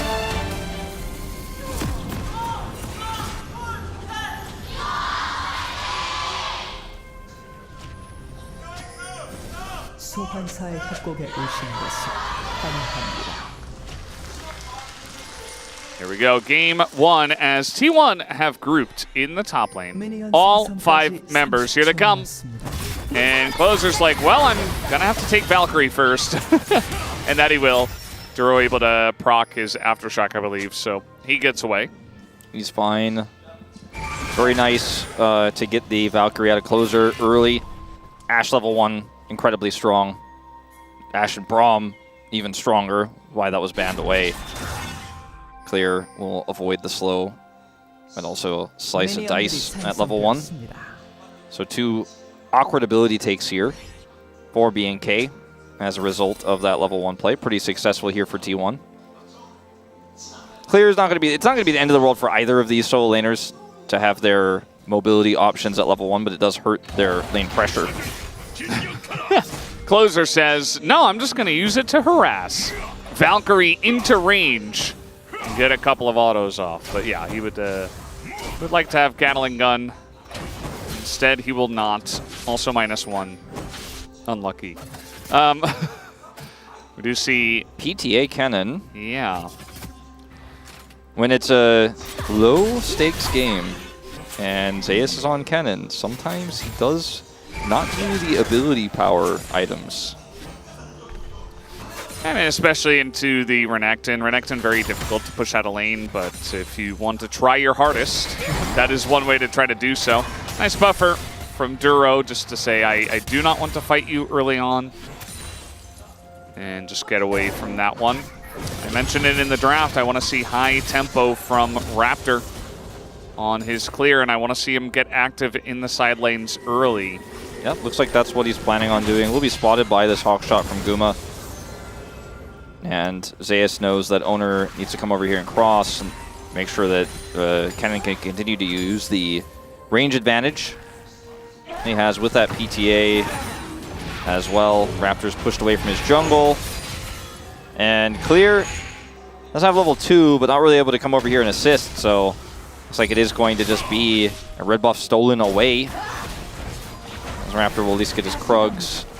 Zeus really putting the pressure on with that PTA and the range advantage. And that means Owner can get that extra buff and then be able to go down and take his own red. And now Owner even going to show up in mid, but Faker taking it out on his old understudy. Remember, Closer used to be on T1 behind Faker. But yeah, I think especially that Valkyrie kind of hurting Closer, not really able to chip away at Faker's health bar here, and Faker taking every opportunity to try to trade as much as possible. He's got cookies too, so it's not like he's going to be mana starved or anything like that. Closer, on the other hand, was relatively low. Decides not to complete the back. And we do see Owner heading bottom here. Does not take his red buff just yet, since he already has double buff from taking that away from Raptor. And you mentioned you wanted to see Raptor get aggressive early, but with both of those mobility options taken for Clear and Closer, they couldn't control their lanes at all. It gave Owner so much power to steal that buff away. 3 buff Raptor here. Can get the scuttle bottom side. And he just has so much control off of the level 1 play. You know, these are the dominoes kind of falling over, the butterfly effect of what can be such a strong start. I mean, the Corki can normally fight back against the Azir. The Renekton is a little bit tougher, but having to take slice and dice, it hurts his ability to clear those first few waves. before he gets level 2. Then he, you know, finds himself 12 CS down, and his ally's buff is gone. Yeah, it can be rough to play any jungler when it feels like you don't really have any prio in any of the lanes. The top lane, as you mentioned, not great. Mid, it's Azir versus Corki, so that is very notoriously anti-fun, not just because the two of them can't be pushed out of lane by one another, but also because there's not a lot of gank assist until Azir hits level 6. And before that, you're kind of just hanging out. Even when Azir does get it, Corki has ways to get out of it as well. So don't see a lot of action here, which means that Raptor's just kind of farming. And that is mostly what we're seeing here in this early game. Yep. Standard stuff. Supports have decided they have had enough, and they will leave. Yeah. They do not want to be part of the bottom lane farm. Really important for Dura to come over here and try to put the pressure on the Faker. Keria is matching, so just kind of ends up being a 2v2 lane here. Nothing should come of this. Faker teleports first, so any damage that Closer does to him would be significant, but it looks like that's just going to be the end of that. Kennen has been struggling, by the way, 3 and 12. 20%! Yeah, I feel like we've seen a lot of blind Kennen, a lot of weird draft spots for Kennen. And it has not really been working out for a lot of teams who are like, oh, I have the answer to X range matchup. It's Kennen, but it doesn't work for the draft. She's a poor performance of it all overall as Keria's going in. Going in, and Hannah is, well, actually, it was Raptor. He is going to be 100-0. First blood does go over to T1 just like that, but BNK are fighting back. Owner going to be taken out himself, and that is a trade of junglers as the collapse did come in afterwards. Meanwhile, Henna is winning this bottom lane at the moment. Yeah, Guma hit 6, so wants to get away from that turret. Now can continue to put the pressure on. So very close fight there on the Grubs, as Kennen is extremely strong in these early Grub fights because of the ultimate impact he can make. Also with Keria's engaged there, looks really good. But Renekton is also quite difficult to deal with at level 6 on those first fights. So yeah, it's up being a trade of kills. Both top laners are actually the ones who get the majority of that gold, so they pick up the kills themselves. But a very decisive call there from T1. Yeah, I like it. You know, you see the Zyra kind of all alone, no level 6 either, so you know there's not a lot of trade back potential. You just go in, you're Rel, Keria makes the call, goes in, and gets a nice play. But you talked about the Renekton. We saw it yesterday as well with Genji. With the Renekton Nidalee, even more oppressive in what that can do in the early Grub fights. Yeah, I mean, just look at this. Duro is not fast enough to react to deny Keria's engage. Zeus commits the Maelstrom, but it only hits really the target they collapse on, Raptor. And then Clear just slides in here with his ultimate, does so much damage. There's not enough time for Faker to get over here and try to isolate him. Owner will ultimately come up here and start these Grubs off. Looks like he's just going to get the key one that you want to get. And then Raptor will come over here and try to grab the second 2. That was a nice little timing that Owner found to get in there and get that one away. Faker did get pushed out of lane. Closer actually has a pretty big advantage now and will crash this wave in. So lost farm for Faker in the mid lane. And also that guarantees the second and third Grub go to Raptor. They're not Raptors, but... Yeah, we have Raptors now. They used to be Wraiths. Times change. The white. The what? The white buff. W-I-G-H-T, white. It was white. Or the Gromp it is now. You remember that? Is that what it was called? Yeah. Wow. Guma's just going to be ulted, and he is going to throw an arrow in as well. Duro's going to get pretty low. Hannah just has to walk away. Well, ends up being a big exchange there. Hannah's ultimate super useful defensively there, has the cleanse. But T1 will get the dragon as a result of this. So we've got part of the top side objective. We'll get the full bottom here on that dragon. We'll see what comes with the second Drake here. Get a bigger clue on how much this really means. The individual stats of this will be relatively useful. It's not Grasp Azir or anything like that. It's not going to be super tanky. We'll be straight to Hextech. So feel like we're headed to a Chemtech Soul just with how the LCK works. Yeah, especially in games like these where you don't get too much action outside of the one skirmish. It's like, well, we're just destined for it. Ox, you know, he just had his, wow, okay, Guma's just going to flash that. A lot of respect shown. Ox had his dinner. He was feeling a little sleepy, you know, and just kind of leaning back in the chair a little bit too much. Doesn't realize that the second Drake is about to be killed in the future here. We'll see how it goes. Could get another Infernal. We had Infernal Soul. Yeah. And Mountain Soul so far. Will be not Mountain for this one, at least, as you kind of alluding to. Faker has been able to maintain CS parity here, despite having to take that additional back after his teleport. Closer will take a small lead here. So Raptor's kind of lurking around, constantly threatening as Duro's like, oh yeah, maybe you guys could catch me with an Emperor's Divide. Then they look for a turn, using vision very well, but T1 are just not going to fall for it. Guma being flashless can be really important for, you know, potentially that second grub fight if he does end up showing up there, because he's very vulnerable to that Renekton engage, to potentially even getting caught by Raptor. He looks for the root, so that was actually a pretty huge win in the bottom lane while Keria was roaming for Duro to just grab a potential hook, take his flash away. Going for the barrier instead of the cleanse feels pretty good when you consider some of the aspects of this BNK draft, but see if he does end up getting punished for that if he gets rooted. Yeah. It's tough to go for cleanse into Nautilus. Doesn't feel too high value. For sure, for the lane. I mean, it's just kind of the way this game played out. You know, we didn't really see a lot of action down on the bottom side, so it feels like the barrier doesn't mean too much, but it could have in a different game state. Whereas the cleanse, I know a lot of AD carries that would just take cleanse because, well, there's Renekton and Zyra, and you never know. You get hit by a root. It's like, well, need to get out of that. Yeah, might have been like heal could have maybe helped him avoid that, but you know, it's tricky to say if you're going to get that one to actually go off, because it's a little bit of movement speed, but that's a big hitbox on the dredge line. So yeah, you heal and still get caught, and you're like, oh boy. I remember heal. Look, that back in the day. Yeah, I mean, before barrier got buffed, it's like, oh, that was the way. Well, look, barrier is way better than when it was ghost for both AD carries on the bottom lane for a while there. That's true. I mean, the ghost was good actually. I feel like it, you know me, more action, more kills, the better. It kind of like opened up more action. Yeah, whereas like, barrier can kind of like deny it sometimes. Because Zeri wasn't oppressive enough when she was cleaning up kills and yeah, we needed to make sure they had that long ghost. More movement speed. Yeah, more mobility. Yeah. Some teams, I mean, T1's bottom lane has used barrier aggressively to trade at level 1, so it can sometimes be like a proactive spell, but generally, yeah, you're just kind of taking it for safety. As we've really slowed down, feeling the deep lull state coming on.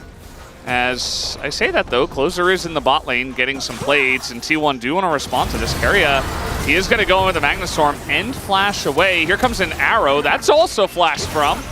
So both supports very careful about how far they go. Very aggressive plate gank from BNK. We'll pick up a plate. That's as much action as they'll allow. As Lear. He might be in a little bit of trouble. That one auto into the stun. Very good from Owner. Clear extremely low. Has to flash the Heartbreaker. And now you've got this Kennen who's going AD and is attacking this turret. A mile a minute. Going to take down 2 plates already. Yep. I did kind of allude to it felt like it was going to go AD in this game. They had the Azir, so for damage profile it's pretty good. And it has the Blade of the Rune King actually online now with that extra plate going over, so that's a pretty quick buy here around 1330. Does end up picking that up. Closer got a plate bottom side and some additional time to farm, but not anything comparable to what the Kennen ended up getting here top side. And if this Renekton stops being relevant early on because he's shut down by just good zoning, by Ash Arrows, by Rel engages, then that could be a big problem here for the side of BNK. As this Kennen is getting very relevant very quickly. It's not the, you know, rush to Leandries. It's not a AP build here where you're like, oh, the Kennen's going to be doing a lot of damage, but he's still going to be doing a lot of poking in these fights. Duro is really kind of on the money with his hook aim today. Yeah. He just needs a extension buff. He needs to go into the talent tree and just hit the button that says extend hook range by 25%. And if he gets that, I mean, he's set. True.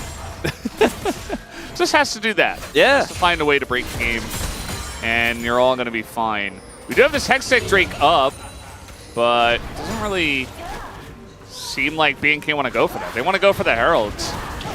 Yeah, and I mean, they don't really have any control bottom side, so hard to blame them. But the thing is, because they don't have control, T1 can contest this Herald as well as then afterwards, if they win the fight, take the Dragon. So B&K not able to set up a fight because Faker is actually playing Azir. But I think a lot of the time you forget in this meta that if there is an Azir in the game, he could just shut down entire rotations with his ultimate. It's been double AD for so long with not a whole lot of engage, not a lot of utility.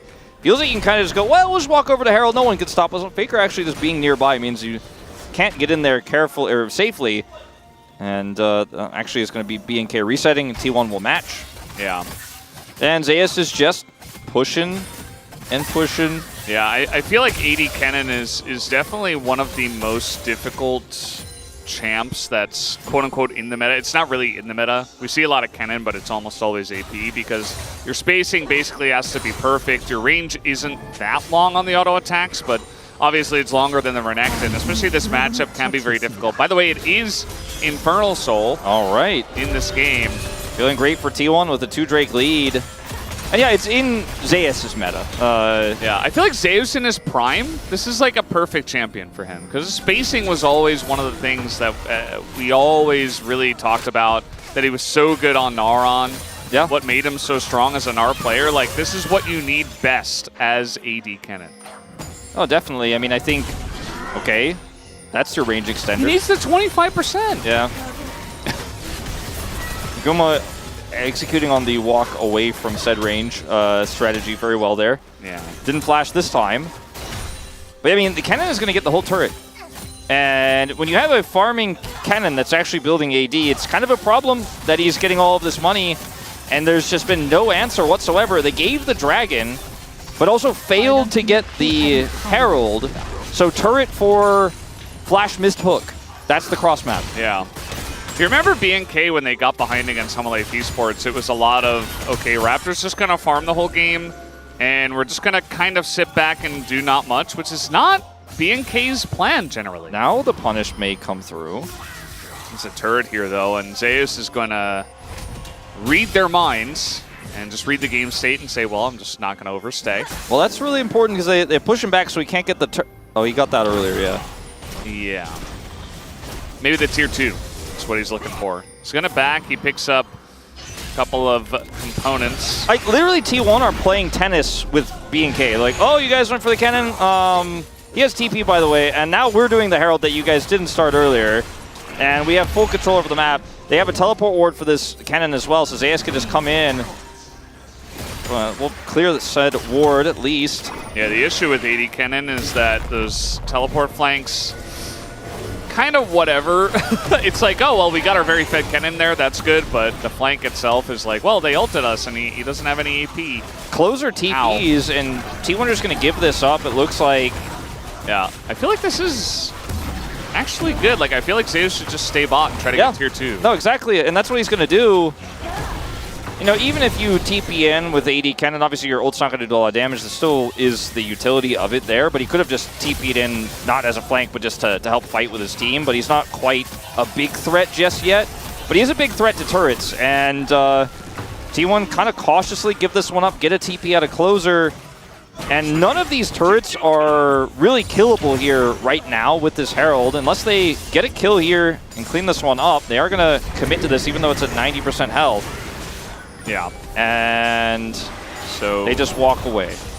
Hey, they got it to half health. And this is good, too. I think Owner, you know, there's not much happening. He's able to join on bot, and there's nothing that Claire can do. Turret's just on. Yeah. Just getting out macroed super hard. It's a 2-kill game, but it's a 3,000 gold lead for T1. A lot of that's on this Kennen. And you put everything in, you TP to the Herald, but you didn't get the fight. You got the Herald, but then you got half of a turret's HP bar. but lost an inner in return. Yeah. Look at the gold graph. I feel like as BNK, they've been very well known for going into action, even in times where they shouldn't, right? Even from behind, they're like, okay, we're just gonna fight. That's our game plan. That's our unique personality. We're just gonna do this all the time in League of Legends. And they do it from ahead as well, and they create a lot of action. It's very fun generally to cast BNK games. But for some reason, this week, up against Humble Life Esports, they just kind of sat back and died. And here against T1 in Game 1, they're just kind of, outside of Duro looking for hooks, it's just kind of been, well, we don't have any other good way to engage, so we're just gonna kind of just farm. Yeah. Imagine if they had picked Rel first instead of MF. I feel like this game could look very different. And I mean, Duro's hooks were pretty high value early, but now that they've lost a lot of map control and T1 are just running circles around them, it doesn't feel the same way. And you can see this Dragon spawning in 30 seconds. BNK are faster grouped for this. See Closer heading down, doesn't have teleports, so needs to be in the bottom lane. They put Clear in the top lane since he can TP down, assuming, of course, Clear, or rather, Zayas doesn't interrupt him. But Dragon's up in 15. Zayas is getting half of this turret. Can still just go bottom. Okay, well, Clear is just going to try to get in onto Zeus. There's the Slicing Maelstrom for the stun, and it's enough autos to get the kill. Zeus wins the 1v1. Clear had it. He'd had enough. And he said, I need to pull the trigger, I need to do something, but instead he'll just go down. And they don't start the Dragon. They give it up. And Clear all-ins to die. And now T1 gets Soul Point. And Duro is hoping that maybe he could catch this cannon in the top lane. Maybe put some deep vision up. But Zayas is long gone, miles away. Yeah. It's really a thinking man's game. This one. 3 kills, 21 minutes, but a very large lead. Yeah, definitely a thinking emoji moment. As Clear, like, you clear the wave here, you keep the turtle alive for a little bit longer, but Zayas is AD Cannon, and the CC that he has is just going to allow him to AD you more. Like, his ult doesn't do that much damage, but it does stun you. I thought it was a pretty bizarre decision to go in on that as Clear at this game state. Yeah, we have Terminus completed now for Zayas as well. Yeah, he had it in the fight, and now he's got the Giant's Belt, which, very interesting. I mean, what is he going, like, Deadman's? Yeah, that's what I was thinking here. maybe. Like, and that's just going to be even more oppressive. He's going to have a ton of tanky stats as well. Yeah, because then he just, I mean, he does a decent amount of damage, but he just becomes this utility, engage, DPS, like, kind of like Gnar, weirdly enough, where you do a lot of damage, but you actually have the CC to set up team fights. And great in the split push scenario as well. Plus Deadman's just gives you some additional stats for kind of being a brawler. It's weird to describe Kennen like that, but we'll see what he builds, but that's what the assumption is at this point. I feel like T1 could have gotten even more value out of this comp by picking something that's not Azir and pick like a side lane champ like a LeBlanc or like a TF in a different meta. Just to, you know, we always used to have that where like 2 guys would group up in the one lane and just push them out and just really make the Renekton totally useless. But turns out Zayas is kind of able to do it by himself. Take a look at that giant stripe in the gold lead. And Duro, he's also had enough. He's like, I got a flash, I have to make action happen. But he just gets flashed away from. Yeah, well, he did get Guma's flash, so maybe the next time Guma's in hook range, he'll get him. Game has been, that's kind of been the game. Yes. That's kind of been the game, Valdez, is like, true. T1 are pulling BNK around the map and getting bigger cross maps, and then Duro is almost getting people. And that's it. That's been the game. There was the 1 kill on the initial grub fight that Clear picks up in return after the engage on the Raptor. That's all they've been able to secure. That's the one piece of anything that they've had this game, besides the 2 grubs they got in consolation, as all dragons have been T1s. Herald was low value, as T1 got an inner, right? I mean, this weirdly enough feels like BNK going back to the round 1 roots, where we were like, oh, this team is looking like they don't know who they are. Yeah. And right before playoffs, you feel great. Again, a low-stakes match, but T1 On the other hand, bouncing back in terms of their macro plays here, playing their style, AD Cannon for Zeus. I mean, how much more Zeus could you get? Faker on the Azir. We're not a huge fan of the Viego in this draft into the Zyra, but you know what? If you could just out-macro the enemy team completely and 3-buff them with the Prio after a level 1, like we saw from T1. Randuin's, okay. Another tanky item that has utility. Yeah. I mean, there is still 280 carries on the enemy side, so if eventually, you know, you want to deal with the crit from those two, you've got an item to do so. Yeah. I guess he just wanted something like some tank item. And, it also provides the slow. It keeps the Renekton off your back, so there's that. This isn't, a matchup we see all too often. Yeah, I've seen it from time to time, but it's kind of cool to see Zeus in the moment thinking about what items he's going to go for. Some intelligent itemization. BNK can't give this up. I mean, it's... The Azir and the Ashe haven't been in teamfights because teamfights don't exist when BNK are just chasing the shadow of T1 around the map, but eventually we will have a teamfight that's probably going to be right here on this dragon. But if this Infernal Soul goes over and this AD Cannon, the Azir with Nashers, the Ashe, 2, maybe 3 items after this fight, has Infernal Soul, and kiss this game goodbye. I like the way that Zeus plays it as well. You talked about the shadow of T1. This is kind of the way he's playing his side lane as well. Like, he pretends he left, but actually he just, like, zooms in right when they approach the wave, so just even more oppressive. They want to take down this mid-tier 1. Looks like Faker just going to tap that once. Big flank right now from Clear, who is still looking to try to find some kind of usefulness in this game, and he's going to be spotted, so there's no more flank. Zeus has TP, and Closer cannot stop him. So, looks like maybe they were going to try to look for the flank to come back, or rather just the engage here on the BNK. They're just going to start Baron instead and say, look, 1 dragon versus 1 Baron. We already have 3 dragons. That's going to be what they grab. Nice fadeaway here from Raptor. They're going to TP for this. I mean, they might be able to get in. The damage, though, is so fast on this one that it's definitely going the way of T1. Let's see what this fight looks like. As a lot of damage goes into Duro, but that's the first reset for the Viego. And look at Clear, he's so far ahead of the team. Down he will go. Keria might pay the price, but it's still the fight for T1. As now you got the TP coming in from the blue team. Faker looking for a bit more, looking for Closer, who does have to flash the sweep. And is even kind of losing the trade, but the big one does get stasis by Faker. Nicely done. Flash comes in as Randuin's as well. And he's going to get that kill. T1 finally finding a big fight. And now Henna kind of alone against the Viego, who is quite fed, and he will not win that fight in any universe. Is that just the game, Wolf? I think that's just the game. I mean, 40 seconds on both 80 carries here for BNK. They have Baron. They have a cannon wave. Instead, it looks like they're just going to dot the rise and cross their T's here a little bit. But that was a pretty disastrous, fight on the Baron for BNK, but they were so behind the 8-ball because T1 made it look like they were going for the Dragon and then rushed over very quickly to the Baron with the top prio that they had. I mean, Zeus was starting to put some pressure, it felt like, even on the inhibitor turret. Like, that's where we were at. I mean, it didn't quite get the enter. But look at this engage. Like you said, super split. Like, Duro goes in alone first and just instantly dies. Look at the bullet time, completely absorbed by Owner's transformation. So basically, you have a bullet time doing nothing. You have a Nautilus going in split because the team is so desperate to stop. And then you have a Renekton who's just out of his depth, trying to do anything, something. This ends up being a really nicely timed stasis from Faker.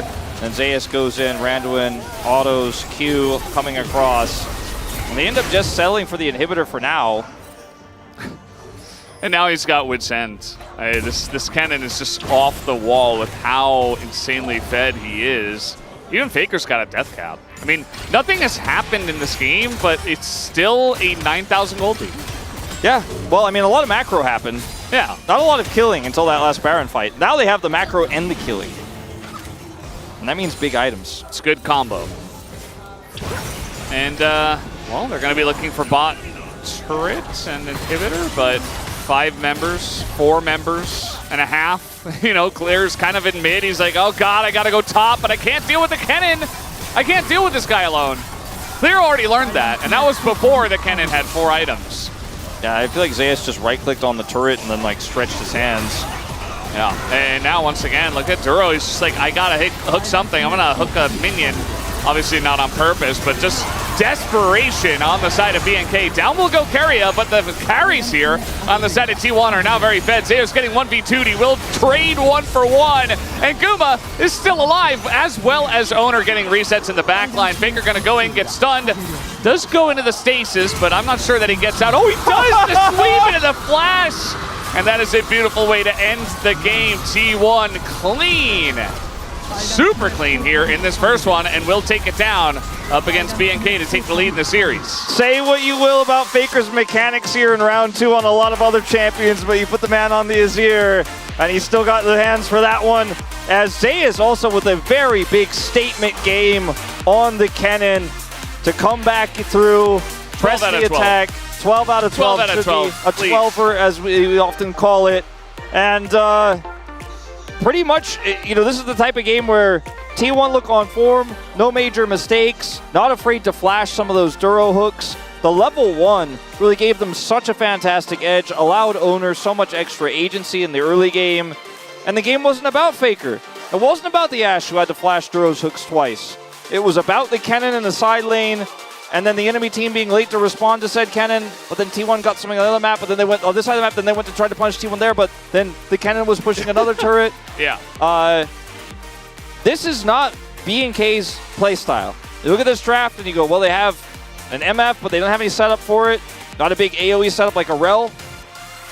And then you go, what other parts of this draft say B&K to me? Clear on Renekton, but he lost the lane to Kennen very early on. And they didn't ban it. They didn't, maybe they expected it, but they thought maybe it would be AP. They would be able to deal with it. That was not the case, as Guma's going to stay over and watch the game again.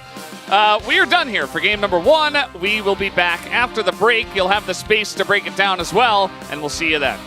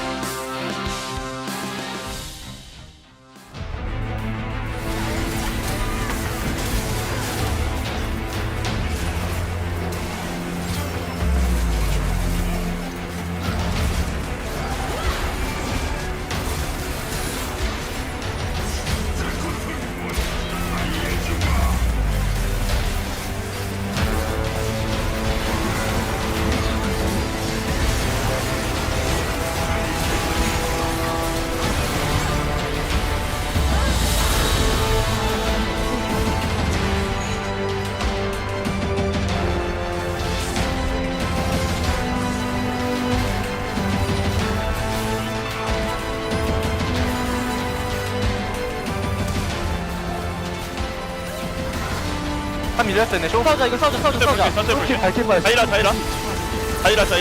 그렇게 밝혀졌어 자이라 노플 앞래 나가자 뭐야 나가자 나 노틸이거든 와볼래? 나가자 자 미포 노플 자이라 노플 미포 자이라 노플 뭐냐? 이거 레넥 레넥 프리 쓸 거야? 야 잘못했다 조준해서 살려줘 나 또한 맞아? 나 쓰긴 해 프리 쓸 거야 없다는데? 그렇지 나이스 아이고 헤르미스 있습니다.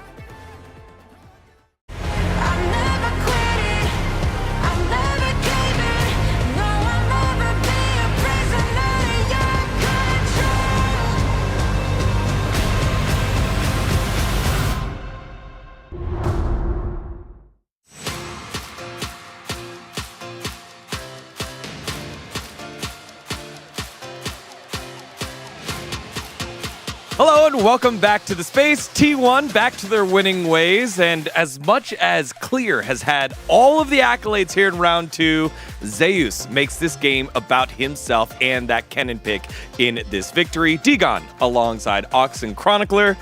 Cronny, what's up? I'm mad. Why are you mad? I was promised a fun day, and you know how many out of the 3 games so far have been fun?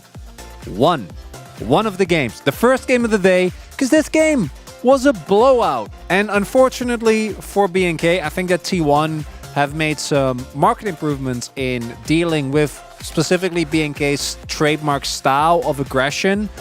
And unfortunately, it was not close. It was a bit unfortunate in this one. Yeah, I mean, I feel like of all the top laners in the LCK, when you're on red side against Zeus, you should be giving counterpick to your top lane. I don't think you get that much value out of Nectar, and he is the player who will pick a range top into it and make your life hell. He went the one-hit Kennen, he had Terminus, he went so tanky, the ult given resist as well. He was just a brick wall, and it was never a fun time. And honestly, I think the comp as well, you know, I've said this on so many occasions, BNK's Rise Up was sort of around these compositions where they're all going in together, they're all diving. That's their style that's worked for them. And games like this where it's slow controlled and they don't have the tools to do that, I think they really struggle with. Playing with the Zyra, you're kind of wanting people to come into you, and they just never got that window. Yeah, you really need Rapture to be. And I think Zyra has been good individually. This is more about what works for them as a team. This is something we've seen with Peanut as well, right? Where Hanwha looked the best when he's on a more controlling pick.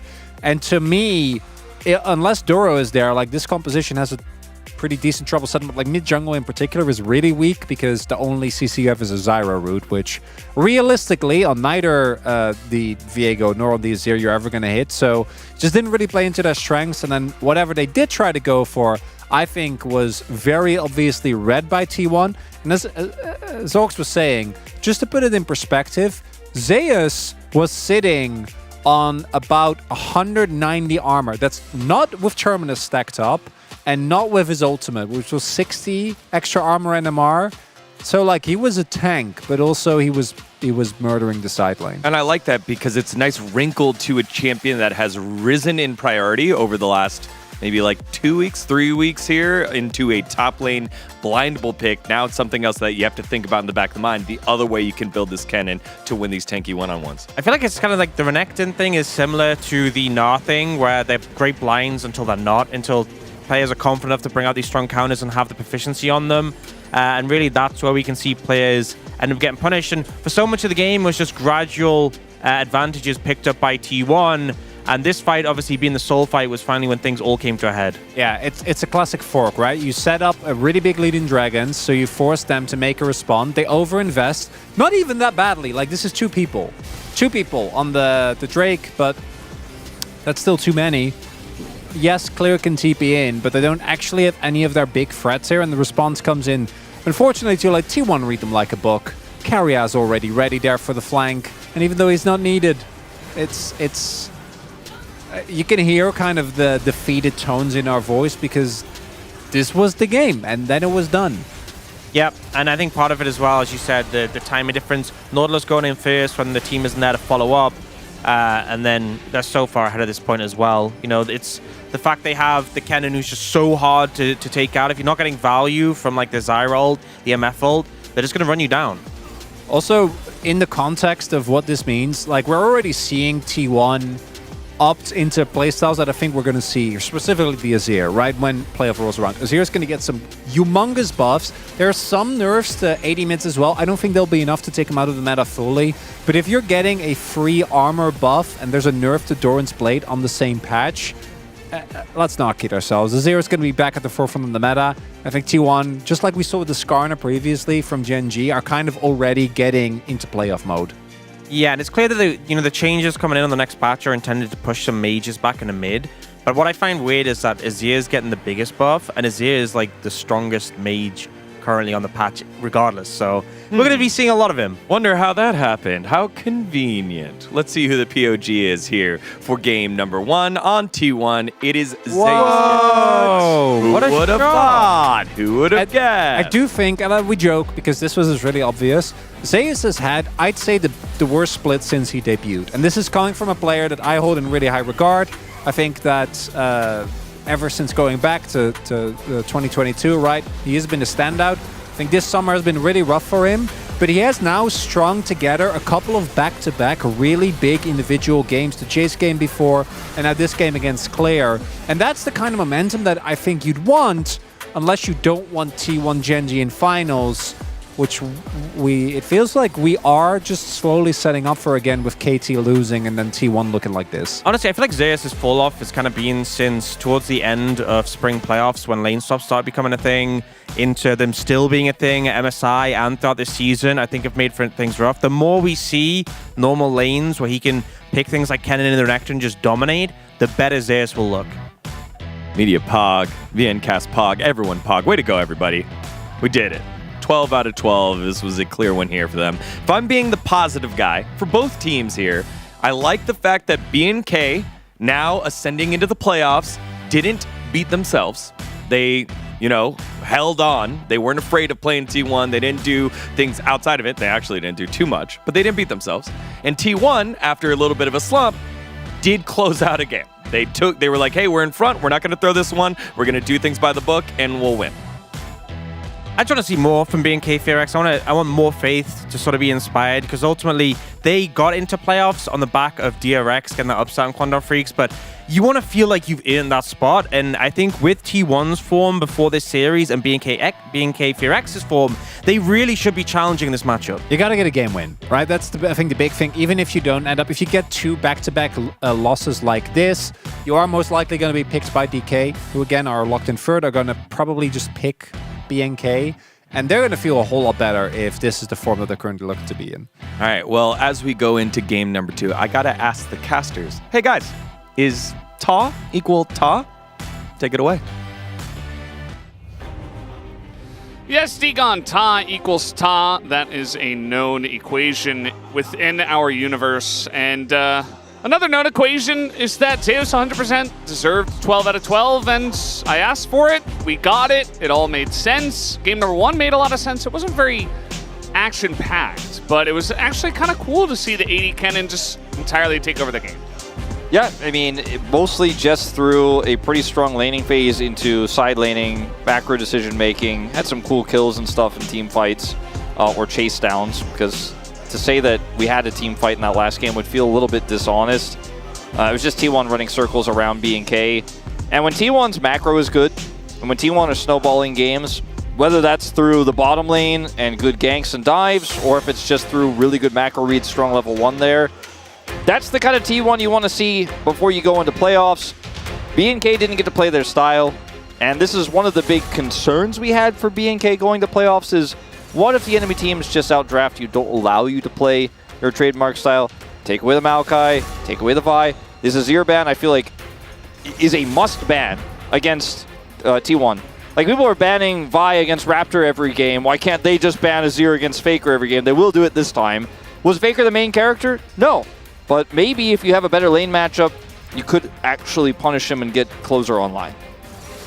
Yeah, I think absolutely. There's that LeBlanc just popping up here and there, mostly against C plus Kia, against Showmaker. But I said it before, you know, Faker can definitely play LeBlanc, and would have felt pretty nice in that game as well if you had even more side lane threat just with the way that they were playing. Didn't end up needing it, but it does show that BNK were thinking about it. They will ban it away. The Zyra also taken off the board, even though it felt like the Zyra didn't do all too much, which leaves Rumble for free. Yeah. Do not blind Renekton when Rumble is up. Do not blind Cassante when Rumble is up. Sorry, he was like, oh, my bad, I misclicked. I pressed the top icon, sorted by top champions, and then just a few squares off there. This does leave Ashe Sejuani, which feels pretty good. Also, if Zeus is in form and he's playing like that and he's taking advantage of our Renekton, we've seen players do it with Kennen into Rumble as well. I mean, maybe they just say we're not too scared about Rumble, we'll just take care of him in the side lane and just not really try to team fight, but they do have Ashe and Lilia now. I think that if Closer shows a mid pick here, then it's hard for Faker to actually not try to opt for a counter pick. If they end up going for Zeus, just counter pick into the Rumble, then Faker can get choked out really hard. And it's weird to say like Faker's champion pool is small, considering the amount of champions he's played over his career, but right now it feels quite small. So, especially with the Lilia lock in here, I do feel like you can protect this Rumble now that the Ashe was locked in, that they went for the Lilia. Question is, what is Closer going to play? Is it just going to be Corki? Not going to be a Closer pick at all, doesn't look like here, with the Jhin to be locked. Yeah, very interesting. I mean, Yone's available, Corki's available. Maybe he didn't want to blind Yone, even though it feels very good in that comp, because then Faker just plays Corki. But yeah, it's just Jhin. So now they could just lock Kennen if they feel like Zeus can play Kennen into Rumble. Feels like one of the best options. Camille will be the opt-in instead. Can be quite punishing into this pick, but doesn't have the best jungle setup for it. And we have seen like support Camille, don't like to talk about it. I think this is definitely going to be Zeus' pick, but let's see what else they want to draft around it. Leona taken away. Pretty self-explanatory there. Banned in game 1. Be the Braum, Ashe lane denied. Remember, level 1 Ashe caused them a lot of problems last game. Braum would have made it even worse. maybe a Rakan ban here, but Rakan Jhin feels kind of awkward. Yeah. I don't know what the ban will end up being. Bard. I feel like Bard in the BNK composition is really good. I was going to mention the Yone because they still have the Sejuani. Could just ban Closer away from playing that and feel a little bit more safe. It does feel like a strong ban rather than kind of throwing darts at the board with the blindfold on, trying to figure out what that bottom lane is going to look like here for BNK. So what this final ban will end up being. It's going to be Rel. Rel doesn't feel incredibly powerful with this composition, but they already have a lot of CC. Faker will look to lock this Corki in. Lucian has really fallen out completely here as a response to this. He doesn't look all too confident about it. I mean, there's not really a lot of other picks that Faker has played recently other than like Tristana. So it's just going to be Corki, which does get blinded fairly often nowadays. Yeah. So it's not too surprising. We could see Closer play Lucian here. Could end up playing... I mean, there's a lot of other picks he could go for that have Permafrost synergy, but they all feel very fringe. Like, is he really going to want to pull out his classic Sylas? It's just going to be the Zeri. So, kind of forgot about this one. This one always feels like a pick that is a trap, but has just been so winning in the mid lane right now that I need to respect its power. As the final pick here will be Duros. Yeah. I think it's good, especially because they have that Jhin. There's that Rakan. Yeah. It's a bit awkward, but it is Duro, and he likes the pick. It's really hard into this comp, though. You get shredded so easily. And Poppy feels very good into it, if that is, in fact, going to be locked in here. Yeah. Keria is laughing, but then the smile faded away when he looked over to Guma. I think he's still going to get to lock this one in. Poppy being a support pick that's kind of fringe right now, but feels very strong into Leona, feels very strong into Rakan, feels very good with the Camille. Bard feels very strong as well. You know, you highlighted it earlier. I meant it for the BNK side, but we end up with it anyway. Yeah. I think it would have been fine for either side. Does feel very good into the Jhin lane, though, and very powerful with Ashe. Let's see how Closer does on the Zeri mid here. Doesn't feel like very much a closer champion, but it is winning against the Corki specifically a lot. And we are seeing so many mid laners just crush even strong mid laners on the Corki with this Zeri pick. That often goes ignored when you have that early AD carry pickup. People are kind of thinking about, you know, okay, well, we're going to pick Corki, it's safe. We banned away some of those other picks. Tristana's fallen off. And then the Zeri comes through. And then you have a weaker, like, scaling AD carry in the Jhin, more utility, a lot of range. Feels like you're in a good spot. Then Zeri shows up and like, oh, now we got to deal with this really scaling AD carry that can warp team fights. A bit of an interesting draft here. I do think that T1's draft has the tools. It's got great lockdown. The Zeri isn't that scary because you have the Camille. So you could just simply put her in the Hextech and then blow her up. There's that follow-up there. BNK's, engage is somewhat tricky to pull off with the Sejuani, Jhin, and the Rakan. Top side, though, the Rumble should have a decent amount of agency if played well by Clear here. If he makes a mistake, Zeus absolutely can punish. Yeah, that top lane going to be a big one to focus on in this game number 2. And let's do it. We have game number 2 loaded up. Let's go on to the Rift.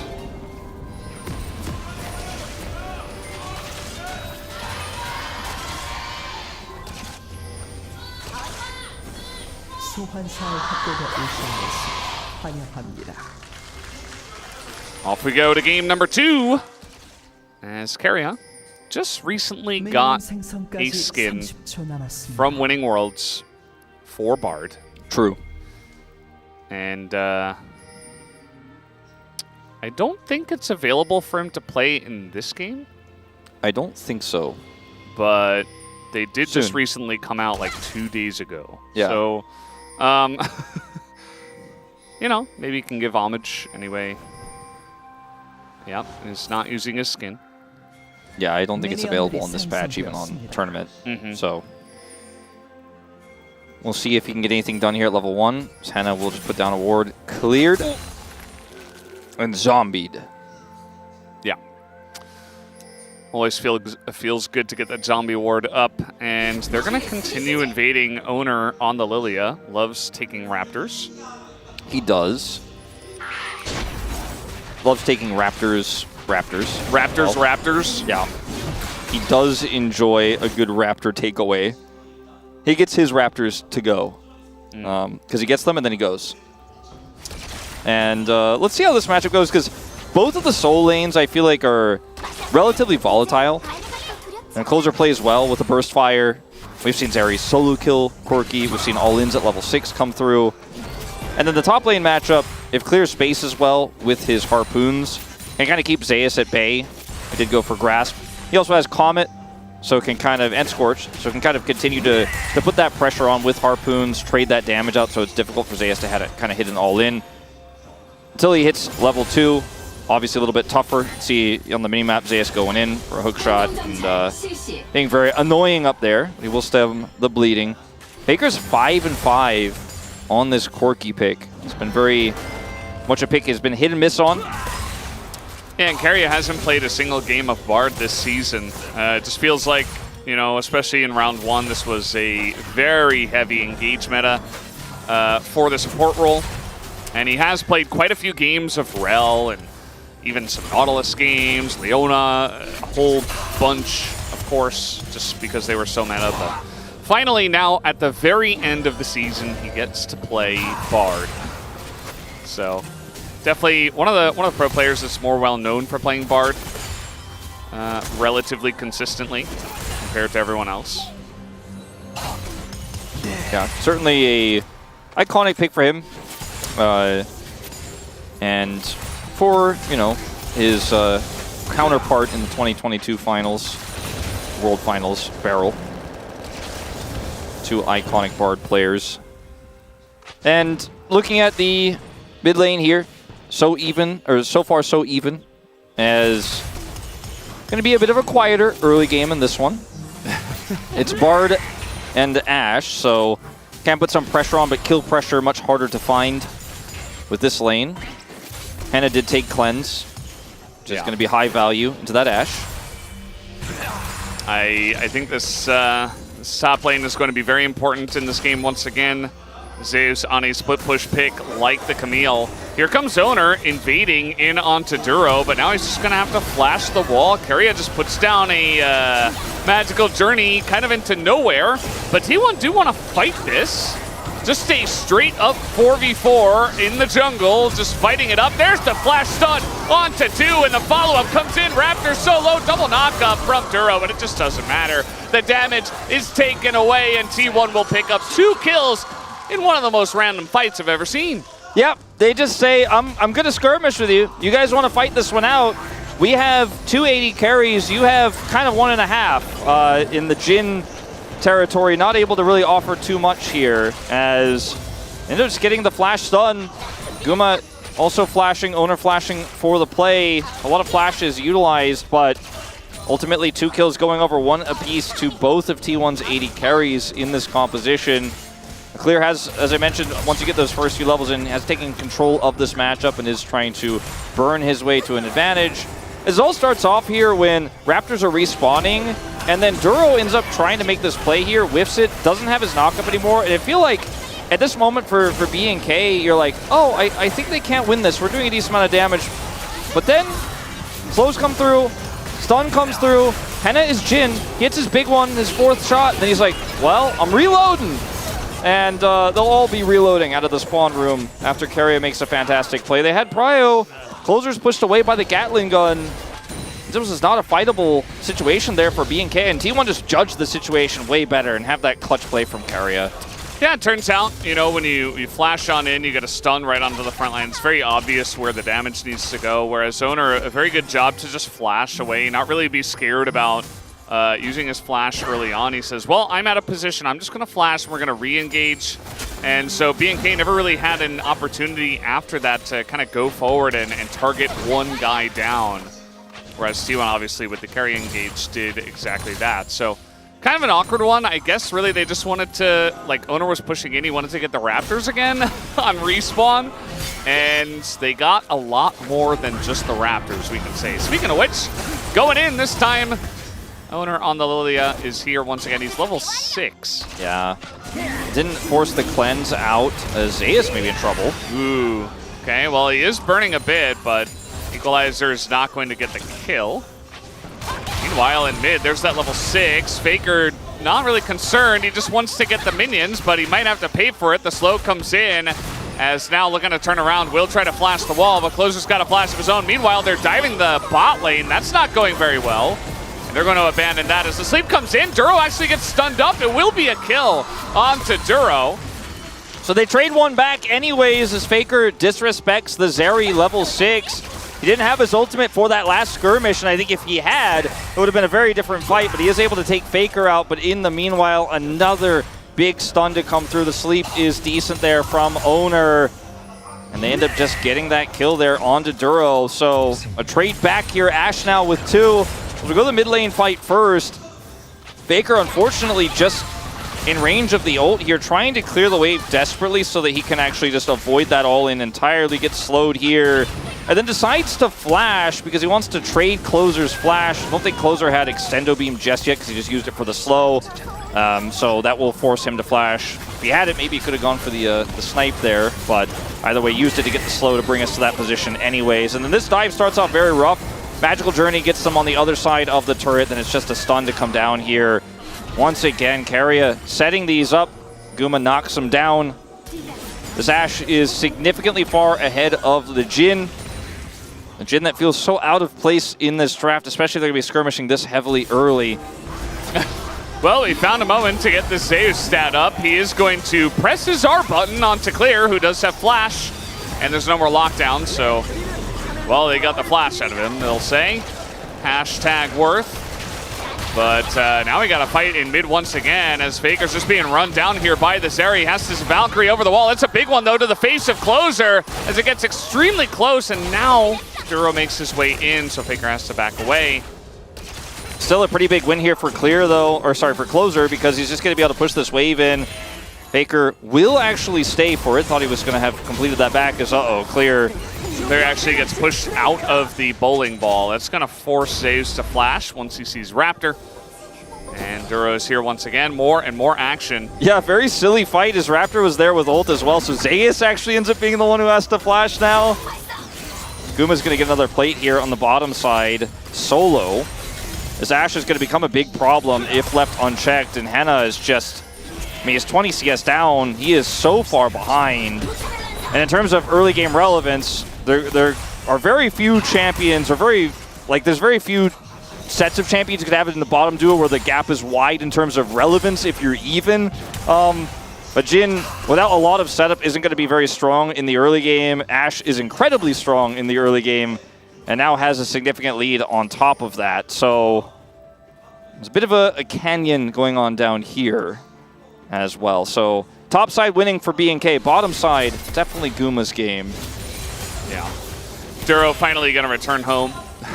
This is kind of the way things go nowadays. The support's all over the map and trying to make plays for the grubs and even trying to get top in this game. And finally, he does make his way down. So Keria also going to make his way down. There is a Drake available here, a Cloud Drake, which does feel pretty nice, you know, for the Lilia, for the Ashe kiting, even for the Bard. But actually just not going to start that up. So no Drakes to be taken here, even after 10 minutes. Now, Owner's top side, and this is going to try to clear some vision here around the upcoming grubs.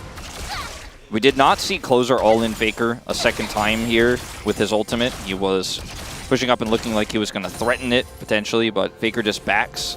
A little bit late to catch some of these mans. I believe it was a cannon wave, though, so it won't be too much lost. As finally Keria gets level 6, and he's already had such a big impact in this game. We'll see what he can get done with his Tempered Fate. Bit of a lurk here on said grubs. Owner was topside. Yeah, just trying to make a play happen, but Raptor a bit alone. He does have Closer coming up, and the equalizer is good as well. Owner will be taken down. And now Zeus just on the run. This Zeri just getting so much value in this game. Zeus just go back into the pit, but no hook shot and no escape for the top laner of T1. So that's 2 kills now, going back over to BNK.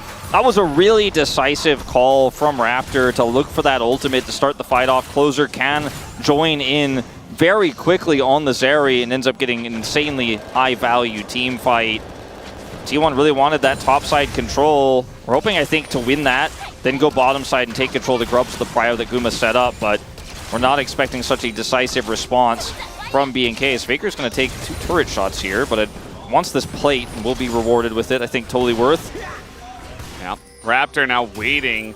Thankfully for Zeus, Karia's coming up here, and he does have his ult available. It's just going to hook shot into clear. BNK unsure about what to do now that Karia shows up, but Zeus is going on in, and he's in a bit of trouble as, the ults have stacked, and now we got a TP coming in.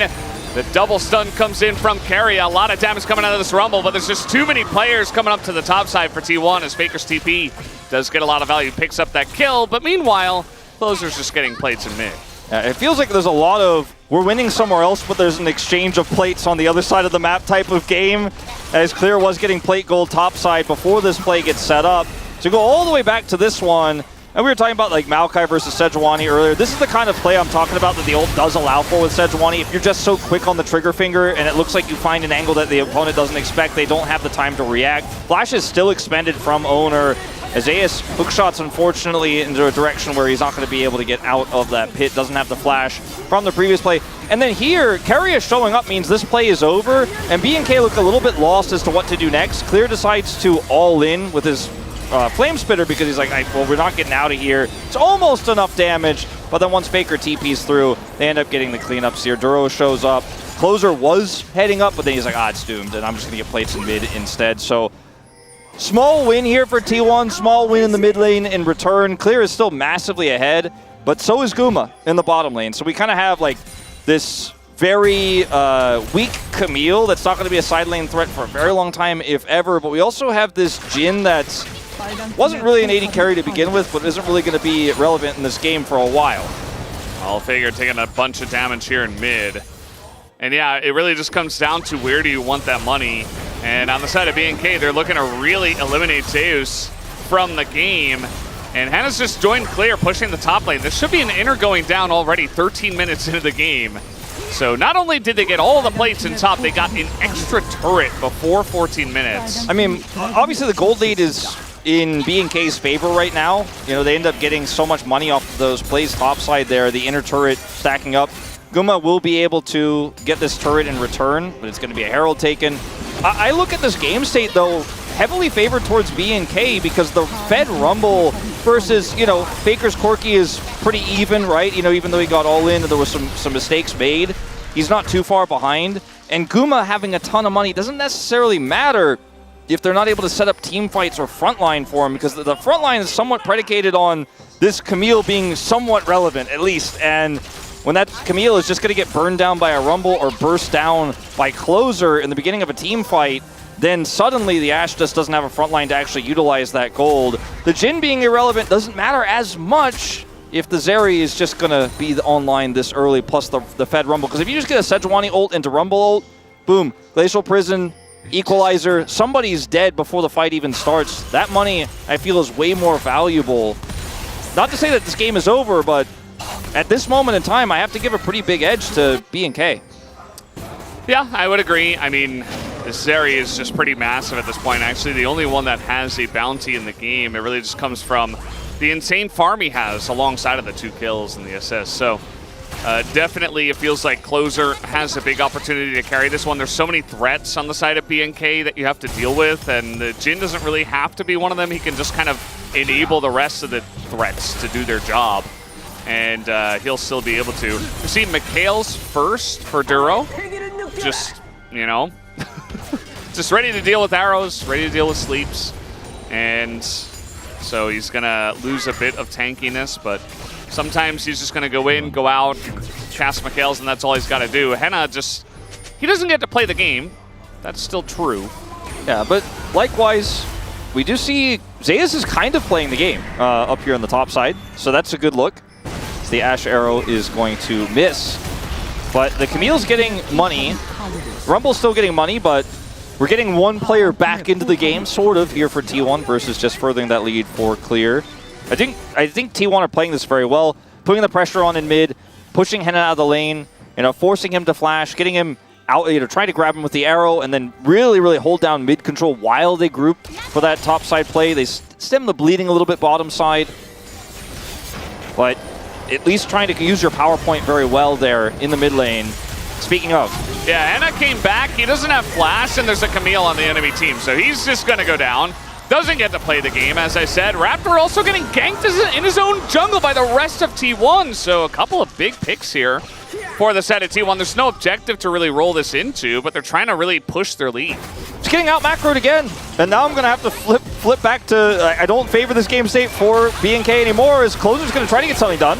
All right, the charm in and the knock up here for Keria. He has to flash away Guma as well, being pressured, and now you've got a rumble right underneath, but the magical journey is so good, and in goes Closer.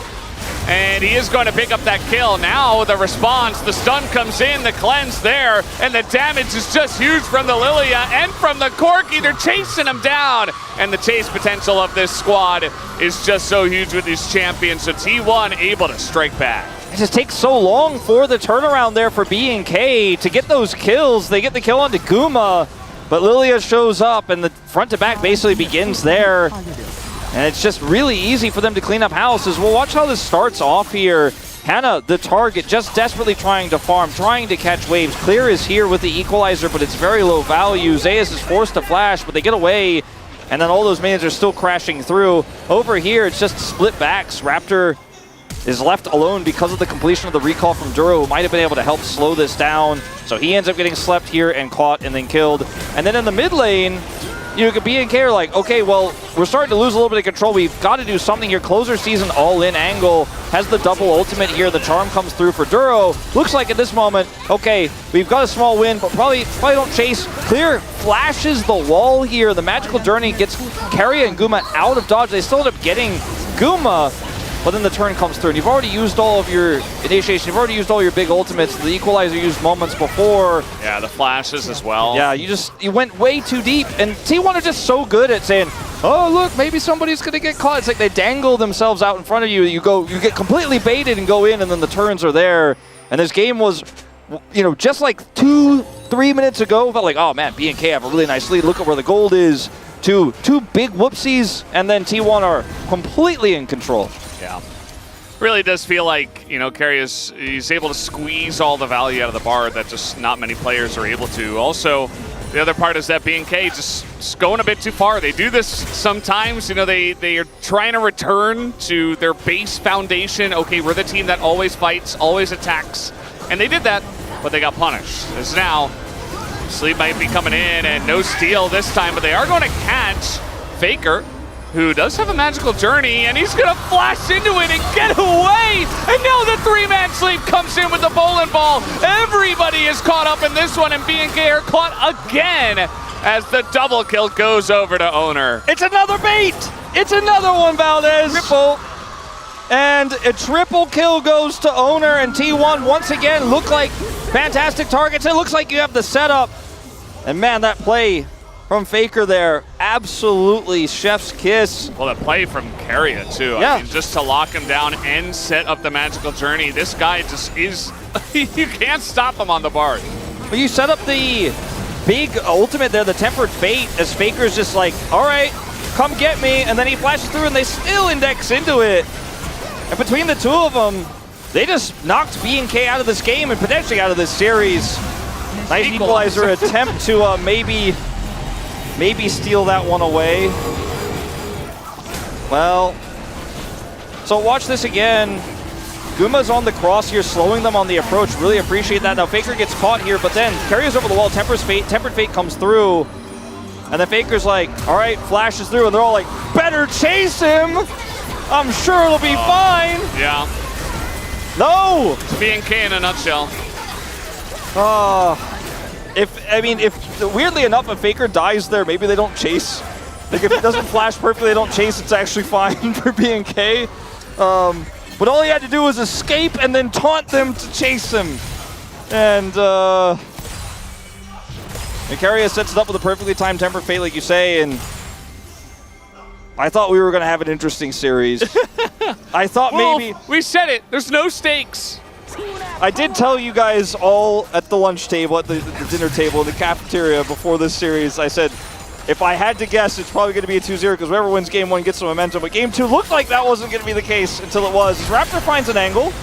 Nice cleanse comes in, and there's the arrow to the face, but the charm's still going to land. These two guys kind of caught out, but once again, Temper Fate comes through, but Guma, no escape for him.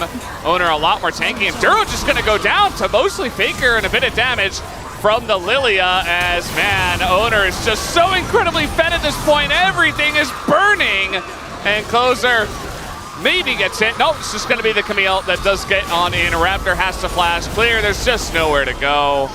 And you gave him Rumble. You felt good about this one for the side of BNK. You get Rumble for clear, but it's just not enough.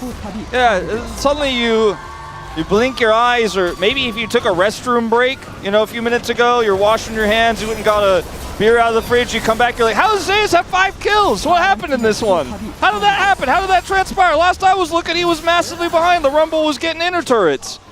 It's just, it can change in the blink of an eye with a team like this, and this is the coordination you want to be seeing from T1. This is what a T1 fan was dreaming of going in to watch today's matches, is just absolute domination, no doubts going into playoffs. And it looks like a good exchange, and then once again, Tempered Fate comes through, the sleep comes through, Duro is blown up by Faker, and then it's just an easy front to back, and Zeus is looking for the triple. You just watch these fights happen, and it's just BNK being on the edge, like, almost got him! Oh, we gotta get out of here! Like, every single fight has looked the same way. Yep. And it's so binary, like, so black and white. Game 1, no action, so passive. Game 2, too much aggression, too much indexing into chasing. But in this game state, I mean, who could blame them? The game was practically over before that play. Maybe they could have turned it around off of that one, but it's just, again, another punish from Keria. And now everybody's ahead. Yeah, and once again, we're seeing the value of this Lilia. I mean, it's kind of insane what you can do when you're playing up against a tank jungler and you're playing Lilia, expecting the Sejuani to be picked. The Maokai was banned. Owner's like, yep.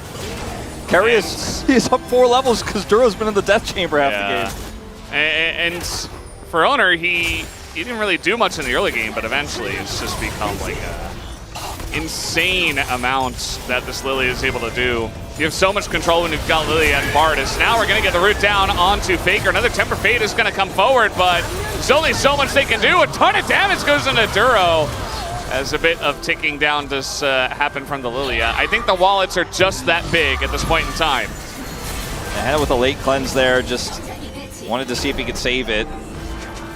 As Karius trying to set up a dive, they will wait for this next wave of minions before they go for anything here. I mean, Zeus still has ult, so it's hard for Closer to slide in and look for a play here. Just instantly get locked down by the Hextech ultimatum. So just kind of have to clear waves and cross their fingers that maybe there will be a scaling angle here. I mean, this area is on 2 items, now 3, as I say it. That's a big spike, but it might be a little bit too late. 6,500 gold behind. Yeah, at least for BNK, it is Chemtech Soul. I mean, there is a bit of healing, a little bit of shielding, but it's not really that big of a deal. A little bit of tenacity value. Yeah, a little bit. You've already got cleanse, so. But yeah, this is just pretty far up from T1, and finally it feels like BNK are able to punish something, but then Faker just trades one back. Yeah, I mean, it is a kill onto the support versus a kill onto the Corki, so that in itself is like a small win. But T1 could basically do no wrong at this stage of the game. BNK are going to need like 5 more plays like this to get back in, or just a big team fight wipe where T1 end up losing somebody and then the longer fight goes the way of BNK. I mean, Closer has to be the carry. He has to be the one to bring them back into this. Maybe an equalizer starts things off. It's going to be the dream if you're hoping to come back from this one. Otherwise, it is feeling like a nightmare in your final regular season series here for BNK. And Zeus is now actually able to contend in the side lane with a Rumble after that triple kill. They're just trying to posture around mid. I mean, this Baron is about to spawn 10 seconds. And you've got very good turn on the side of T1. You can throw bowling balls, you can throw stuns in from the Bard, tempered fates. Got a lot of ways, you know, even the Camille obviously, to also pressure the side lane. And this is just one way to do it as well, I suppose. The Mikhails comes out, gets some value. They're going to catch only Duro as the Equalizer gets some good value. Now B&K looking to try to take this fight. Owner has to flash away, and take a look at Zeus just trying to peel for the team as he's going to have to throw down the ultimatum and flash away. Okay, well, that was kind of the fight I was talking about for B&K. You end up buffering the Ash arrow there as Raptor. Ult comes through, and then you see the Equalizer layered on top. Owner loses a ton of health. He's got to flash away. Zeus has to peel, then flash away. You don't get the kills, you don't get the gold, but fights and skirmishes like that are what B&K need to be looking for. So keep your eyes on Raptor here at the beginning of this. Buffers the arrow away, then blast cones around, so they don't have the angle on where his ultimate's going to come from. So Owner then steps too far forward into this checkpoint, or choke point, doesn't really have a way to flash that there, and then ends up getting caught, has to flash away. Zeus ults to then buffer, to keep them away, to kind of create a buffer zone there, then flashes away himself. Is close to his GA now. If they had gotten kills there, maybe that's Baron, maybe that's some standing goal on the map, the bounties that are up. See if they can make something like that happen again. Yeah, definitely a lot of, you know, waiting around, trying to get vision around this. With the Chemtech Rift, there are a lot of ways to clear vision. We talk about this quite a lot, just to try to deny it from the side of T1, who do have control over this Baron area. There is pretty much just the one ward on the blue buff, and that's about it. And Carrie and Goom are just trying to push them away alongside a Faker, it turns out. Duro just, with the Mikhails first, he's just so squishy. I talked about it earlier on, he just doesn't do much. And now Raptor trying to get close to the pit. Here's the turn as well, and T1, they do find it. Zeus not going to pull the trigger on the ultimatum. No jungler, no Equalizer, and T1 can just go straight back to the Baron with no fear here. And no Fear X in the pit. I just don't see any way they can contest. Carrier just going to keep eyes on the B&K players. There's not even a dragon to take here. What is he doing? Carrier? He's just following them. Yeah, he's just keeping an eye on him. Yeah. Babysitting. I mean, eventually... No backs allowed. You can't even buy items. Well, he stopped Duro's back for just a little bit. I mean, what else is he supposed to do? He's already cleared all the vision around the Baron. There's no dragon up. Was he just back and then walk down the... Nah, he's being proactive. Come on, Valdez. He's on par for... He's on pace for POG this game. You know, just he can do no wrong, right? He's perfect. God. Yeah, Raptor just goes in, and then the Equalizer, I guess, was hopefully going to save him and clear his mind in that moment, but he didn't really do anything with it. He took the magical journey. Yeah, well, I don't know why he did that. And then he's instantly, like, greeted by an arrow, because you know where the magical journey ends, actually. Yeah. The amount of baiting that Carrier has done on this Bard, it has been very fun to watch. 17 out of 18 KP. Has not died. And it's really fast. You know, they have the one Cloud Drake, he's Bard, and he's got Warmox, and now he's gonna find Clear. Mikhails comes down, but Clear is just dead. And eventually, here comes the Sealed Fate as well, or the Tempered Fate, gonna catch Raptor, and everybody's just being hit in the face by some gigantic wallets on the side of T1. It is a clean ace, and that will do it for game number 2 in the series. T1 gonna go into playoffs with a 2-0 win. No one really knew what the form was going to look like for T1 in an important match to deny B&K playoffs leading into this week. B&K already had it guaranteed, already had it on lock. I feel like nothing to play for here except the fans for T1. And they did play well for the fans. Gave everybody a show and a very dominant 2-0 showing. Kind of keeping expectations high for a team who's been relatively middling in terms of our standings for the last few weeks. A lot of doubters, a lot of people concerned after the loss to Nongshim. But it's just, once again, a little bit of a ramp up, a little bit of a confidence boosting final series here. As Guma just trying not to laugh, trying not to smile. He and Keria, the fantastic performance across the series, but Keria in game 2 was all about him. It really was. Until Zeus was like, it's kind of about me too. A little bit, you know. He got pretty far behind. He got bullied a bunch, and eventually he was able to come back in the game, which is props to him, props to the team as well. The amount of times that Curry went up there, Faker even TPing up to the top side. Owner showed up the one time as well. Just everybody on the same page. And Guma, he did his job. He played Ashe. He dominated the lane. There were no supports involved, and he really made Hannah kind of useless. He just wants to go home and go to sleep. Yes. I assume that's what that means. I don't think he was saying the series was Resident Sleeper as he was setting up journeys for B&K. He was actually the script writer. He was like, this is where your character development's going to go, is right after Faker through this hole, and then you're going to get obliterated.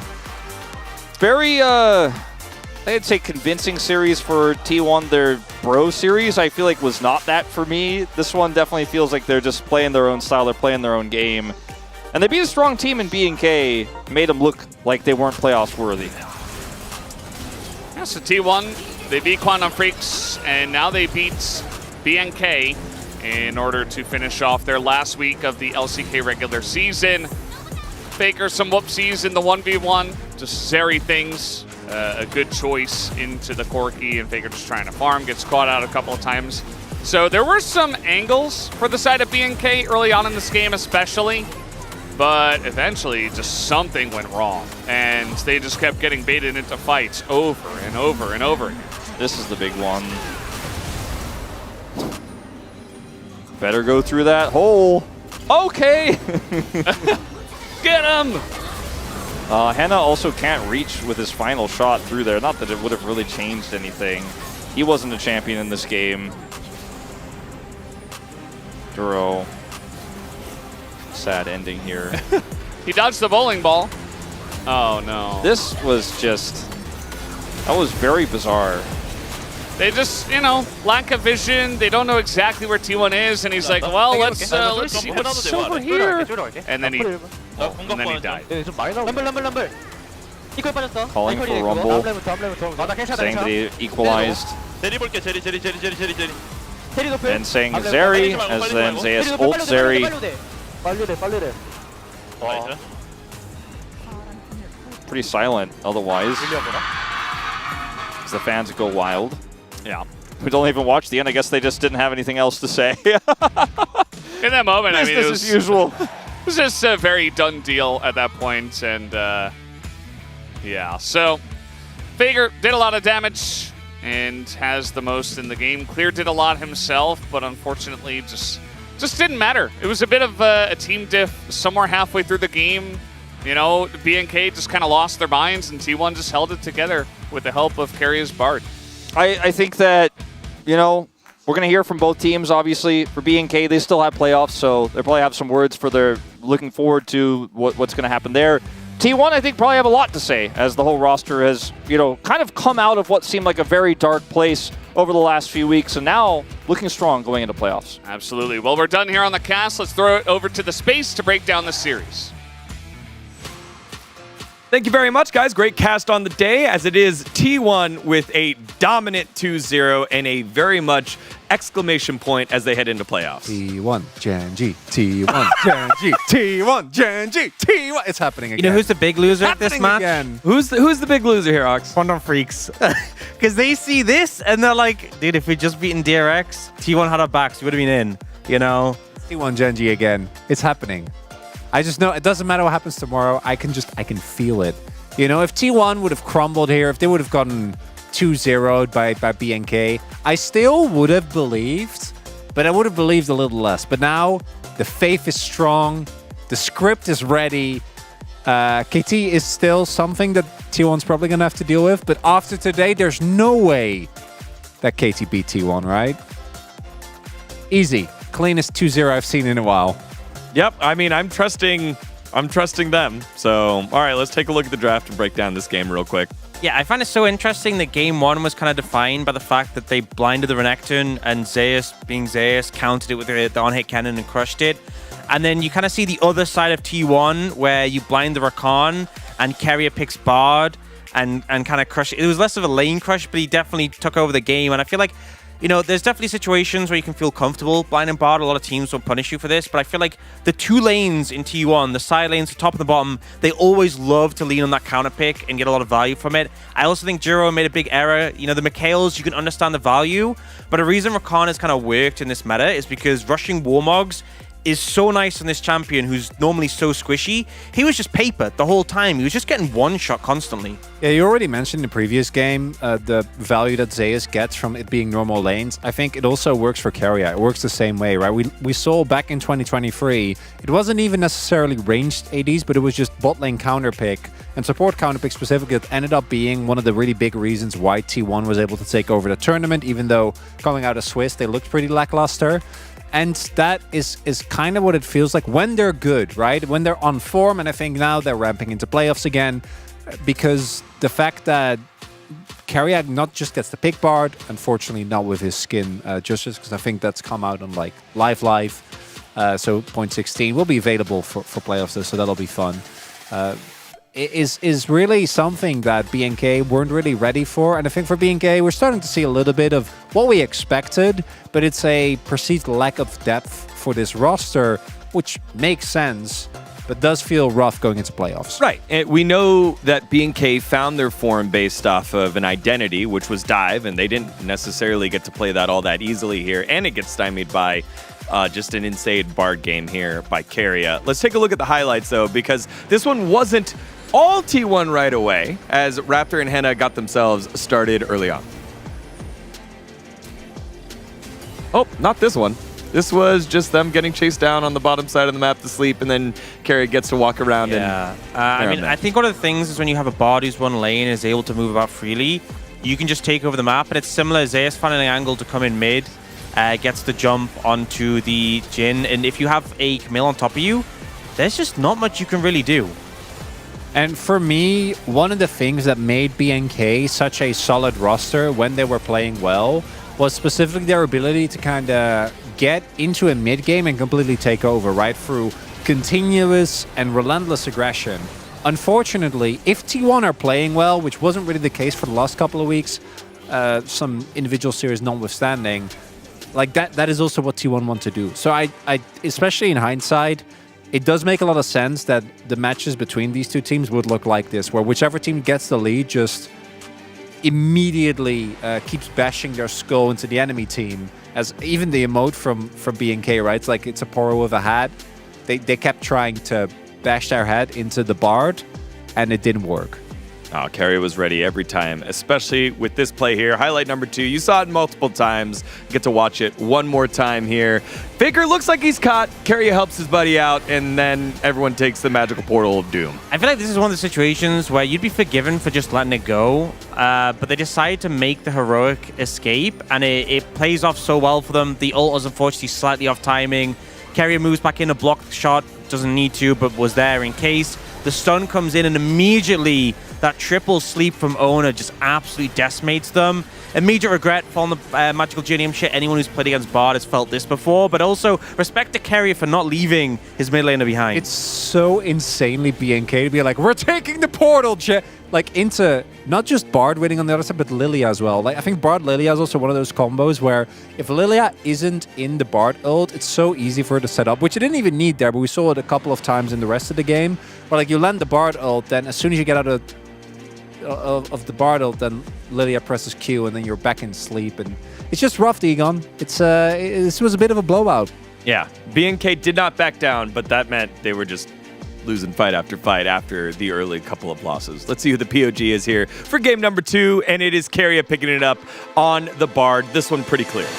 Yeah, I mean, I think he had a fantastic game. You know, we're probably going to see that highlight again, but also the earlier one, this fight, one that I feel like BNK were a little bit hesitant about taking, but the committal, the flash stun from Keria really secured a huge advantage for them this early on in the game. And I felt like from then on, he had just free reign to do what he wanted on the map.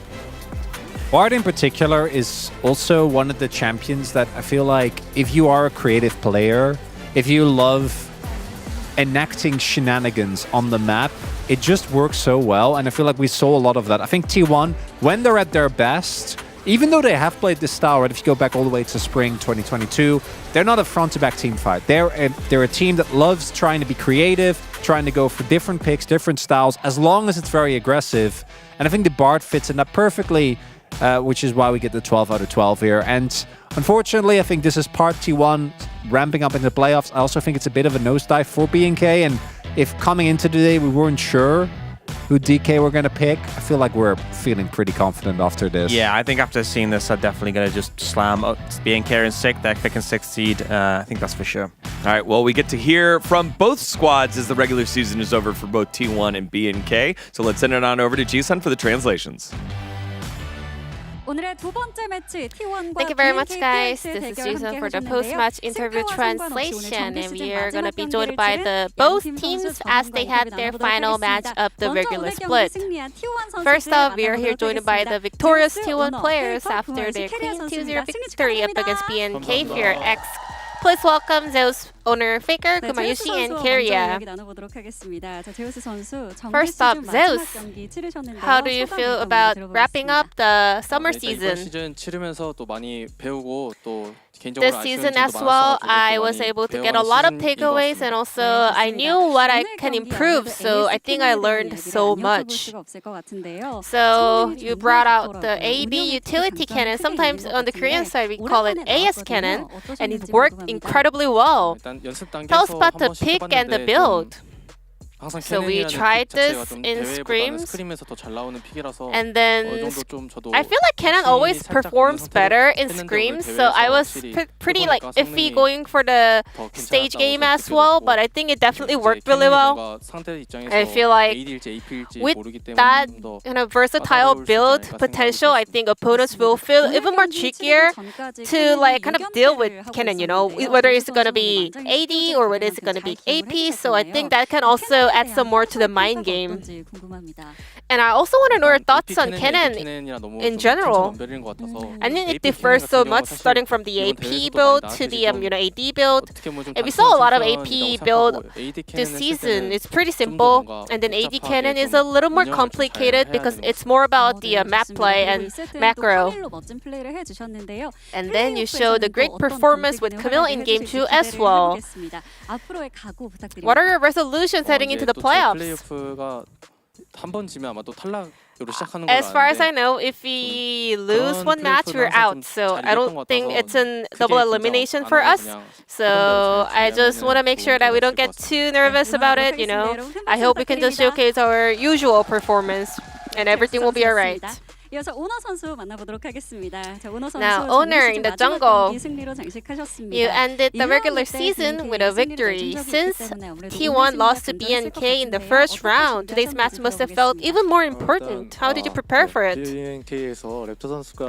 Indeed, especially I believe Raptor is one of the most proactive players on the side of BNK, so my focus was kind of stopping him or shutting him down early on before he scales.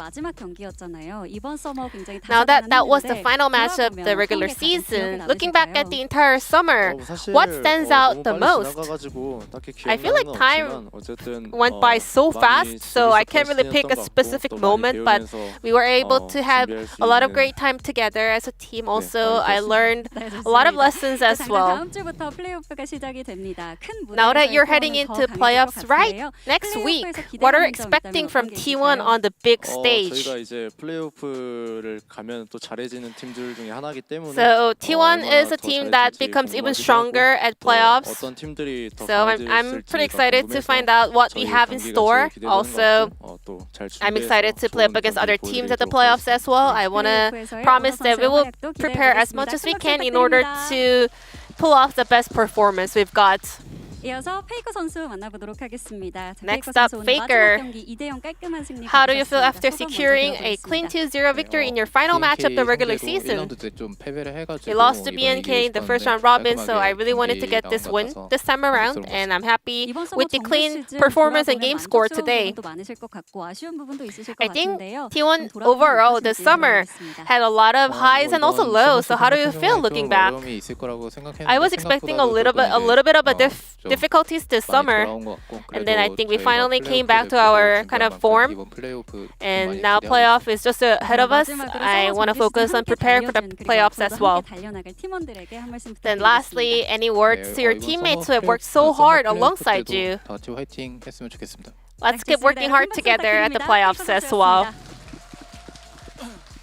구마유시 선수 만나보도록 하겠습니다. Now, 구마유시. 구마유시 선수 오늘 정규 시즌 마지막 경기였는데요. It was the last match of the regular season. What did you consider most important as you prepare for this match? Well, there were also some possibility of facing up against BNK at the playoffs as well, so we just wanted to make a strong impression today. And also, they're really good at targeting one specific kind of like moments, so they're really good at turning the game around. So we wanted to be aware of that. And you have earned POGs in the last 4 consecutive matches. What impressed you the most this summer? So I think we had a little bit of a shift in the AD carry meta, so I focused on it a lot and I kind of prepared following the meta. Then lastly, what are your resolutions for the playoffs? There are a lot of ups and downs this summer, but finally, in the end, we made it to the playoffs. I hope T1 can make a miracle here. I know that we are that kind of a team, so I hope this happens again in the summer and make a great memory together. Last but not least, Keria. You were the start of the last game. You picked Bard and recorded a 0022 KDA as a support, the ideal numbers for the support player. So how do you feel about your own performance in the last game? My Bard performance was decent. I was expecting a POG, but it makes me feel even better finding out that I got a unanimous vote. Keria, this season you used 19 different champions, demonstrating your wide champion pool. How can you do this? To be honest, I myself also considered this summer season meta as where you cannot really pull out a lot of different champions. So I'm also pretty surprised that I managed to play different champions like this. Now, Keria, you delivered a great performance today. Which bottom lane duo in the playoffs do you see as your biggest challenge? I consider every LCK bottom duo very strong. I'm not sure, but I believe our first match would be KT Roaster, so which means we're going up against Deft and Burrow, who I respect so much since, always. So I want to make sure that we can also display the best form. And before we go, as the captain of T1, Faker, is there anything last you want to say to the fans who are expecting a lot of performance from T1 at the playoffs? I believe T1 can show a lot of different kind of strategies and great performance at the playoffs, so I'm looking forward to your continuous support. Thank you. Once again, congratulations to T1 players on today's victory. And now, let's move on to the BNK FearX team interview. Unfortunately, they were not able to get a win today. Still, they gave their best until the very last match of the regular season. Please welcome Clear, Raptor Closer, Hena, and Duro, who will be joining us for the season-ending interview. We also have a lot of FearX fans to support the players here, so let's hear from the team what they have to say. One more time, please give a warm round of applause for the BNK FearX players for joining the interview. A very loud cheers coming from the BNK fans. Clear. With the result of the yesterday's match between DRX and Kwangdong, BNK FearX playoff spot was confirmed. How did you and your teammates feel watching that match? I have never been such a big fan of a certain team, but yesterday I was truly a fan of DRX. You know, we were yelling and shouting whenever DRX was winning a kill or like winning a team fight, and when they were like falling behind, I was so desperate to see them bounce back. Clear, your growth in the second round has been remarkable. How did you feel it for you personally? I think I worked really hard, but round one, I could not really showcase that on stage, so I was a little bit sad during the first round robin, but round two, I could also tell that I was slowly getting better. And Clear, this is going to be your first playoffs. What kind of performance do you want to show? Although we lost the match today, I think it's also a good kind of a remedy for us because we get to kind of learn about our weaknesses. So I hope we can improve on those aspects and come back stronger in the playoffs. 이어서 랩터 선수 만나보도록 하겠습니다. Now let's hear from Raptor. You joined BNK FearX this summer. How has your experience been with the team this season? Round was apparently definitely was very rough, but until today, I think we were able to kind of overcome all the hardships together as a team. So I'm so glad that we managed to kind of group up with a lot of teamwork together. Raptor, you also showed a lot of improvement. What mindset will you have as you prepare for the playoffs? We all already working so hard for the playoffs, so I hope we can maintain this form or maybe even stronger form for the playoffs to do better. Now moving on to closer in the mid lane. You have been the center of BNK FearX's rise this summer. How do you feel looking back at the regular season? Obviously it was not easy, but somehow, some way we made it to the playoffs. But I think we are still not at our best form, so I hope we can hold on to our opportunity and perform better in the upcoming match. Closer, it's been a while since you actually last reached a playoff. So what are your resolutions this time around? I don't have a specific goal right now. I just wish we can have the best performance at the playoffs and kind of prove that we have the potential. Instead of focusing on a specific goal, I would rather focus on my own performance and try to play better. 다음으로는 해나 선수 만나보도록 하겠습니다. Next up is Hannah. 서머 정규 시즌 어떠셨나요? How was the summer season for you? 플레이오프를 가서 We made it to the playoffs, you know. I'm happy with that, but still, I think there are so many games and moments where we could have performed better. So I think we did, for sure, left a lot to be desired. And Hannah, now you are just 1 kill away from reaching 1,000 kill in the LCK. It must be a little bummer not to have reached it today. I mean, getting kills is important, of course, but I'm just thinking of the loss today, you know, because my teammates are so good at catching kills. But hopefully next time I can hit the milestone. Then what would you like to say to your teammates, encouraging them to do, you know, their best at the playoffs? You know, looking at our roster, you can tell that we have a lot of young players and rookies on the squad, but they're still doing a fantastic job. They're so nice. Also, I had so much great time together as a team. So I know you guys are great players. I believe in you guys, so you guys can stay confident heading into the playoffs as well. I believe in you. You guys got this. 응원의 박수를 보내주고 계시는 것 같은데요. 마지막으로 듀로 선수 만나보도록 하겠습니다. And last but not least, Duro, the sport of BNK FearX. 정규 시즌이 마무리가 This summer was your 어떠셨나요? debut season. How do you feel looking back at the regular season? So I think I joined mid first round robin, and then we made it all the way to the playoffs. You know, some days I had a good performance, but some day I was underperforming. But still, you guys are always there to support us, and that made us, you know, to reach the playoffs in the end. So I want to say thank you to all the fans. And it is, of course, your first time in the LCK playoffs. What are your goals and expectations?